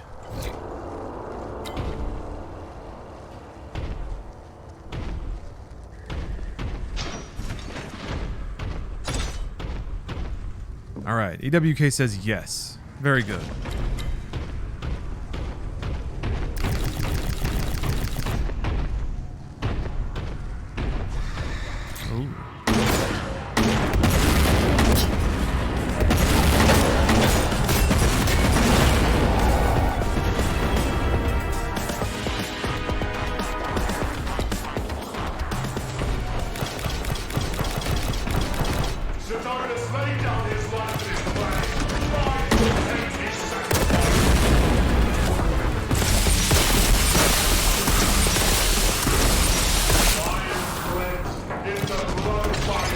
Yeah, he just says it there. The only way to cure blood is more blood.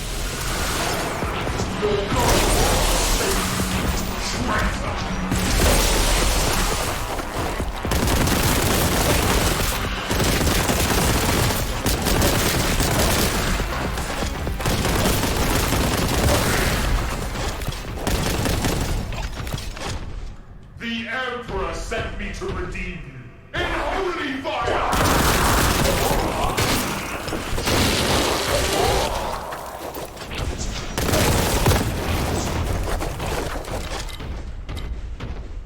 Okay. Contempt full. Somehow. In the Emperor's name! Triumph or oblivion! I will wade through the blood of our enemies! Yes, I will. Wait, this is where it came from, right? I full of death! Little guy. What you hanging out for?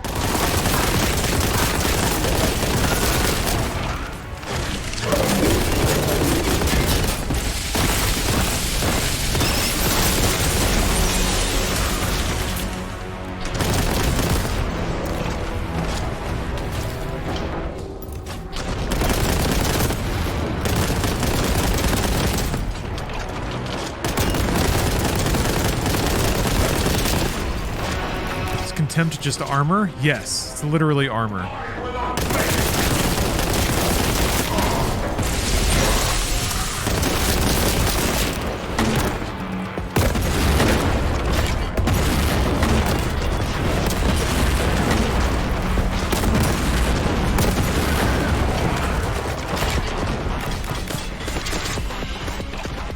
Yeah, Nutili, this game's pretty pure.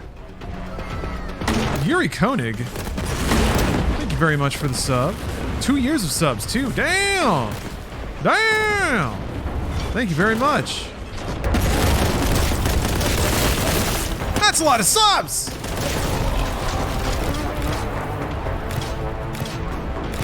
There'll be nothing left. I hate chaos so much. Oh, yeah. E. We'll go some E's. Anniversaries now get E's. It's an anniversary.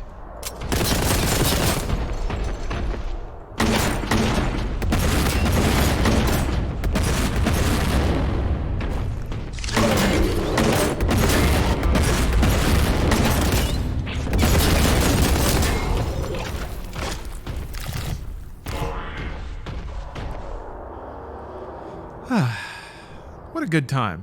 What a good time. Good people. Good stream, good internet, good video game. Good everything. I'm a little hungry though. I'm a little hungry. I'm doing a mental tally of what I've eaten today. I think it might be time for a snack break. I want to finish this. Let me finish this level. Actually, these levels can take like 30 minutes. Whatever. We're already moving. We're stomping along. I thought I came out of this ramp. Right? Yes, there's dead bodies up. Yeah, definitely came from here. I haven't been using the shotgun in a while. Alright. Oh! Stab them into the dirt! The blood of martyrs is the seed of the Imperium. Here we go. The enemies of the Imperium will taste death this day.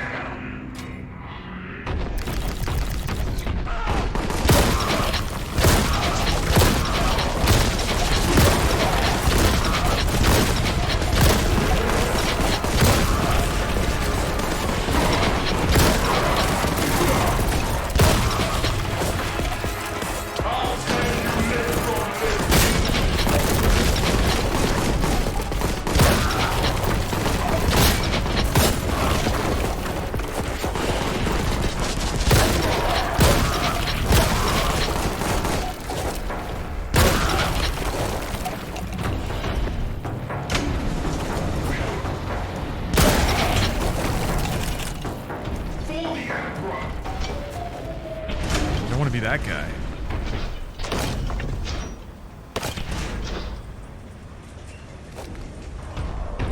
Whilst I draw breath, I stand. Whilst I stand, I fight. Whilst I fight, I prevail. Oh, not today.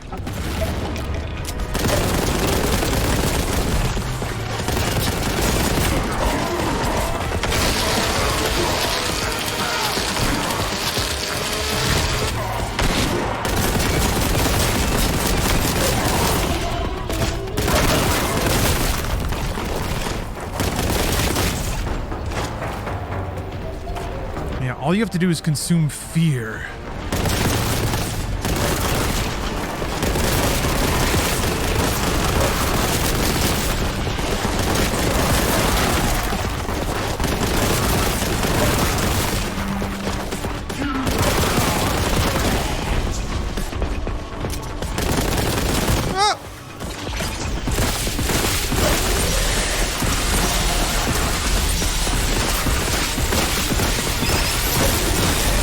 You let off the trigger while you're firing, the plasma gun does this little cooldown thing. So if you kill him, let off the trigger and then immediately hold it again, the cooldown's actually long enough to let him get back up. So you have to like hold it exactly the right amount of shots plus one to be able to liquefy him once he goes down with that gun.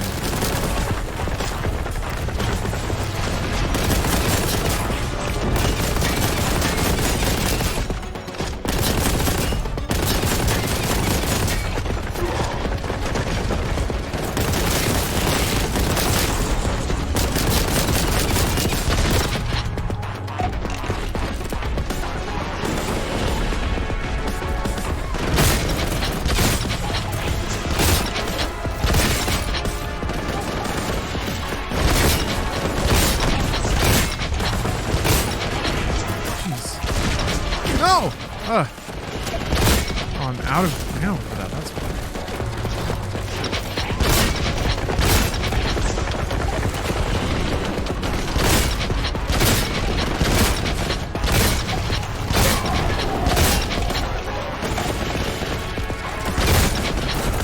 Jesus, why aren't any of them dying?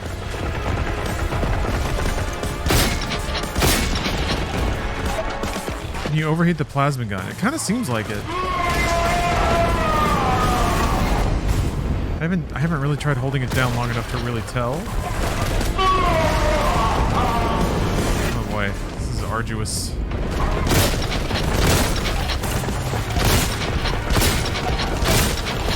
Alright.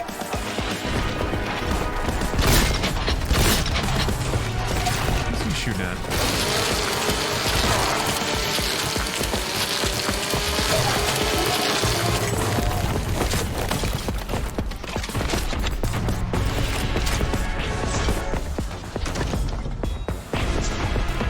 If I had more ammo, I'd try right now, but as it stands, things are kind of dire. Mankind demands your blood! There we go.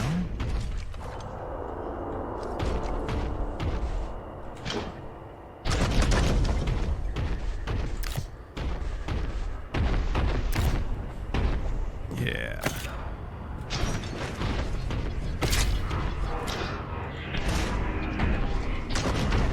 Okay, so that... Oh, no, wait, it's right here. Oh, that's right, it was the other key. That was a pretty heavy backtrack. Ah!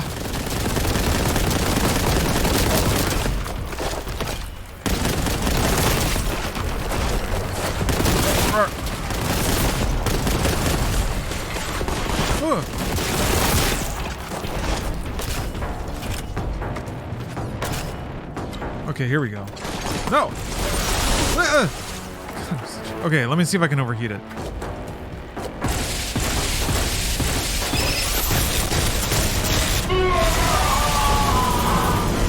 Yes! It does, that's curious. Like, if you hold it down, it does, like, shoot really fast for a little while.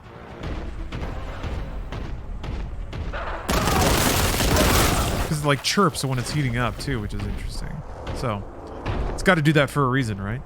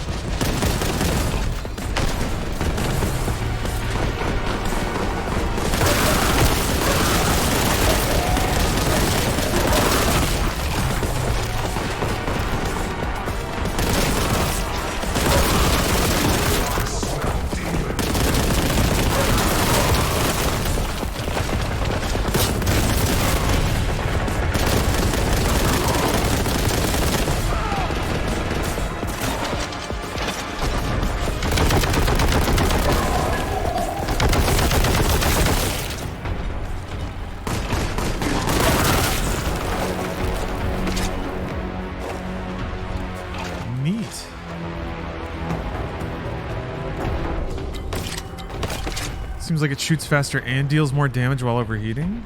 Ooh, well, hold on. Let's see here. It says strength 7.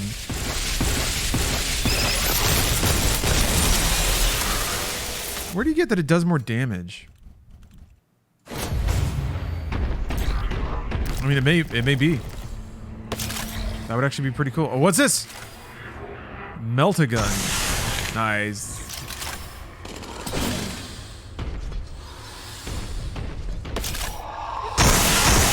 Oh.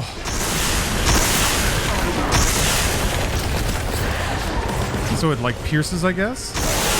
Yes. Oh, melt is anti-armor. Okay, good to know.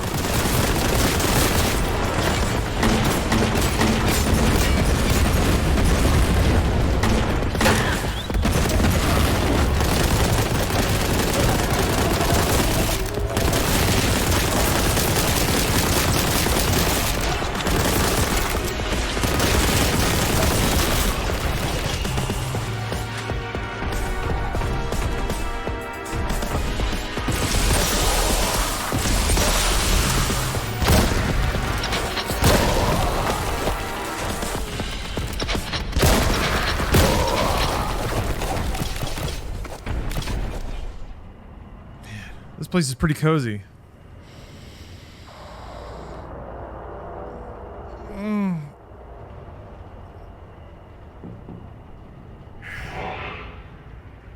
Oh. Sizzler. Good stretch.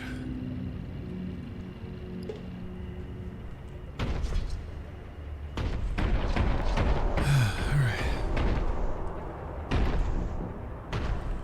Don't have this key yet.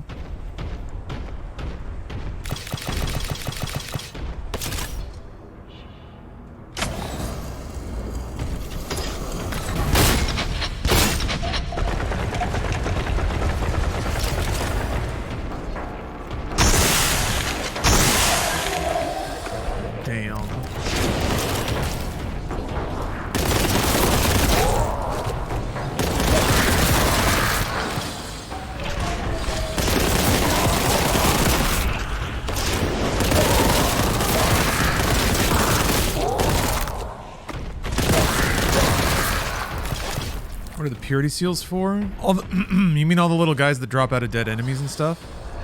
Those are just like armor tokens.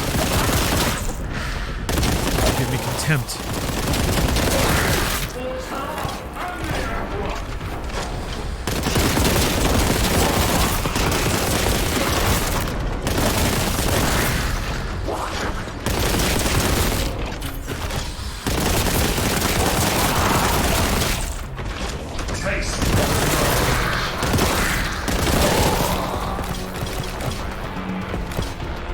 Hey, maybe Jenkins. I am having a spectacular Thursday afternoon. Yes, the crusade goes very well. Lots of cleansing and purging going on. See?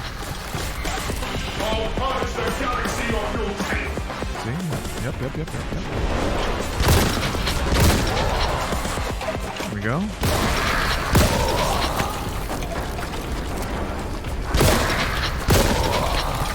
Hopefully you're having a good day.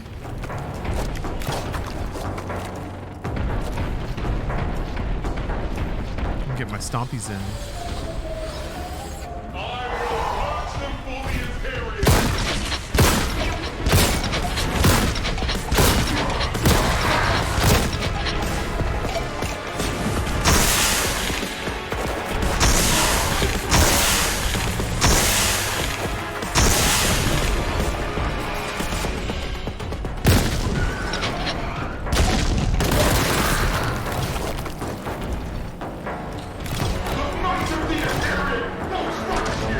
I feel like I'm getting hypnotized by this game. It's activating me.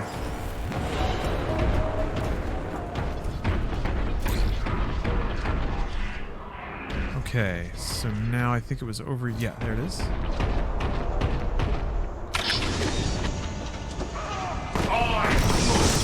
Oh yeah, digital tears.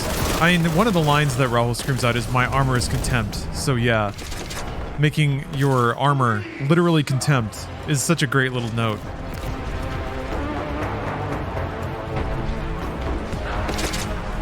contempt pickups. Plus 100 contempt. I am the point of his spear. Yeah, this game hits all the right notes. Appropriate to mention, considering the stream is sponsored by Boltgun and the Gala Showcase Spectacle Warhammer Skulls that just occurred. Whoops! Featuring announcements galore. Hosted by, you guessed it, Suffer not the heretics to live. Hollywood bad boy Rahul Kohli. Should I have... I don't know that I should have taken that elevator. Scour the stars of the heretic. My armor is content. He was listening. I guess the elevator doesn't come back down, so that's a good sign that I should have come this way. Vengeance has come for you. I know no fear. My shield is disgust. Smite the enemies of the Emperor. A son of Gilliman knows only war. The Emperor demands your life.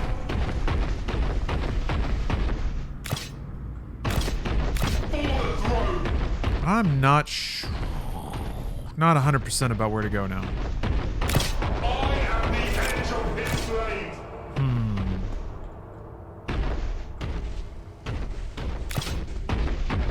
Do I backtrack all the way? This seems like a little much, but maybe. I don't remember there being another By the golden purple door. I actually don't know that symbol. What Greek symbol that is. Maps are heresy? Yeah. The Emperor will tell me where to go. Oh, wow.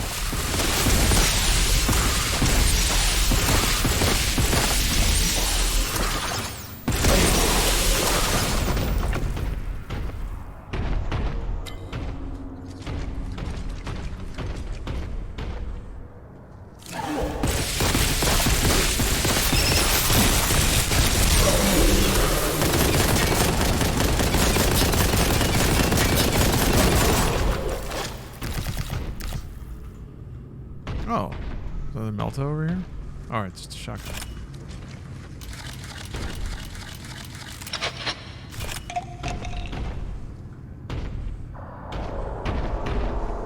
I will punch them for the Imperium. Is that all that's back here? I am the point of his spear. Yeah, seems like it. Oh, you thought the thump thump thump was a drum beat? It may as well be. Death is upon you. The drums of war, maybe. Mine is the work of the righteous. I'll smash them to pieces. I smell demon filth. I am an executioner of the Emperor.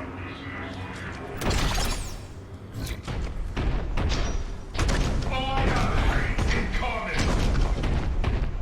You'll drown in your own blood. Okay, here we go. Here we go. All right. Yeah, this is like the beginning of the stage. Stab them into the dirt.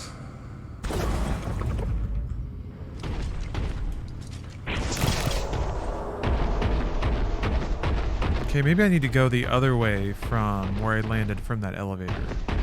So there's another path out of that area. The Emperor guides my sword. Does Rahul do more VO work in other Warhammer games? Not to my knowledge, no. I think this is his first role, but maybe he can be an ongoing character, who knows? Give my life willingly. Glory for Ultramar. Oh, wait a minute. Good lord. It was right over there. That's the exact one that I stopped at before, too. I thought that was the other door I went through, but it was not. The level designers tried, you guys. They tried. No accounting for my fierce loyalty for the Emperor obscuring my vision and my memory. Hey, Boomer Doomer. You came to the right stream. Because we are Boomer shooting.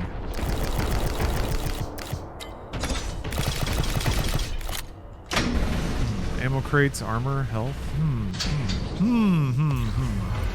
Oh my.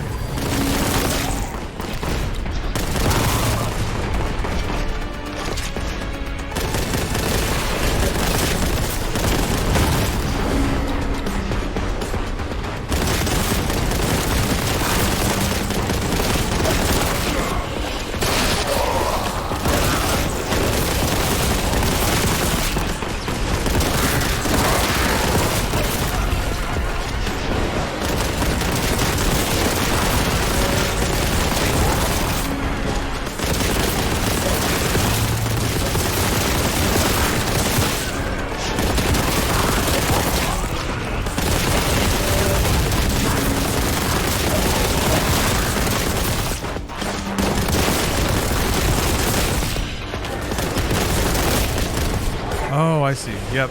All right. Damn it. There we go.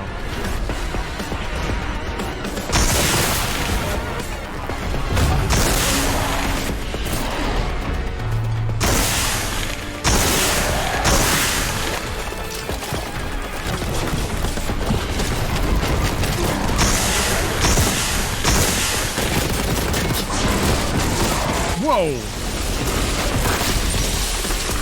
Crap.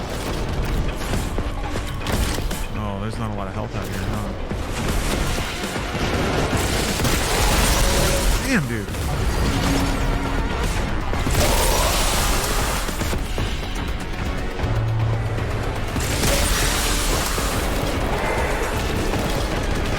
I don't think there's any. Unless I'm just missing it. Oh.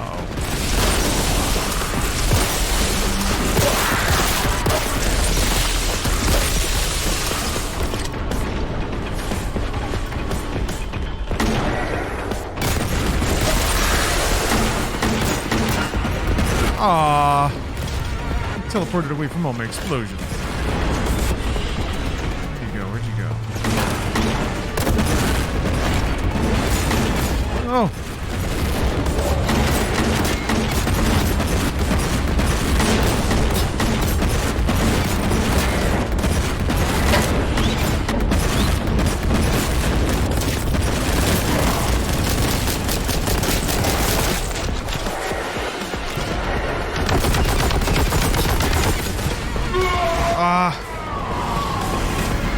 Yeah, once I had like 10 health, that was not going to work out. Ah. Jesus.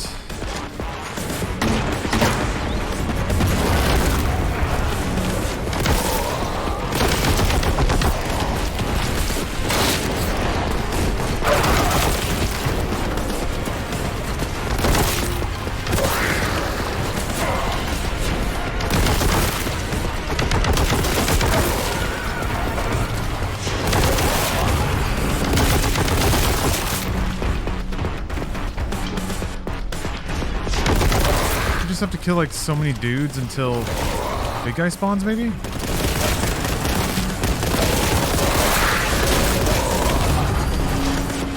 There he is.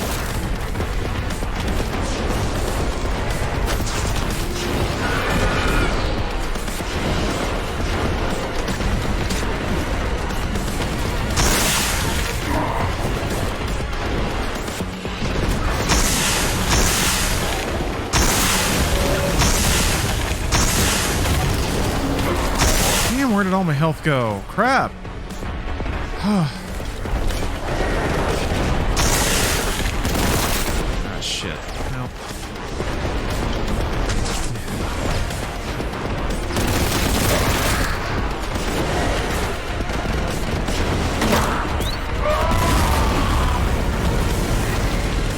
Sheesh.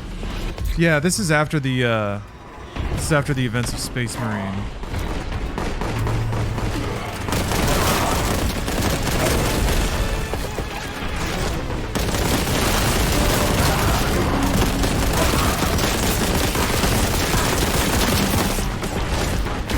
What the? God damn, man. I think it's the pink demons. I think they just shoot homing shots and they're just hitting me from the sides the whole time.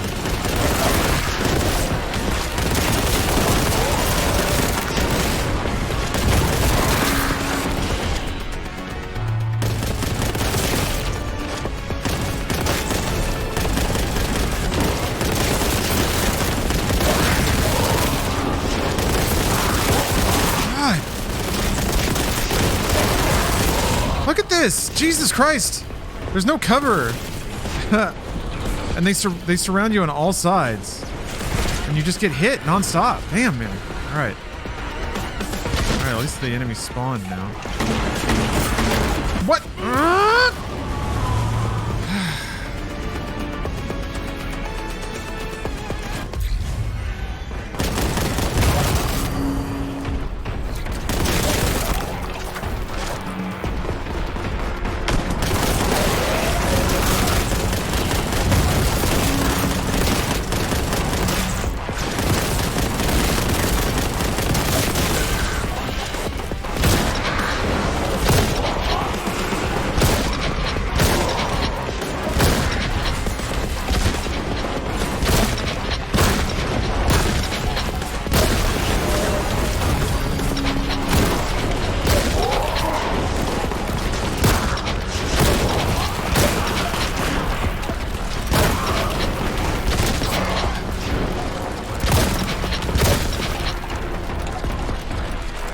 Okay.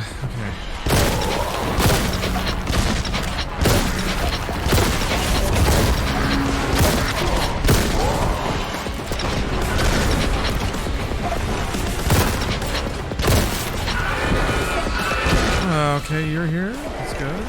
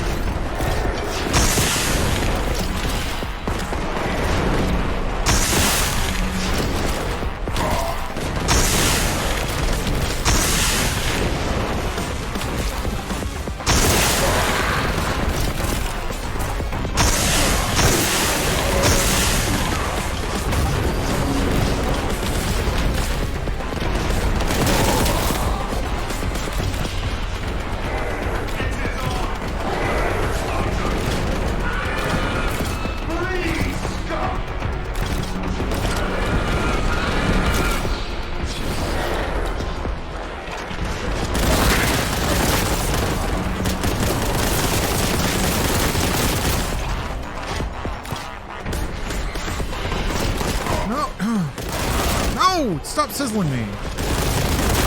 That was weird. Did the bullet bounce back? Like this... The enemies that keep spawning in here, I'm not sure how I'm gonna manage this. Not when he can just like do a line of sight attack like that and just fry me. Like I can't stop moving, but I also can't keep moving because he'll just hit me. Maybe I gotta like try to dance around all the enemies and just DPS him down before I get killed. I mean, that's the only way to do this.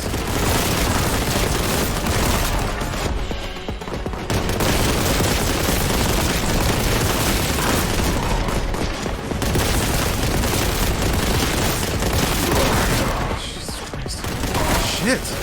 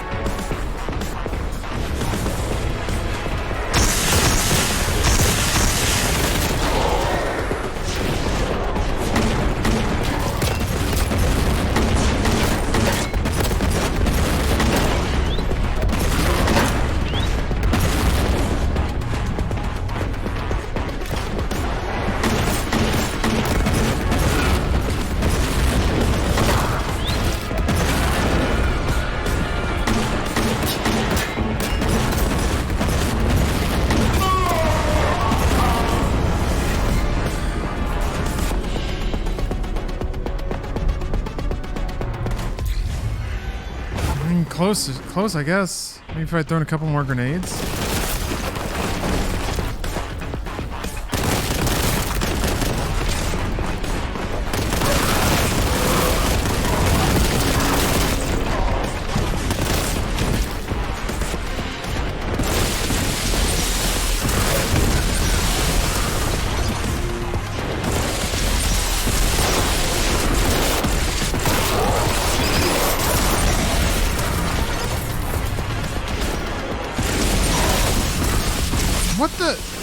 What hurt so much? God! The screen shook and I lost like 2/3 of my life.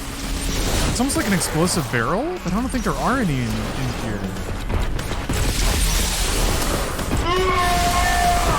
Man.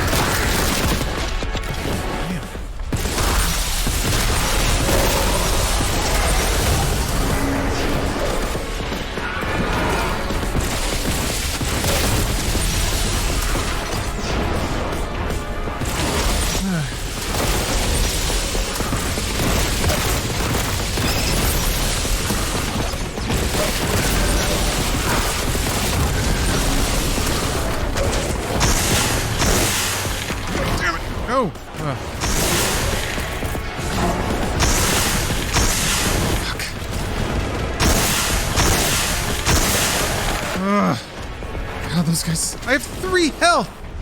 3! Where did it all go? God! Yeesh. I think there's a power-up on one of the towers at the top of the stairs. Looks like there might be stuff up there. Okay, yeah. Look at that. I don't know what this does. Maybe it's like increased damage? It seems like it. Everything's dying a little bit faster.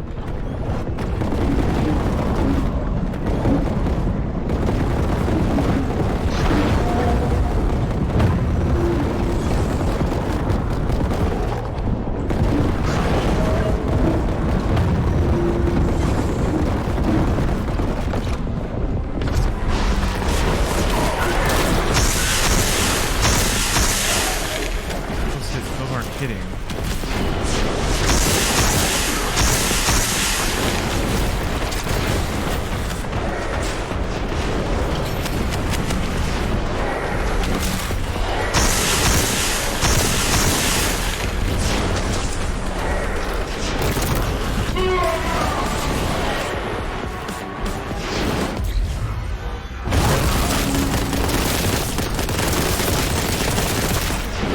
Heavy bolter? I don't know. I don't want to. I don't think that's a good fit. Heavy bolter's inaccurate, shakes a lot. Requires, like, precision aiming.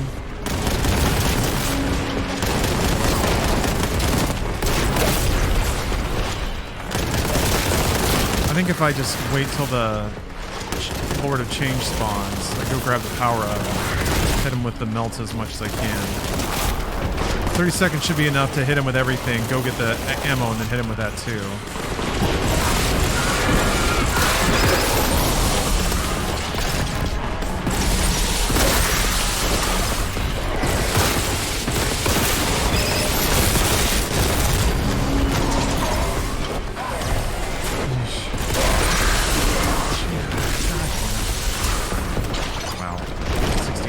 There's so many enemies, and there's no realistic. God damn it! Like, just God. Fuck. All right.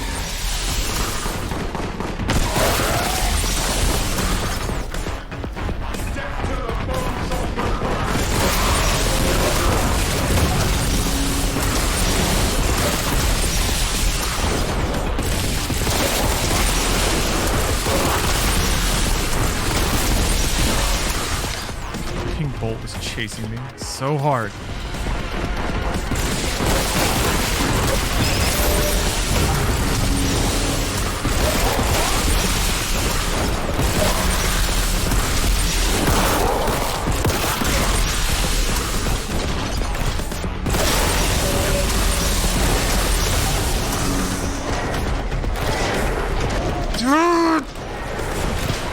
Every time I try to jump, he just hits the curb and stops. There. Okay. Alright. Where'd you go? There you are.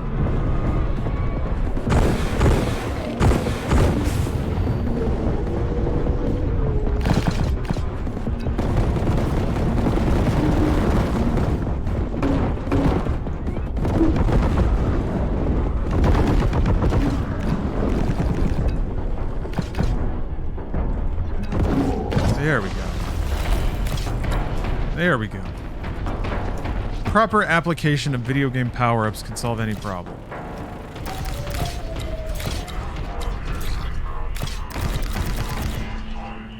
Like the name Boltgun, kind of makes me think the biggest arms contractors in the 40K universe are DeWalt and Milwaukee. I purge again.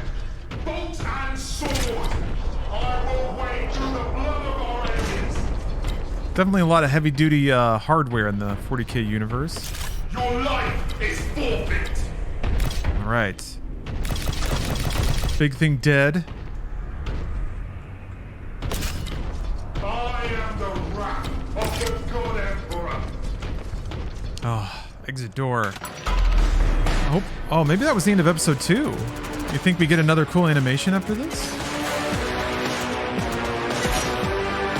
Thanks for the call out on that power up, by the way. That was pretty instrumental. Ah. No, it is not the end of episode 2. The vault! The fragment of the power source is somewhere within. You should proceed with haste. Throne knows what the Mechanicus were experimenting with down here. E for victory. Let me throw the retro slider. Let's bring some of the crispness back. Oh. My eyeballs work again. It does make it a bit easier, actually, to see the enemies.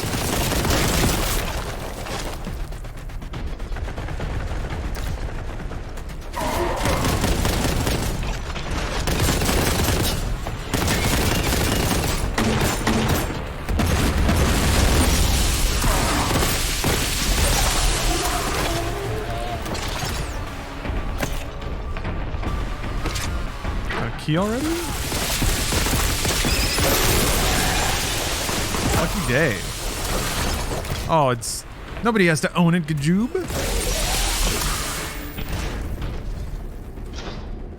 They got a fully auto torque bow. Not that I've seen, no. But there's always time. I really want that. I don't even know what it does. The machine spirit? I think it gives you armor? That's what it seems to do.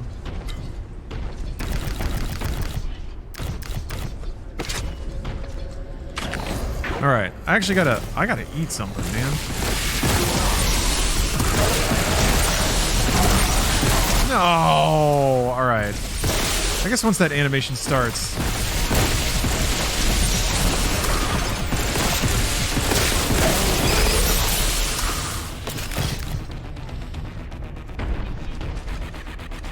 Oh, this thing? Doesn't look like a torque bow, but who knows, it might be. Oh, that's cool. Okay, alright. Break time, food time. Let's see here. I got raids at 2.5 hours. Maybe I just keep playing Boltgun. I'll keep playing Boltgun. Screw it. But I need a food break, and also I just need a brain break, I think. A lot of purging heretics, yeah. So I'll be back in a bit. See you soon. Alright, guess what? I had a sandwich. It was a turkey Swiss sandwich with honey mustard and a little red onion. It was delightful. Oh! I also had an apple and some pieces of cantaloupe. So, guess what? I'm nutriented, crammed full of vitamins and minerals.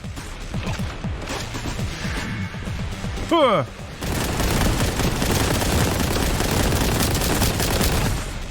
What kind of apple?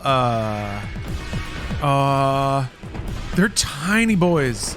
It was the same tiny apple that I had before. Oh shit. I'll look at it in a second. I think they're envy apples.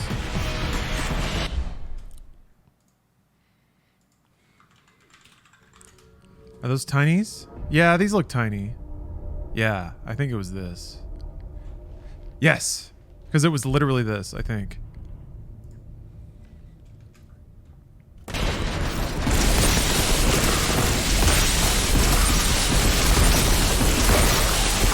I've had a few of those kinds of, like, maybe 2, maybe 3, be like rock hard and not very sweet. But the rest of them have been delicious and crisp and soft. Not mealy. That's the thing I can't stand. A grainy, like starchy apple? Gross. Disgusting. For the longest time, when I was a kid, and I've ranted about this before, but it's a frustration that bears repeating. Clearly I'm not over it. Red delicious apples were the only things around, because that's all anyone would buy. Yeah. Hello Dudette, exactly. I'm gonna guess that the name tricked everyone because no one ate fruit.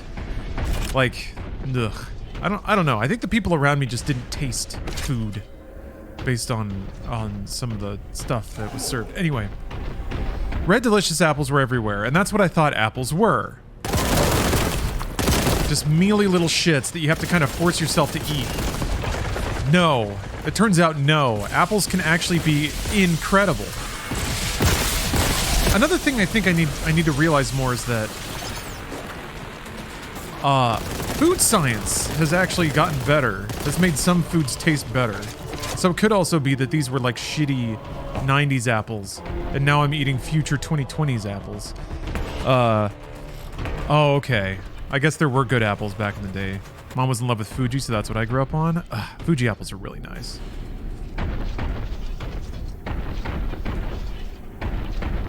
Yeah, I was frustrated when I grew up and like had proper apples and oranges. I still believe it has to be pretty, you have to be pretty magical with your timing. But nature can still deliver a deliciousness experience that is on par with like a human-made dessert. Like strawberries at exactly the right kind of ripeness, have a kind of gummy quality that's freaking delicious and yummy to chew on. Grapes kind of have that.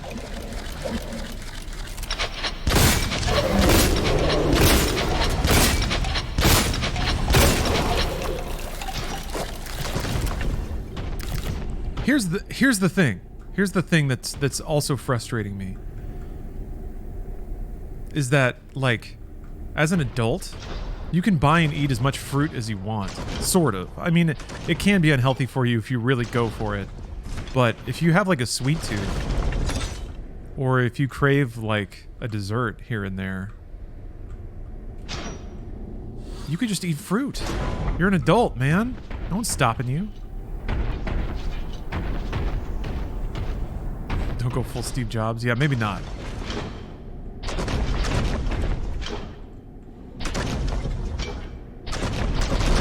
Then you'd shid? What? I mean, yeah, I guess fruits have fiber in them. That's good though, right? It's kind of retro style? Oh, it's very retro style. Here. You can... Oh yeah. So you can control the palette, so you can choke off all the colors, so it looks really crushed and janky. You can also drag the pixelation way down. I guess ironically you'd want the pixelation up. If it's more pixelated, but whatever.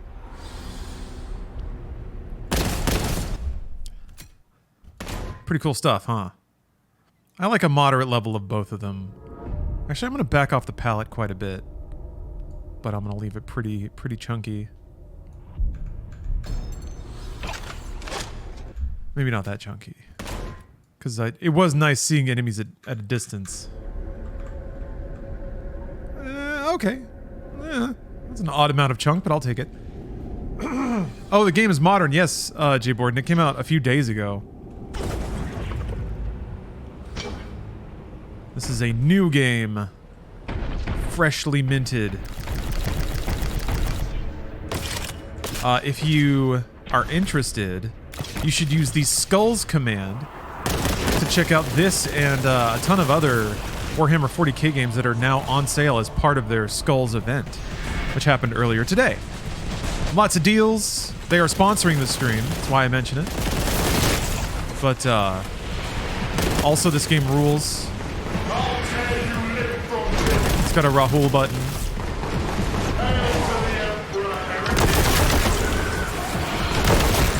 It's got big guns that go bang.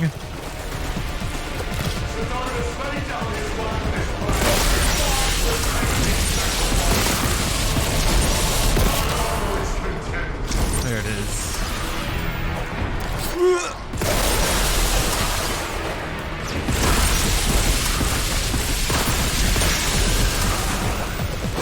Real easily the biggest selling point.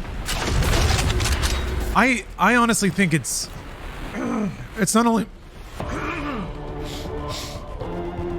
sorry, eating always moves things around in my skull. I agree. It's one of the, it's like a quirk that makes it immediately stand out, but it's also like, it's not just that it's there, but it's how it's done. The fact that it's like, it's something you can do whenever you want. It's randomized. There's tons of lines, and the animations are pretty choice as well.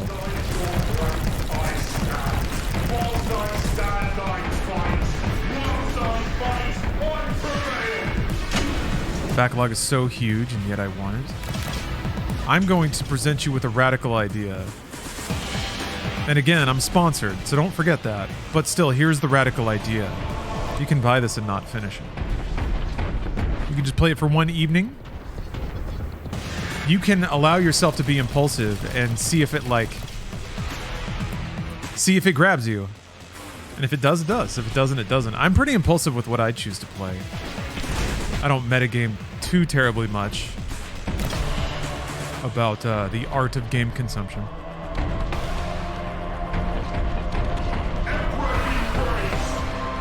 I've been down here. None can stand against our hatred.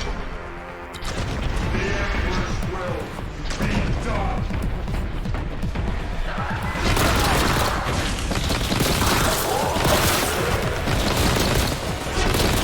I guess for me, and again, this is a sponsored gameplay, but I've kind of given up on finishing a game being a mark of completeness, if that makes sense. There's a ritual to it for sure, and out of the history of it, it's fun to respect. But the credits in a game mean so much less than ending a book or finishing a movie, because that there's so many more factors aside from intent that can make a game end where it does. Okay, good, those are just Chaos Marines. Oh, that's not a Marine! Okay.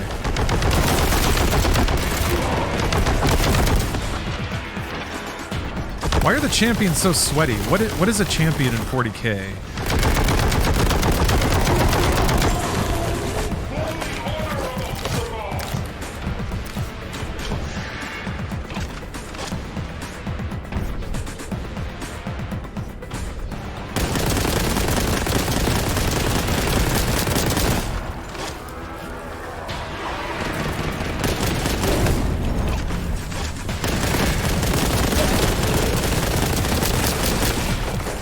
If a game is primarily just story, it'll probably get me to its end. But also, if that's the case, there's a non-zero chance it won't. It'll take me forever to get to that. Yeah, like hooks you right away. I still want to get back to Tales of Arise one of these days. Man. I was feeling that. That game was surprisingly raw about some topics. And apparently was poised to get even more raw.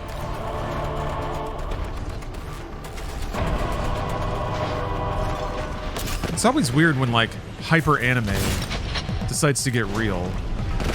You have like a 3 foot tall, squeaky voiced character who seconds before was like saying polka polka and doing like backflips is now talking about genocide or something. It's pretty otherworldly. Only in anime.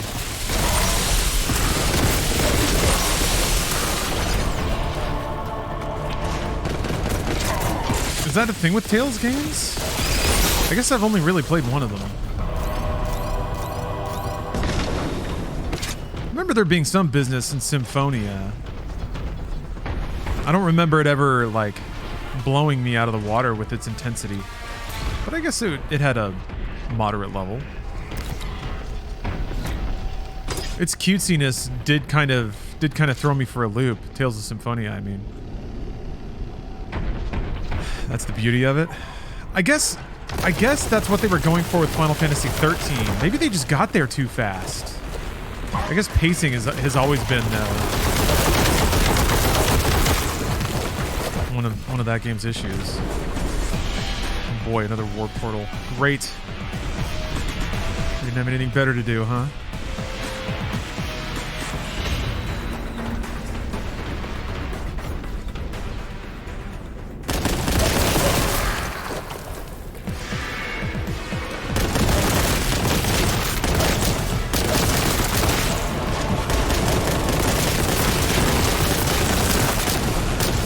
How goes the slaying of heretics? Fantastically. I've stacked up quite a body. Yeah. I've stacked up quite a body count today. A number that increases ever higher and higher. It's actually been a really good day. The Skulls presentation was really fun. A lot of cool stuff in there. Got started really early because of the Skulls presentation. So I've just been at it since then.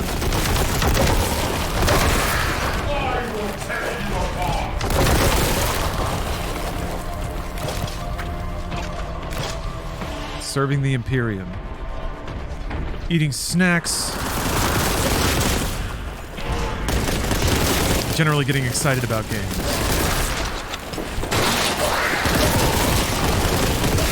Almost 7 hours of Warhammer gaming? Oh my gosh. You're right. I mean, I don't know. I took a food break in there. I made an Inside Games thumbnail. Yes. It's been a wonderful day.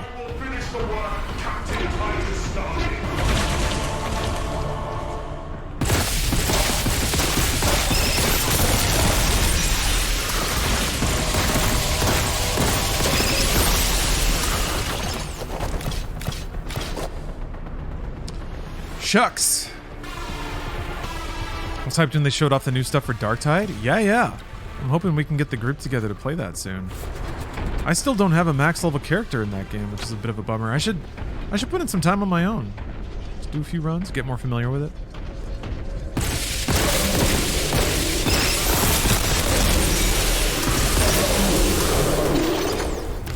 I'm excited to get a few more tools as a psyker. It feels like I do a couple of things, but I just fall apart pretty fast. I feel like the other thing is the speed that everyone else kills stuff makes it a little difficult for me to participate. I guess it's like the brain bolt is really for like armored characters and bosses. And if you can like get to a position where you're just brain bolting and then venting panic or chaos warp fear, whatever it's called. Gotta get the fire hands. I want fire hands. So yeah, there's probably some cool perks that would open up my options a little bit. Everybody else is a damn pro at that game. Woo! What we got? Volkite Caliver? Oh, it's a laser. Alright. I can handle that.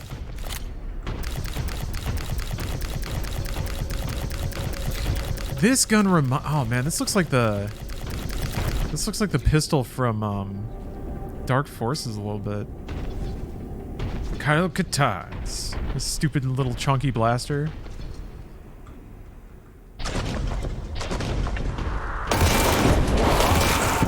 Oh boy. This is a melter for sure.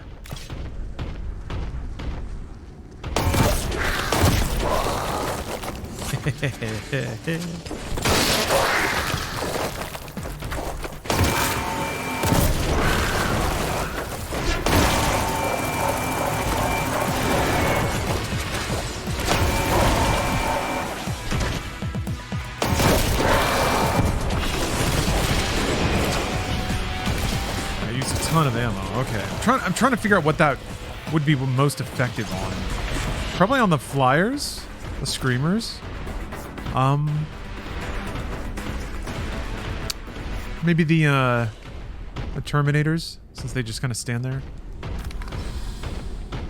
Yeah, melting that guy, but that took like 70% of my total ammo, I think. For one like exalted enemy. It'd be really good to cut through like a whole mass of little blue crawler guys.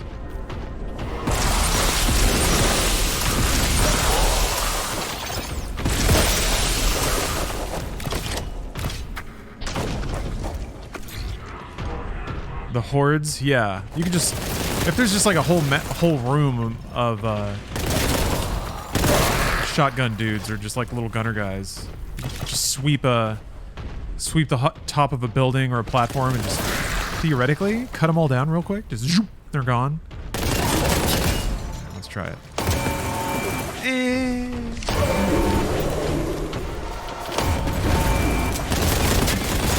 Rounded that corner with a mission. Good God, man.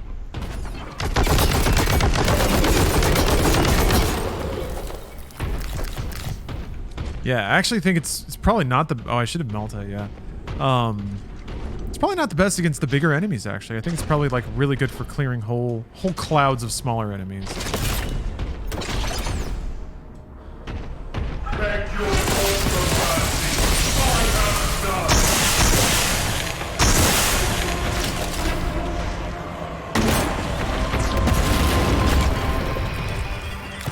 Forgetting my buttons.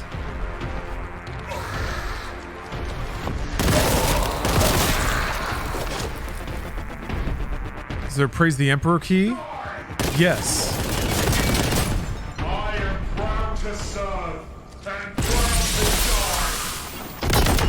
die. Yes, there is. There is the button, or the game calls it taunt.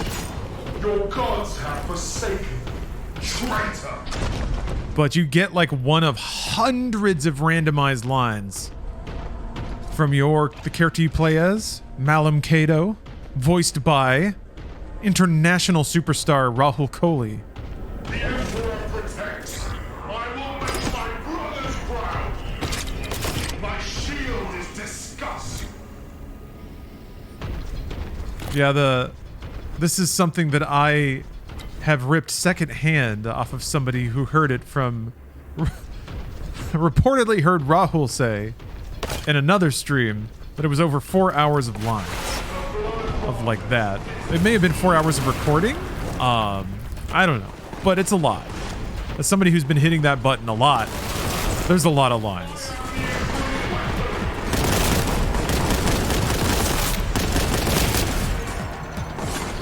That might be the time. Oh.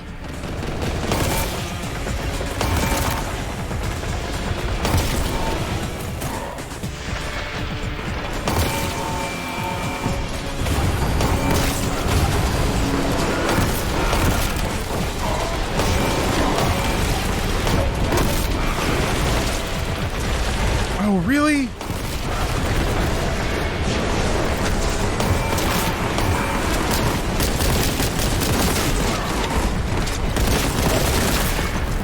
Okay, well, let's see.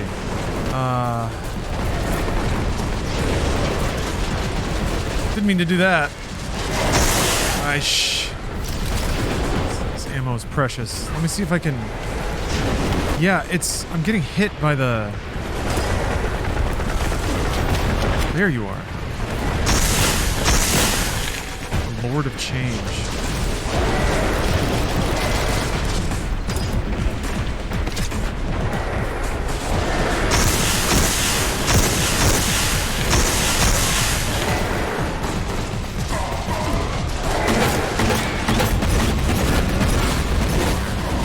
wanted me to use the heavy plasma last time, so... Now that I've obstinately done it my way, I will relent. No, I don't know, man. I'm not feeling that.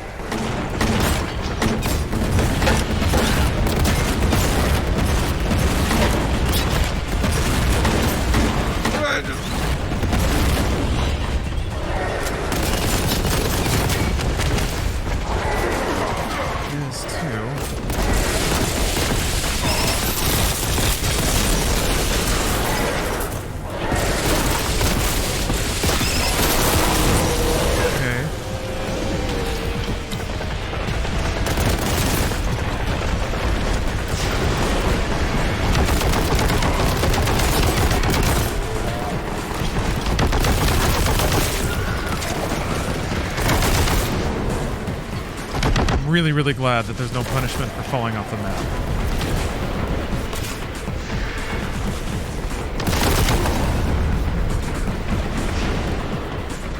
Wait, GDQ's in 3 days? For real? I thought it was in June or something.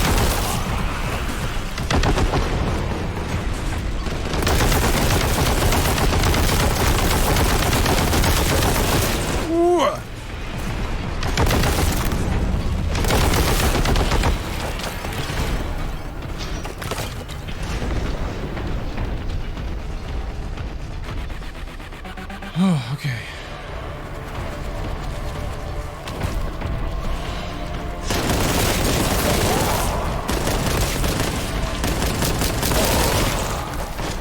Oh, June is like 5 days away. That's true. Yes. May is almost over. Scary. Starts Sunday. What? Oh, shit. Oh, shit. Oh, shit. Huh. Hum. Hum, hum, hum, hum, hum. Hum, hum, hum, hum, hum, hum, hum. Shoot, that actually changes some things. I don't know that... I don't know that I want my subathon to potentially overlap games done quick. Damn, man. I'm gonna have to think about that. Thanks for the heads up, though. Yeah, time's slipping away. Into the future. There's so much to stream! No, I agree, Otter. It's funny, that's actually my mental reaction to hearing that Games Done Quick is coming up. I mean, I'm gonna be playing stuff regardless. But I do very much enjoy sharing a lot of these games and also getting input from chat. Always helpful chat. Start the subathon now? Let me think. I'm gonna have to figure out. I wanna have to figure something out. I'm gonna have to figure something out. Reese, thank you very much for the sub.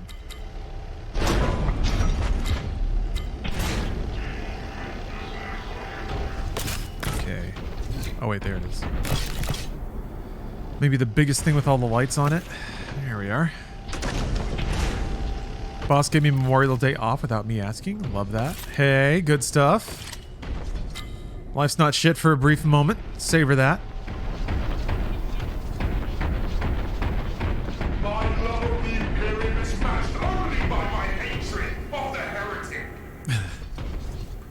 He hates those heretics so much. I am your doom!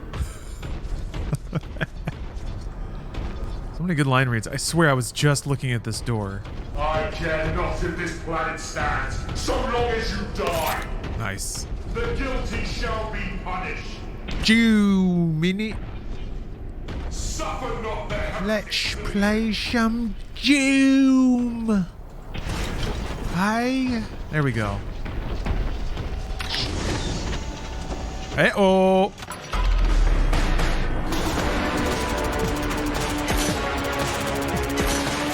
These levels are nice. They're like... They cover a pretty big distance. No truth in flesh. It seems that whatever the Mechanicus were doing with the power source did not work out well for them. The Hall of the Dead are silent, but for the sound of their enduring machines. Bang. You gotta let the level know you've arrived. Stamp them into the dirt! Yeah. I gotta go floss. Not the dance, actually teeth. I'll be right back. This gives us a realistic. June. Sizzler. That's the sound of a tech priest casting sizzle on you.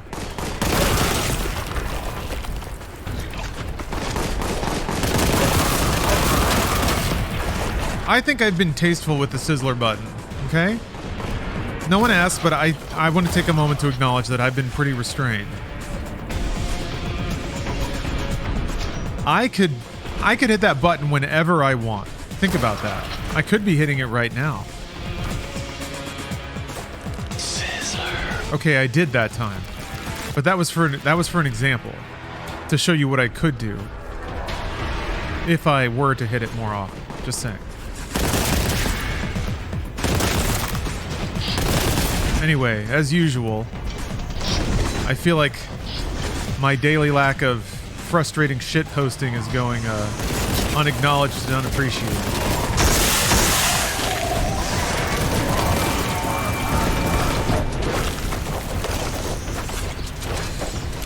As usual.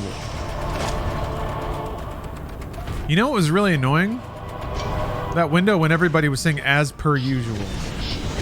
You don't have to say as per usual. You can just say as usual, and you're done. You said it. You can also just say per usual.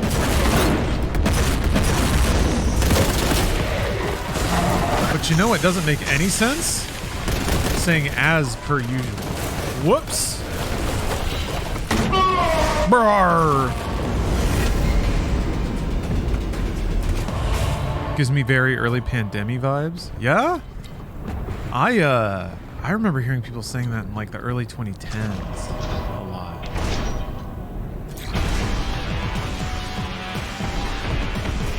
Am I going to... I might have turned around. Did I turn around? Oh, I think this is the beginning of the stage.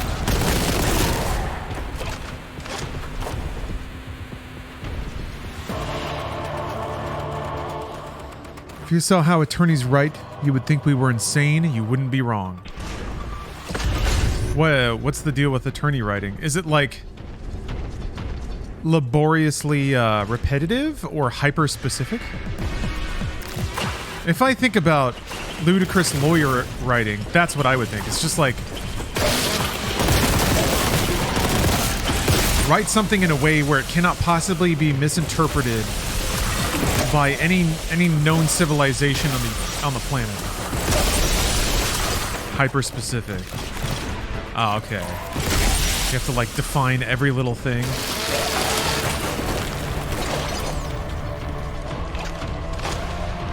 Inflammable. Flammable, inflammable, non-flammable.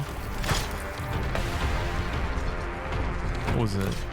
You gotta be a human dictionary to know what burns. Interesting. Interesting.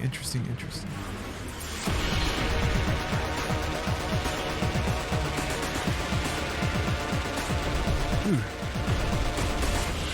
Hello.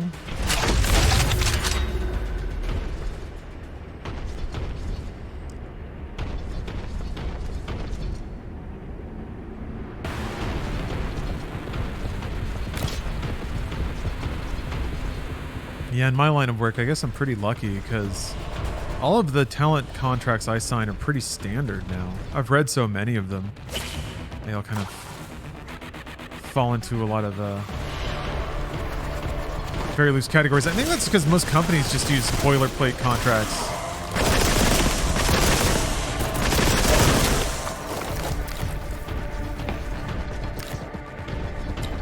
Notwithstanding paragraph 2b, and without limiting the generality of the foregoing, a breach can namely be, etc. Okay, yeah. Phrases that have been honed in to their specific use and like the mechanical application of language. Yeah.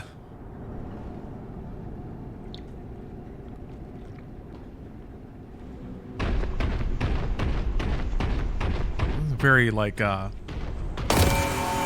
very arterial passageway.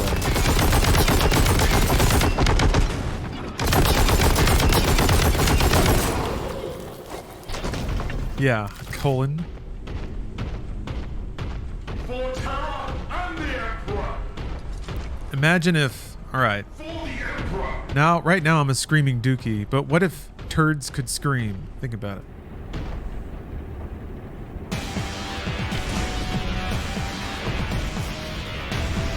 Oh. That's not good. Go this way? I guess I'll go back this way.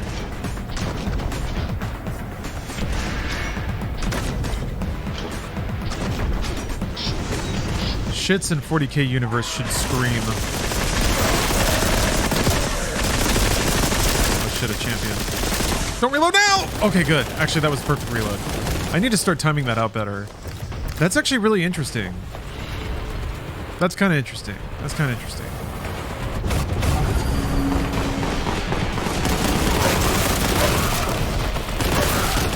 The regen and specifically getting caught on a reload. Like, cause you can't switch guns in time either. You just have to have, you have to be firing at them with a full clip of whatever you killed them with, and have enough to keep shooting for like another second. That's a pretty cool. That's an interesting enemy mechanic.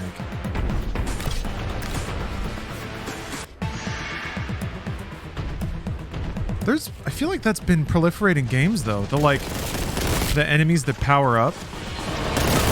I guess God of War had that to a big degree. I feel like Destiny has something like that. Maybe?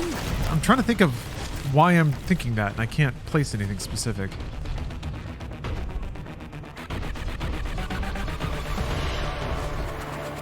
Oh. I feel like this is the beginning of the level? Yeah. Whoa. Okay. I didn't expect to be back here. Yeah, champions. That's, well... Yeah, I guess they use supers and stuff.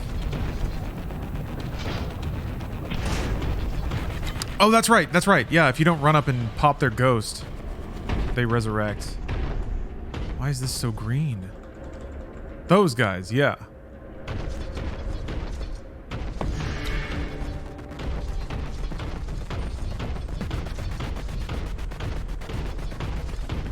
Traitor scum!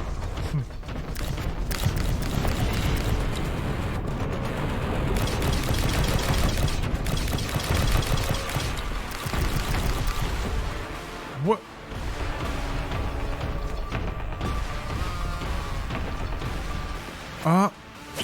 Yeah. Right, I didn't go in here.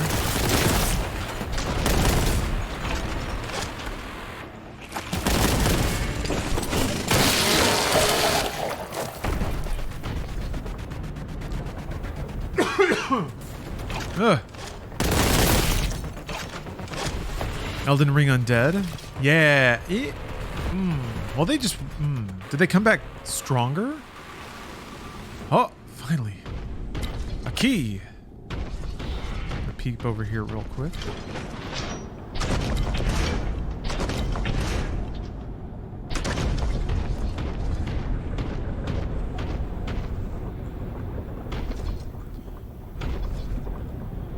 I guess I was thinking about this in regards to the pink demons that squirt off the two little summons. But it is kind of shades of skill shots. Excuse me. Skill shots saving you headaches, reducing the enemy count, doing extra damage.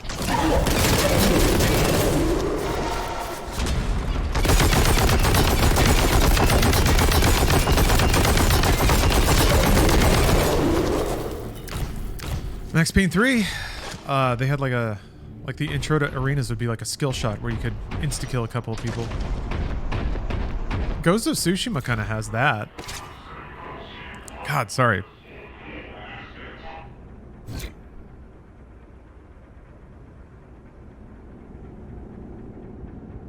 Hold on. Also, I think my servitor just dunked on me a little bit.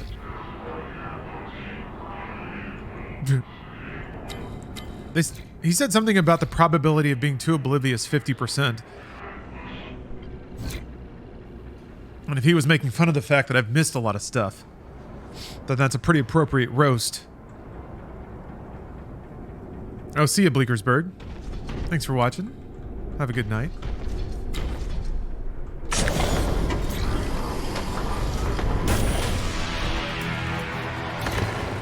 Whoa, whoa.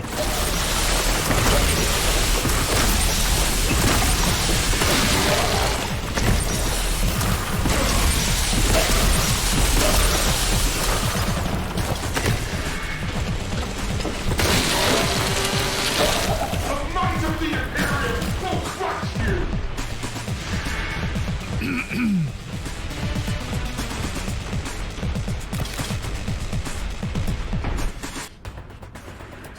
Oh. Ah.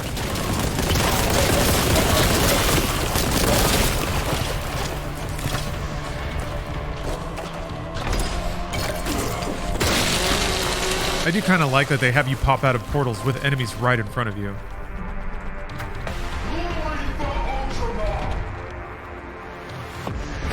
No, crap.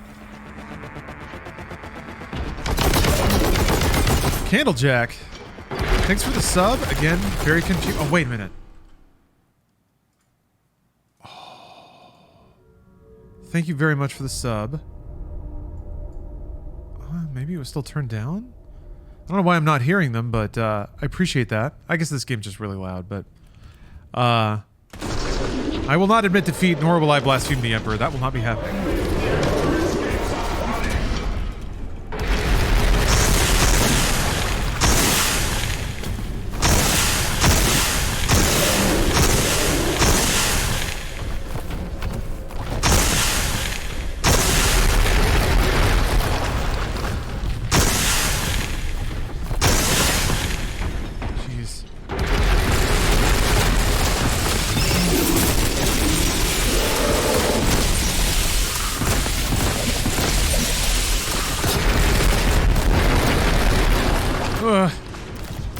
Big boy.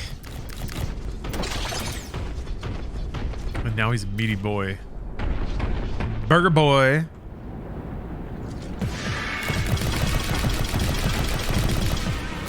Meat.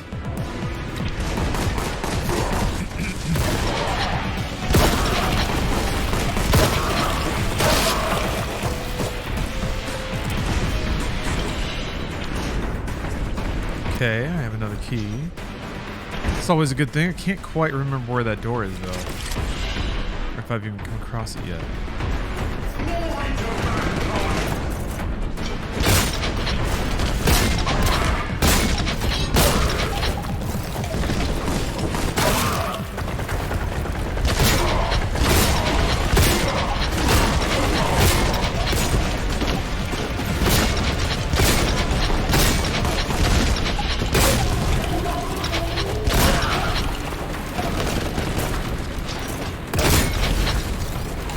Dudes up there.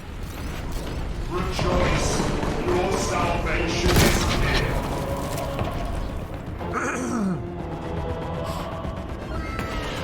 Oh, there it is. I heard it that time.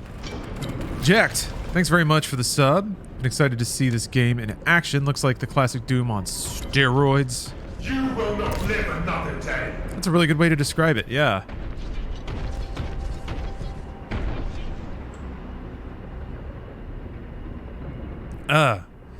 Talius Goron, you're concerned that my art... sorry.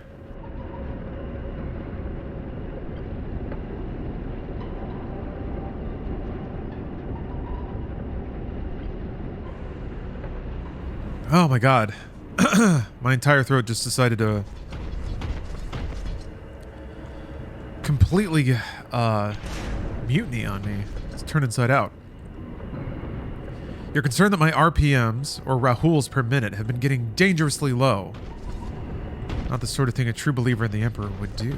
It is I, Malum Kaido. There's been a bit of a dip, alright? Forget nothing. Forgive no one. Tear out your heart. Spill your blood.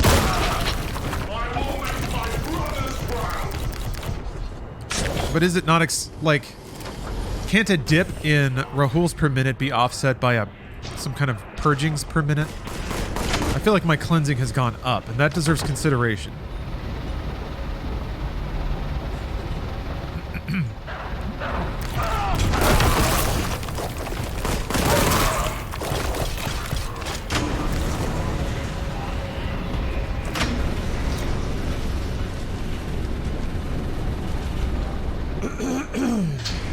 Ugh.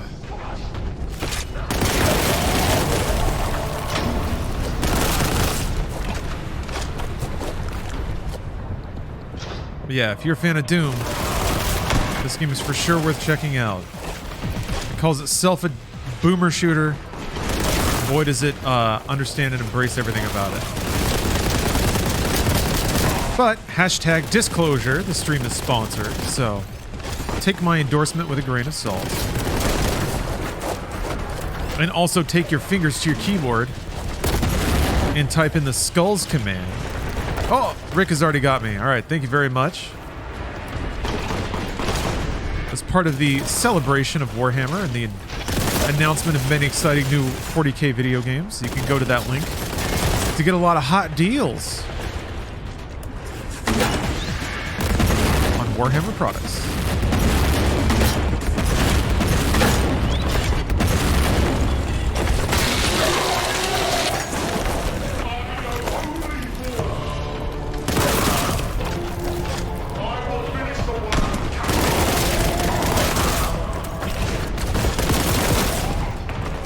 You get the key? I got the key? Okay.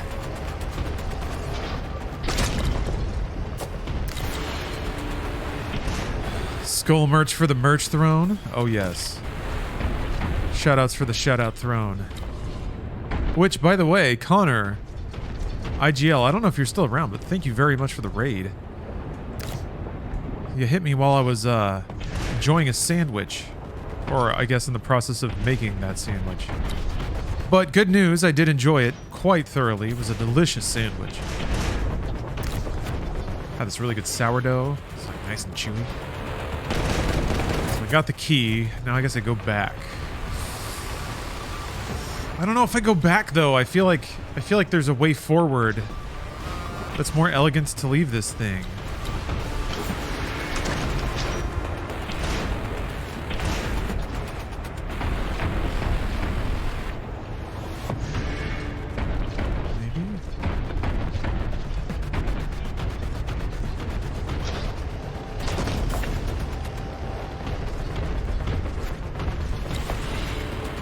Hit you in the girt. It was close. It was close to the girt centers. I could probably use a girt up today, to be honest. God, there's just guts on everything. This is awesome.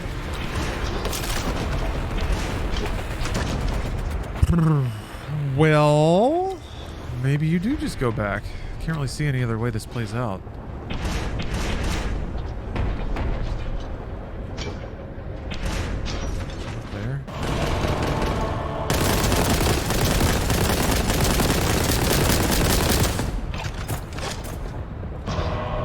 Do you have an affiliate link to buy Boltgun or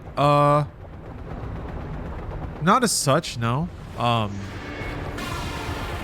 think just clicking on that promo link and then buying Boltgun. Wait a minute. That was weird. Okay. However you want to do it. I appreciate you asking though. Okay, that one hurt. That one hurt. Is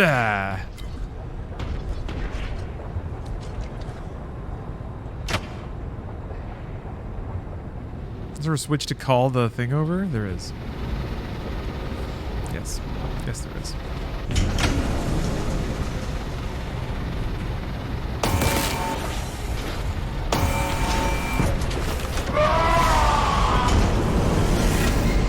I deserve that.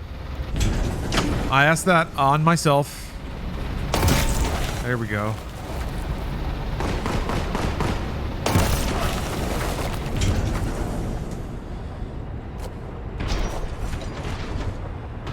When are we gonna get Ultramarine VTuber?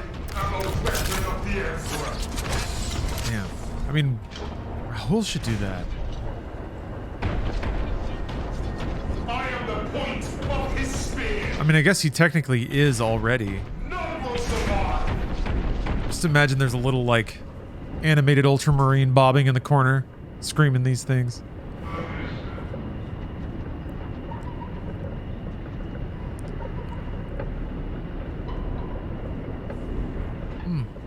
Alright. I've been really tight lately. I don't know what's going on there. I think what happens now is, like, if I drink more than like 1 or 2 drinks, my entire, like, my muscles get stiff. I can kind of feel it.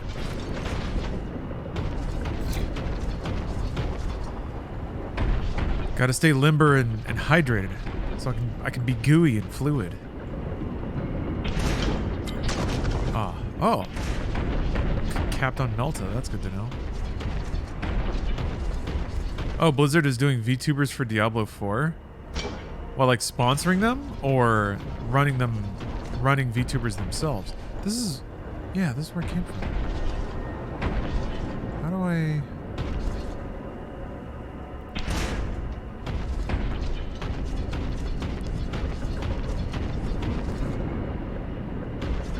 Did I drop into this room? How did I even come in here? Oh. This, seems like a weird backtrack. But I guess, yeah, I have the key now. That's true. So, I guess, yeah, that's what it is. Oh.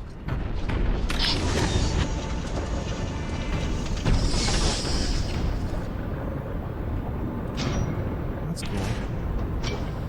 I like the little moving accents and stuff on the level in here. I was gonna say the one thing that would maybe make this game a bit different than something like Quake or even Doom is that the levels are kind of very, they're expansive, but they're kind of boxy. But this level definitely has more like big polygonal set pieces.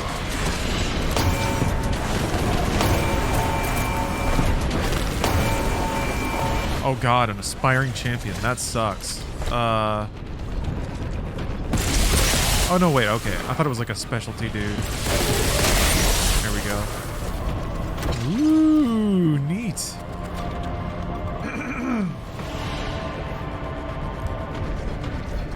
Sometimes that's the level of mindless I want. Yeah, no, that's... I don't think that one approach is better or different than the other. If anything, it's just from different eras of, like, 90s shooter design. They both have their place. For me, the thing that I waffle back and forth on is whether or not I want my levels to look like they're part of a world or to be video game levels. And to some degree, that's again another thing that makes Warhammer 40k so perfectly suited for video games, is that its in-universe spaces are so stupid that you can easily make a video game out of them. But like, making a playable video game level... Man, throat keeps closing up. I don't know what's going on. Making a playable video game level out of like an office building. You have to move some stuff around and change proportions of things. That's one of the, I guess, the more impressive things of The Last of Us. But it uses like the partial ruination of some of those buildings as an excuse to make them a little more video gamey. Which again, very smart. Good design.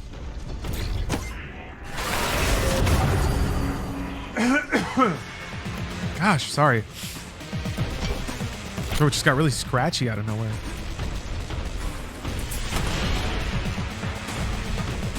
Yeah.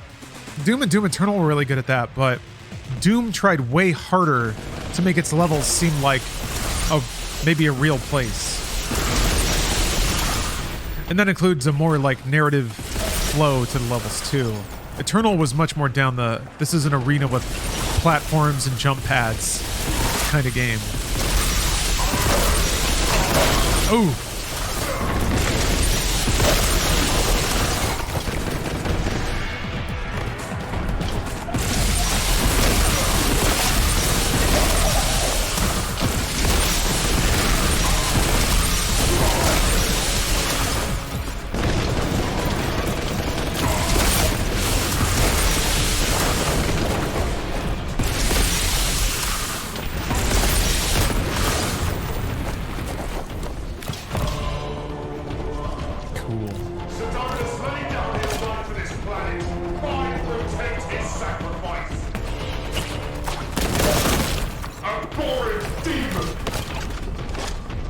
blazing it? Oh, yeah, I guess it was 420 there, wasn't it?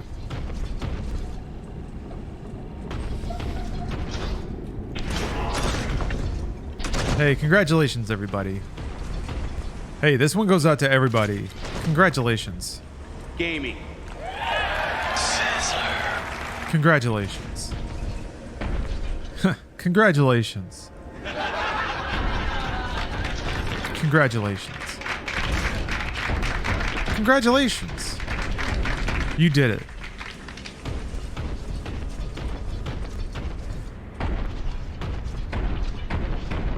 I don't know. I think it's whether or not this happens at 420.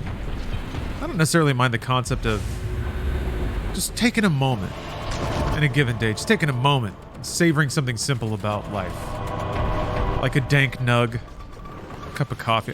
Coffee break, smoke break, whatever. I don't do that. I don't. I just play video games nonstop so that my brain rots completely. That's all I do. But you should do the other thing. You should be mindful. Take a moment. Blaze a fat, sticky, icky, noogie doogie doogog for Malum Cato. He would want it that way. Oh, big boy! We got a big one.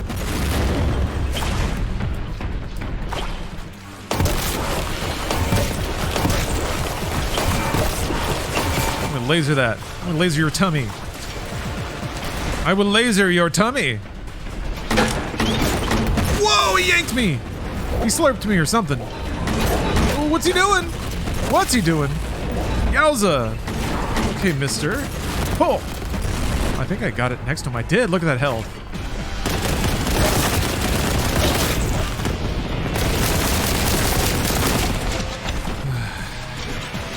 I don't know what I should try to shoot him with next. Oh, look at all the damage that did. Holy cow. That grenade is like the most damaging thing in the game by far. Oh boy, that's a lot of damage. Yowza, yowza, yowza, yowza. Alright. I sent you to meet your foul god.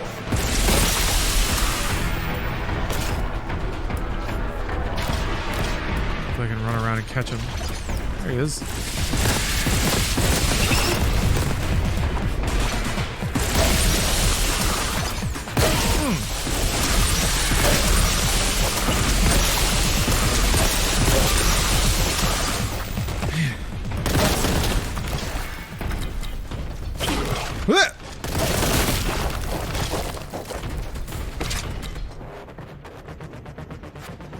Took me a while to realize that Tetris Effect was just someone saying, "Hey potheads, we see you. Here's a Tetris for you."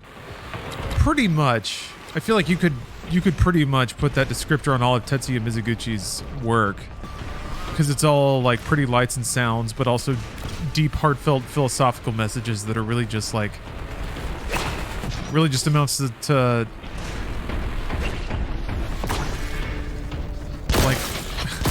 like a video of flowers with some gorgeous vocalist singing random uplifting notes. That's Tetsuya Mizuguchi. And also your controller's like rumbling. But yeah, I mean, Rez is like the original, to me, is the original Mega Stoner game. Was that the original Mizuguchi game? Or did he work on Parappa? I can't remember.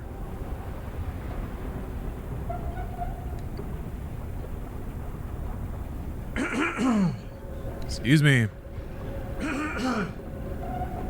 Holy cow. It's getting better, but I don't know why it insists on tickling so much right now. Yeah, Rez is so good. Oh, Imperium Veil. If you haven't played Rez Infinite VR, you should give it a shot. There's the specific level for VR is very magical, very dreamlike. It's a bit intimidating too, at least it was for me. Because there's like an open flight area, and in Rez universe, just flying around in an infinite void with a bunch of just like pulsing geometric shapes. I don't know, something about it kind of squicked me out.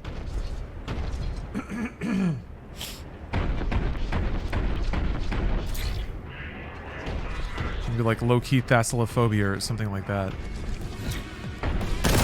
Just one of those low-key phobias. Have you heard of the FMV game Harvester, and have you played it? Yes. I actually really want to play it again. Or more, I should say.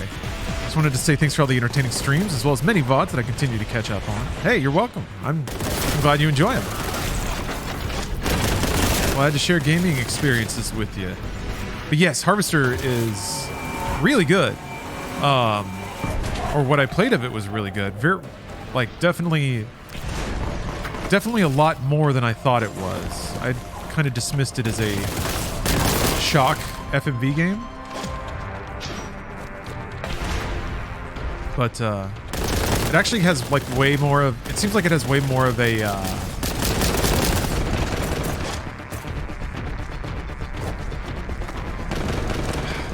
I want to say Lynchian, but people throw that around all the time. But it is kind of right. It's like a mockery of the quintessential American suburb, layering a bunch of very messed up stuff, just like on the flip side of everything that's normal.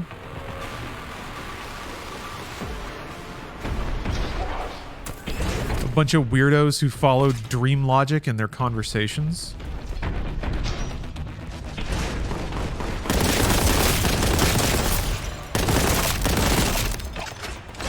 But yes, the commentary and subversion on American suburbia is really not what I was expecting. So I'm into that. Very much into that. Loser Parade Andrew, thank you very much for the sub.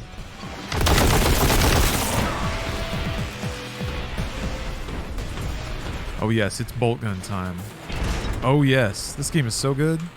I'm having a great time rolling through it. Okay. I've turned on the machinery.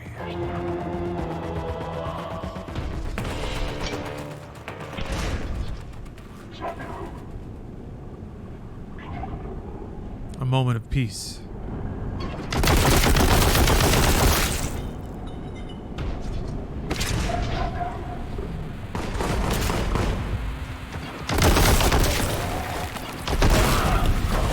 Gosh.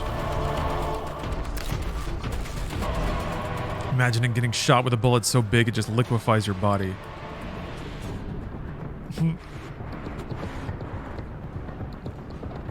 Do you think they're planning a new Donkey Kong Country for the next Switch? I suppose it's possible.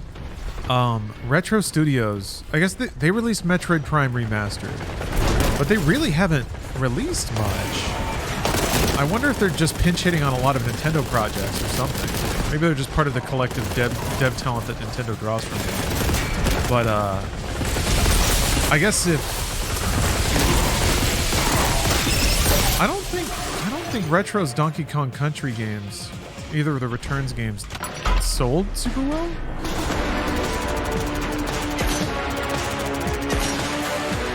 Oh yeah, RPM check. It was slipping, wasn't it? Yeah. And theoretically, they're working on Metroid Prime 4, or they have been since, what, 2019? I don't know what they were doing, because Donkey Kong Country Returns came out in, like, 2015? So there's, like, 4 years where they were, I don't know, maybe just prototyping stuff? I could see Nintendo being the kind of company where they're comfortable paying your salaries if you're generating gameplay prototypes, and they may be passing on those prototypes, but as long as the prototypes are interesting and show promise, they're like, okay, this is what we pay you for. Yes, keep making those. So it could be that, like, Retro had, who knows, 3 or 4 prototypes they were just rolling on. Maybe Nintendo ultimately passed, but then gave them Prime 4, and they were like, okay, give them Prime 4, they can work on that, and in addition to developing these other things, like there might be some smoke over here. Interesting stuff. The Deep Vault. What if you had perfect Nintendo knowledge for just a little bit? Like you knew exactly why every decision was made. You knew exactly who was working on what. You knew the reasons for everything. Do you think your brain could hold it all? Would it drive you insane? That's called being called. That's called being God. I guess only God knows, huh?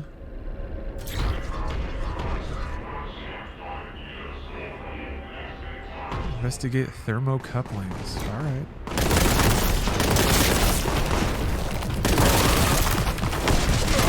Well, God's crazy, so I think we answered our own question there.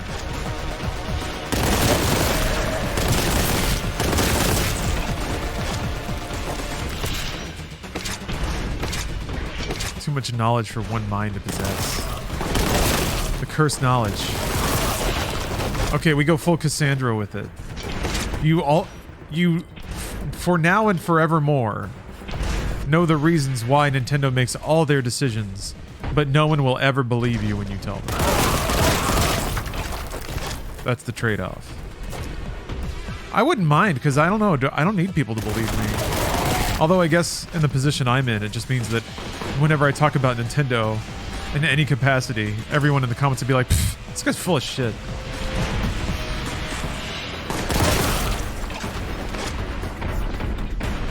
That'd actually be pretty funny. So, it's like shitty Twilight Zone episode? What do you mean shitty? I'm polishing up my spec script. You'd buy that, wouldn't you? For $40,000? Oh. Yeah, YouTube is kind of that way. Imagine being right for years, though, and still nobody believes you. Oh, I don't have to imagine it. As someone who is correct on all subjects at all times, it is exhausting.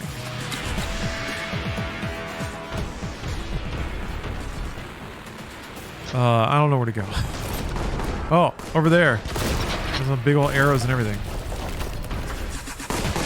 That's true. Someone's got to do it.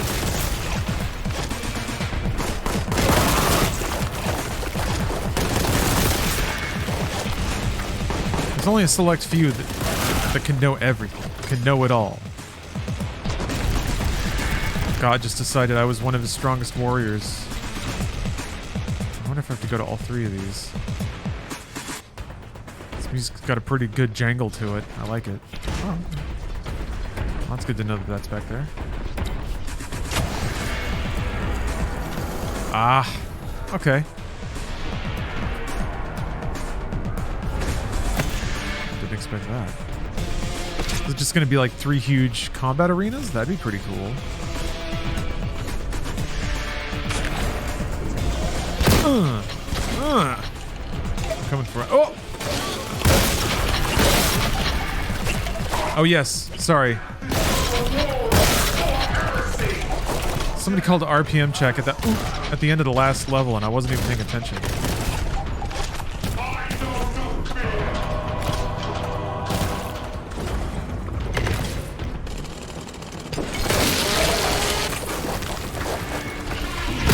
Oh, look at them all!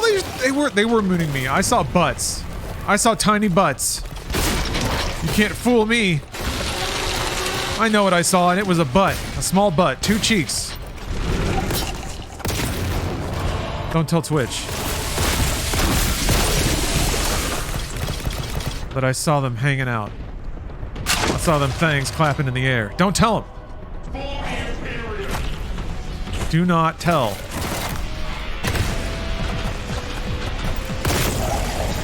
I'll know if you do. I will. I have everyone in chat bugged under surveillance right now. One word, and it's all over. All right? Keep that in mind.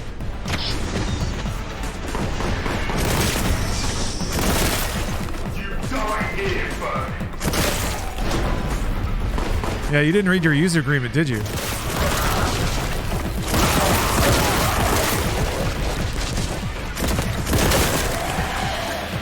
That's not my fault. It's not my fault you didn't read it.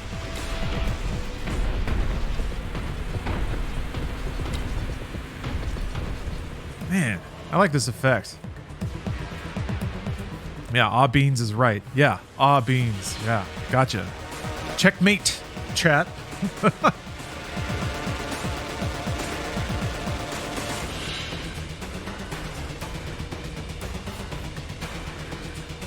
Okay, this music is officially good because it has that clanging sound that's in 90s industrial. All right, we gotta we gotta record the percussion for this track. Lenny, go to Home Depot, get a sledgehammer and 10 metal garbage cans.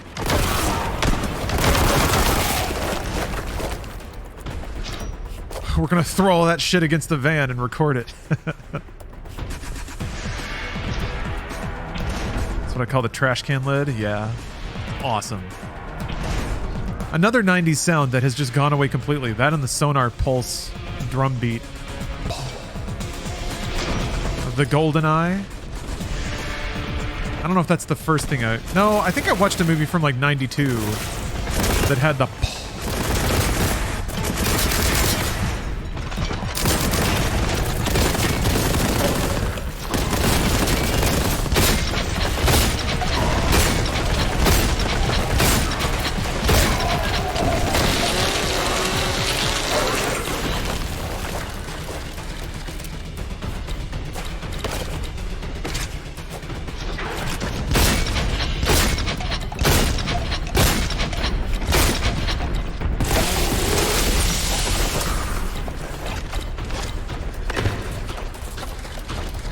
for industrial the other day and was like, oh wow, yeah. No more trash can banging in modern industrial. It's been a while since it sounded like that, I guess. It's interesting though. I would expect somebody to have made that throwback sound. Maybe somebody has and I just don't know about it.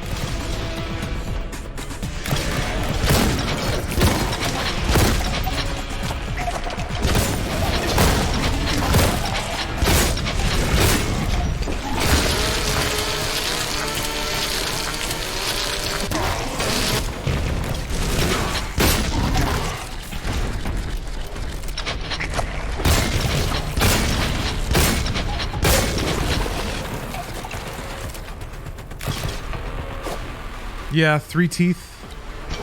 I remember finding Three Teeth and being like, oh damn, somebody still sounds like this.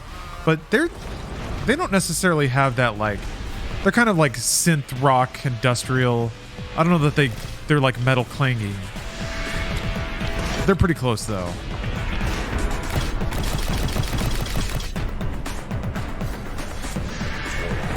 That was actually the band I was thinking of, and I was like, not quite, but close enough, sort of. Assemblage 23 put out an album in 2021, I think.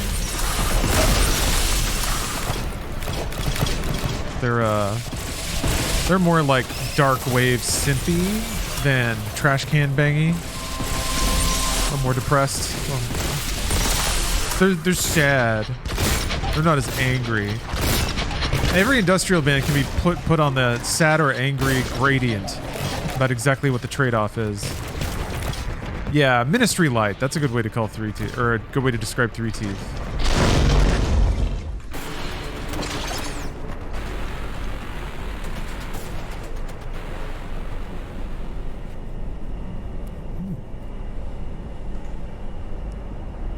I thought it was a triangle of sad, angry, or horny, but weird about it. I guess yeah. There's some horniness in industrial, isn't there? But it's always angry. Or sad. Yeah, you're right. You're absolutely right. That is the third point of the industrial Triforce. Yep. Forgot about horny. KMFDM's never really horny. And this was an observation that Steph made while we were at the industrial show.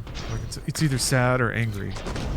But yeah, there were no horny tracks that night. So, whoa!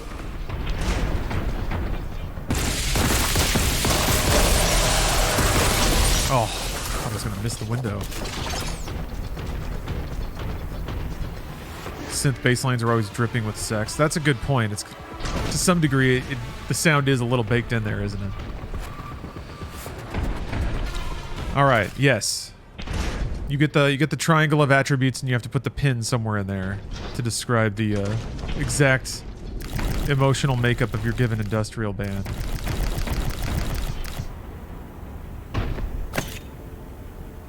Okay.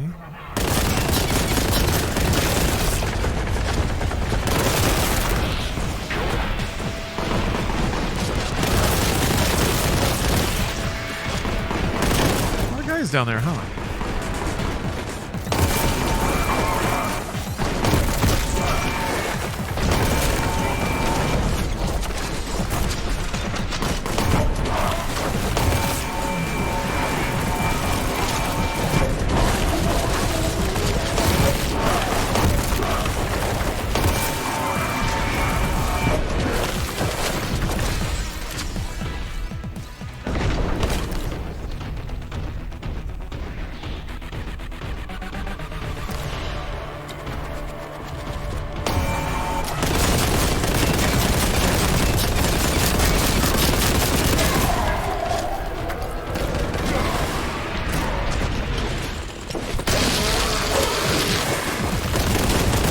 Ah, shit. Oh. Oh, he's on me. Oh. I am an angel of death.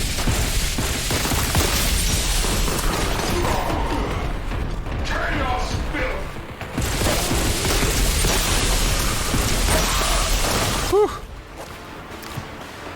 Close.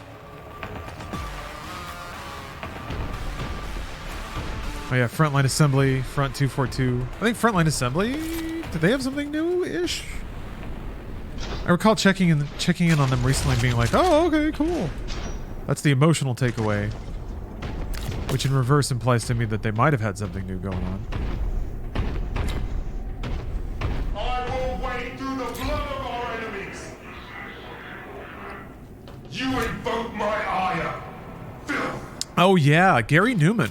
Yes, I remember running across him in like the 2010s, just kind of like scouring for new music and being like, oh yeah, Gary Newman, cars, nerd, nerd, nerd. I was like, oh, okay, synth pop, let's see what we got.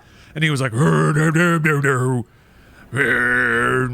yeah, it was good shit. I was like, oh boy, Gary Newman found the eyeliner. Good stuff though. Definitely, yeah, if you're into Darkwave, I mean, Danny Elfman. Not only did Danny Elfman do a collaboration track with Trent Reznor, but his new like solo album is a lot of it is like pretty hard industrial. It's cool shit. It does almost sound like what an Oingo Boingo album might have sounded like if he just kept spiraling off like he already was, musically speaking. Hyper into it. Holy cow. Yeah, new Danny Elfman stuff. It goes pretty hard.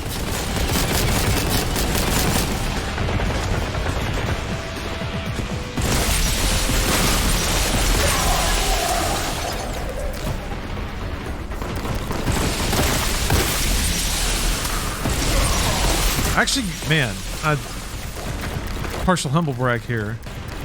Actually got to see him at the Hollywood Bowl. I mean, I guess I've seen him perform several times at this point, but this time was very special because he played like half of the set was, maybe it was like thirds. It was a really interesting show. Like, I think very intended to be a crowd-pleasing show. But it was in thirds. Like, he would play there would be like a musical piece played by the orchestra. Then he'd do like a throwback track from Oingo Boingo or something like that. And then he'd play something from his newer album. So it was everything. The newer album tracks had creepy AI video shit going on. Like rolling glob monsters of muscle and teeth. Good stuff. Man, we live in an enlightened era.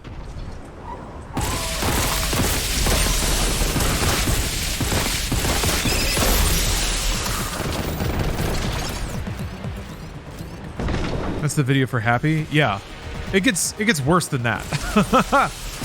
In terms of the visuals that were played at the live show to go along. Yeah. CGI body horror is a good way to describe it.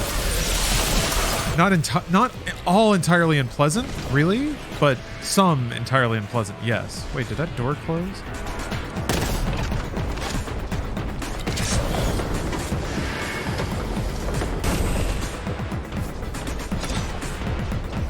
Oh, okay. Cool. Seeing a 3-hour marathon show of King Gizzard in June at the Hollywood Bowl. I think I might be too. Yeah, I made Steph buy those tickets. That sounds worse than it is. She was like, what shows do you want to go to? And I was like, these. She was like, oh, okay. But yeah, I get to go see Sparks and They Might Be Giants at the Hollywood Bowl, which is a very nerdy show, but also very my thing. It's not Weens, so it's okay. Okay, Matthew Van. Oh. Get up on the thing. Oh dear. Oh dear.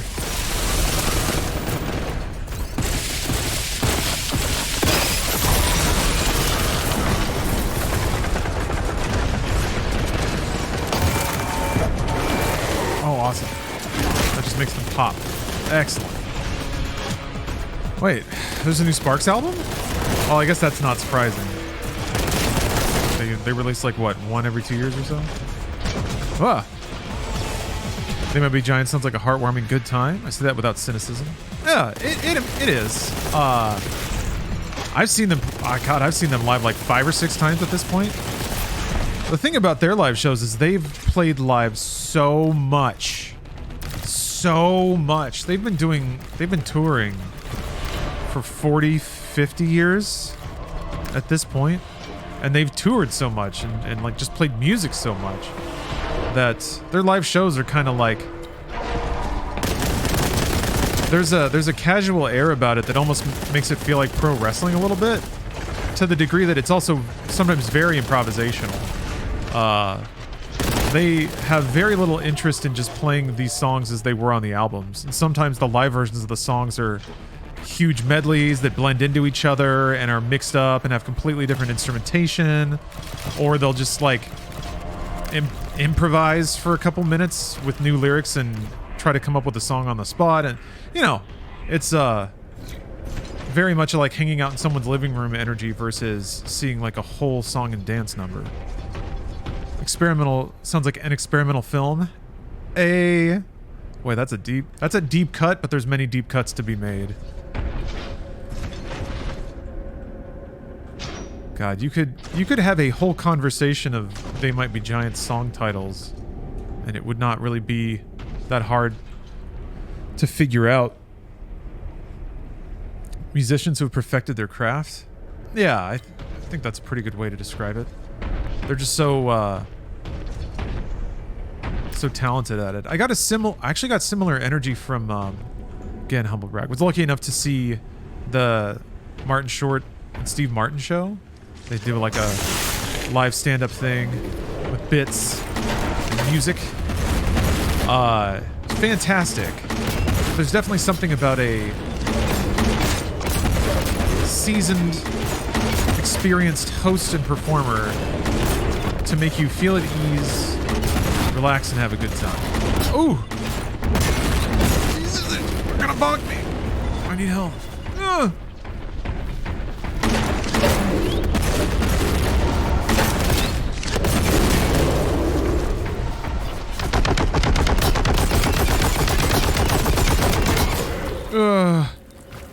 Blech.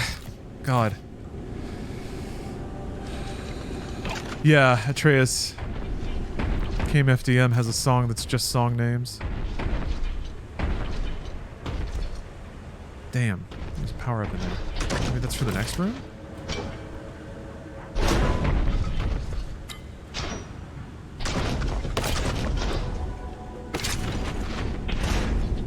Nope. Okay. I will grab it, though. Man. Oh, well, there's that. Wait a minute. Oh, I think that's the door I came through. Wasn't that marathon trailer rad as hell? Oh, I don't have that, right. Wasn't that a good trailer? I haven't watched that Vidoc yet.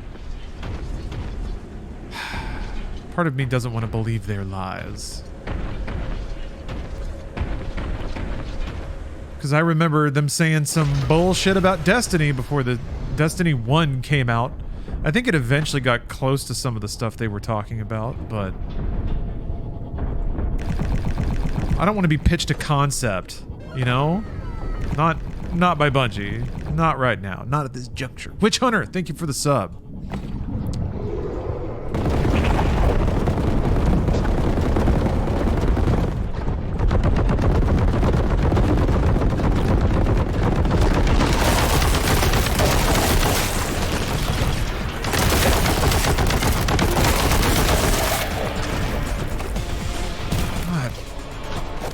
Last thing I need is toads.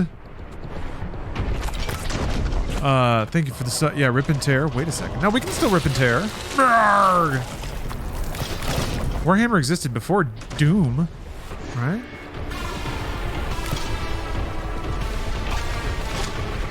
Ten-year game. Hasn't it been though? Oh, that was just heavy bolting. I thought that was a special new gun.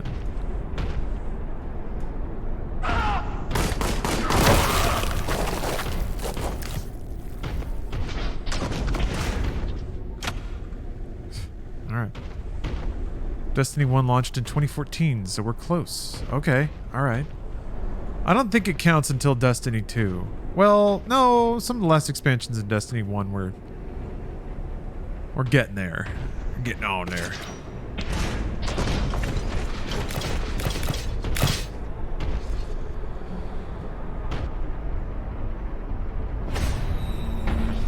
My sword is hatred. Triumph or Oof. oblivion.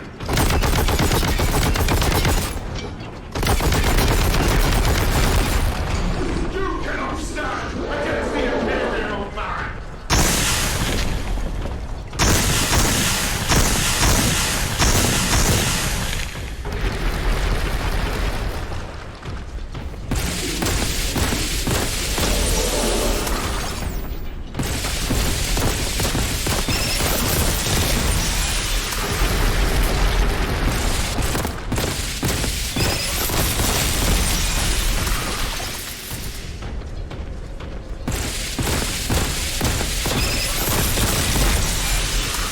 Is it possible to get into Destiny 2 now if you only played the base game, or is it too far gone? Yeah, I think so. PvE content is always playable. I think, yeah. Every time they release a new expansion, they kind of rework the onboarding and starting process of players in Destiny. And by my perception, it's as clean and clear as it's ever been with Lightfall. If you start playing it, you'll have like an air quotes normal campaign to play through. You'll have quests that tell you where to go and pretty clear objectives that tell you what to do. And then you just run around, shoot things, have fun. When it gets into the longer term progression and longer term goal setting, and specifically how to access and complete some of the game's bigger challenges, that's when it gets a little fuzzy.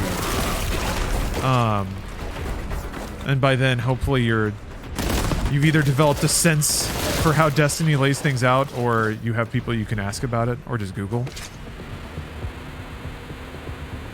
Yeah, Dr. Sinwar is 100% perfect. Perfectly correct. It's way, way easier if you happen to have somebody around who knows what's going on. Because it can be really easy to spin your wheels doing things that don't get you any closer to new content or things you might want to play. That's the big thing for me. But yeah, the metagame of Destiny requires, I think, a bit of a mental rework, because it's so easy to just think about, like, killing things, getting experience, and leveling. And that's one part of it, but they had to find a way to make leveling last forever. So, they did. It's just wrapping your brain around it is the hard part. Heresy lurks, a secret archive deep within the vault. This is where the fragment resides. You must reach it before the heretics and their demonic allies. I hope we are not too late.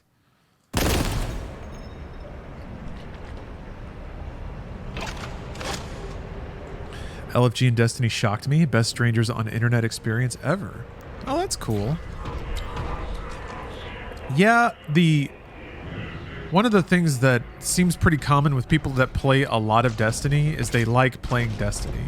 That sounds weird to say, because it's not always true. Or they like it, but they like to pretend like they don't, or they're just in a really sour mood all the time. But I've found that most people who are looking for team activities in Destiny are just happy to have somebody to, like, do those team activities with. Because they've likely sat around and waited for a while. Or, like, they don't mind playing this level again because it's all Destiny. That's part of the brain thing. You have to retrain your brain about what you're playing for and why.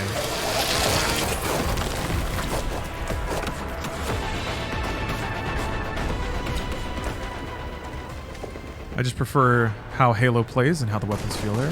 That's totally fine. They're definitely following different design feelings.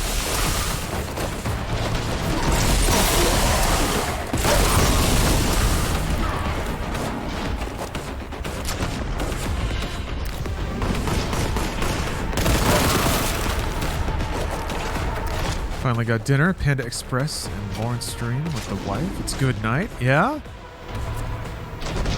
Hopefully y'all are cozy and enjoying some nice food. Yeah, I'm gonna have to... I'm looking forward to Steph getting home. Oh!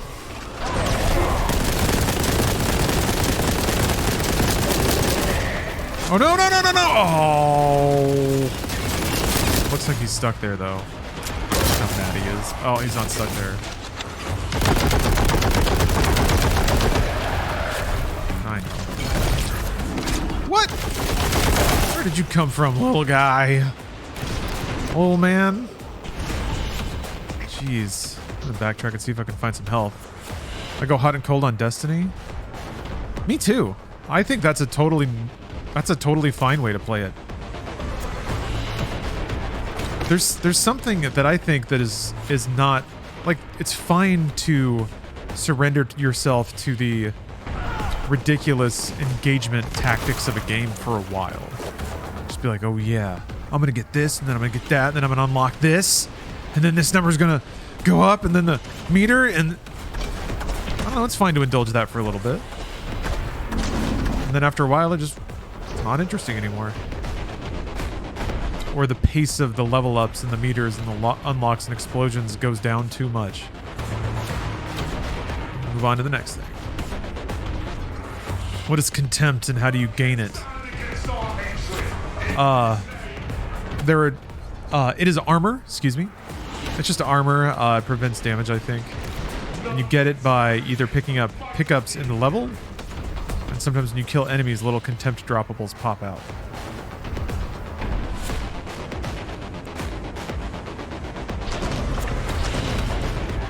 The little yellow shards that pop out, that's what that is. Hey, where do you come from, little guy? Ooh. Dynamic. 905. Thank you very much for gifting 5 subs in chat. Chat appreciates that. I do too. You plays Rahul Kohli in this? You sure do. Check it out.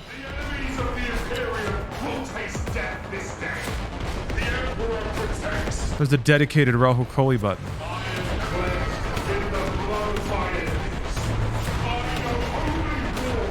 Isn't that awesome?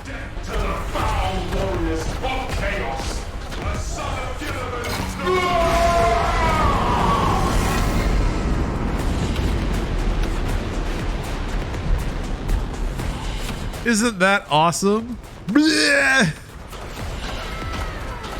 Name me one other game where you play as Rahul Kohli and can get licked to death by a frog. Name it. I'm waiting. I think we're all waiting. Oh, what's this? I don't see any games in chat. That's weird.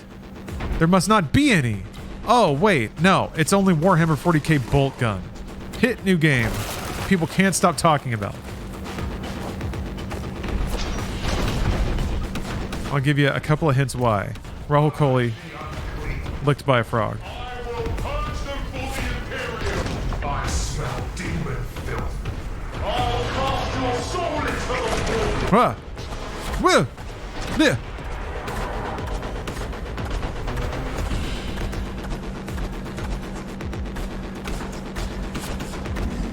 Oh. I think that's the most healthy way to play a game like Destiny. Buddy of mine plays Destiny exclusively for hours a day, every day. Every day, sorry. See, there's some contempt, a little yellow shield. I want to read the rest of this message. Since year 2, played 3 other games since Destiny came out. It's very unhealthy. I mean, maybe. Variety's kind of nice for variety's sake, but if somebody knows what they like, and they like Destiny...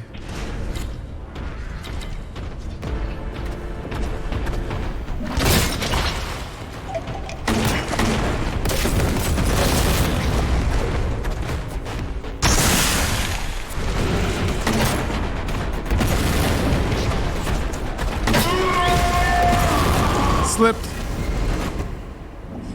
Damn, man.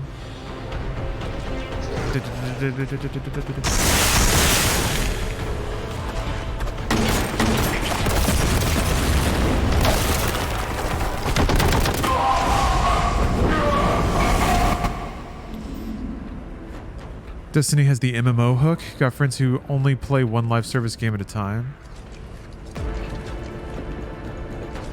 Yeah, the MMO-ish nature of it, I guess, makes it a little more sticky in that you, like, have a community. There's an ultra long-term progression, or ultra long-term goals, I should say. It's not even really progression.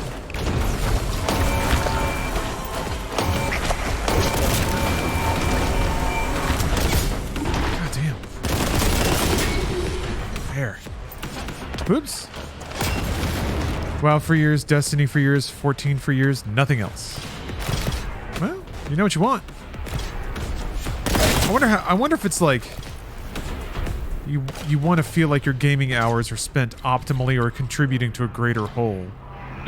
And I guess maybe to some degree that feeling can be created with something like an MMO or something that has MMO structures.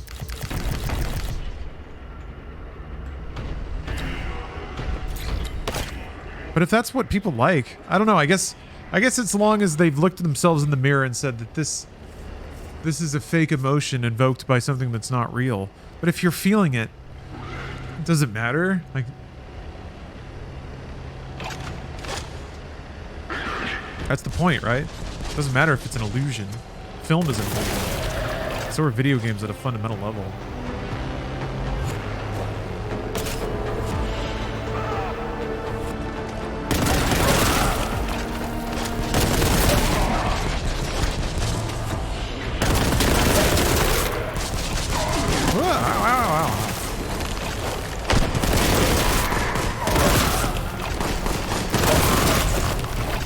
Caught looking at chat right now. I gotta scrape together my health points.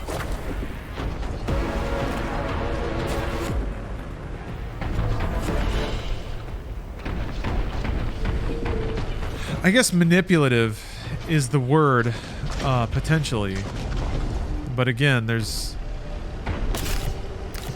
all games are somewhat manipulative. If they're offering you a fantasy, a power fantasy, or any other kind of, like, emotional fulfillment. Yeah, exactly. Do you know and do you care? Well put. As long as somebody knows.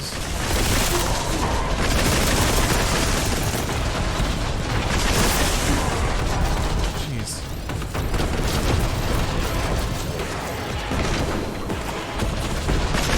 Dude.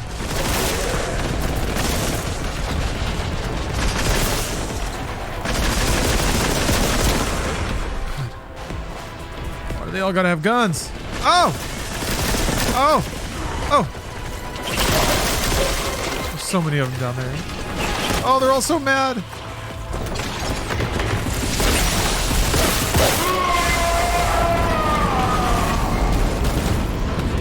Oh boy.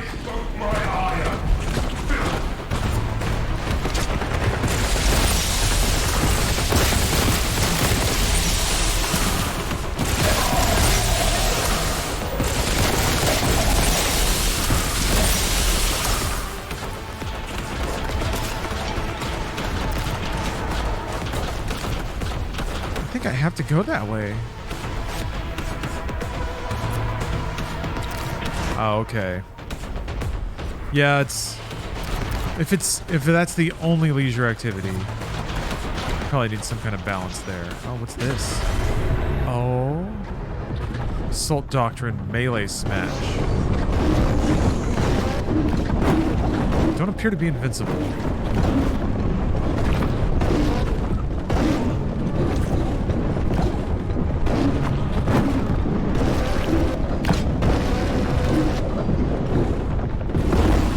Maybe I am. Never mind, I'm not. Autosave here? Awesome.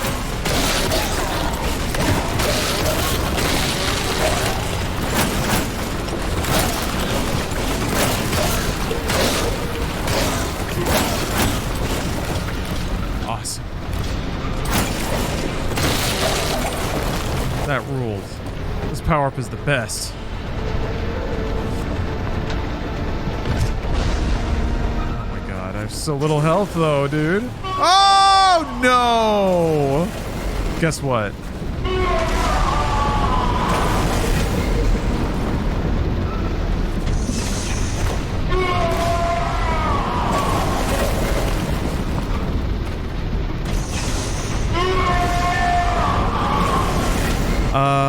Let's see. I think there was an autosave. Yeah. Okay. It wasn't an auto. That was a quick save. That was me hitting the button. That wasn't the game.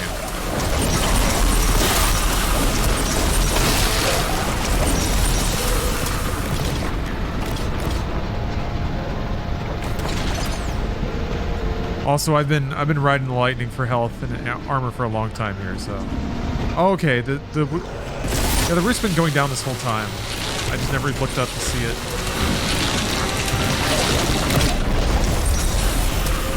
Bro.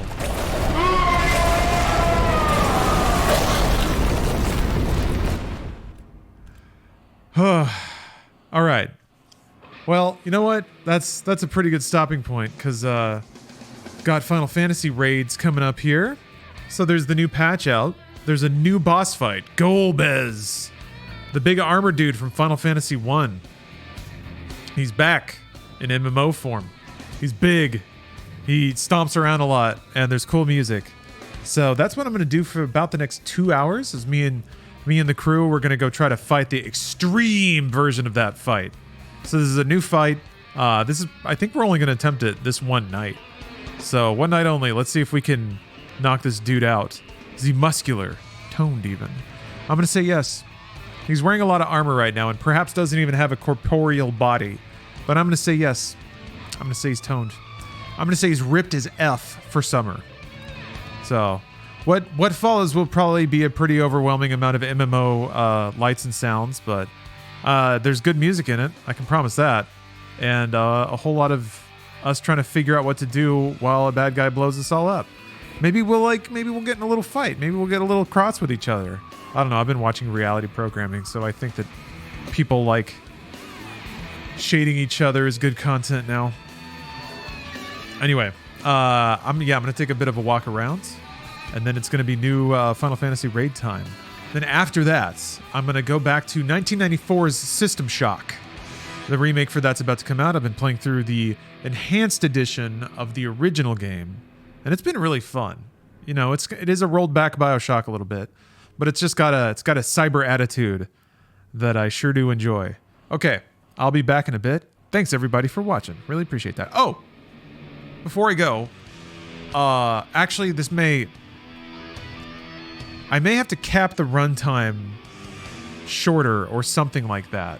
I want to do a subathon this Saturday, but GDQ starts on Sunday. So I'm in a bind because I want to watch all of GDQ. So we'll see. I'll figure it out. But something this Saturday, probably, maybe. I need to change. Buckfutter, I actually haven't touched that command since the last one. So Dragon's Dogma is going to be the one this time around. So maybe while I'm having a break, I can update that command. Yes. So Dragon's Dogma 1 this Saturday. It might just be a long stream. We'll see. Maybe I can come up with some sub incentive. GDQ reaction stream, problem solved. I don't know if they'd like that. Because then well, anyway. But anyway, thanks for watching, everybody. I'll be back with you soon.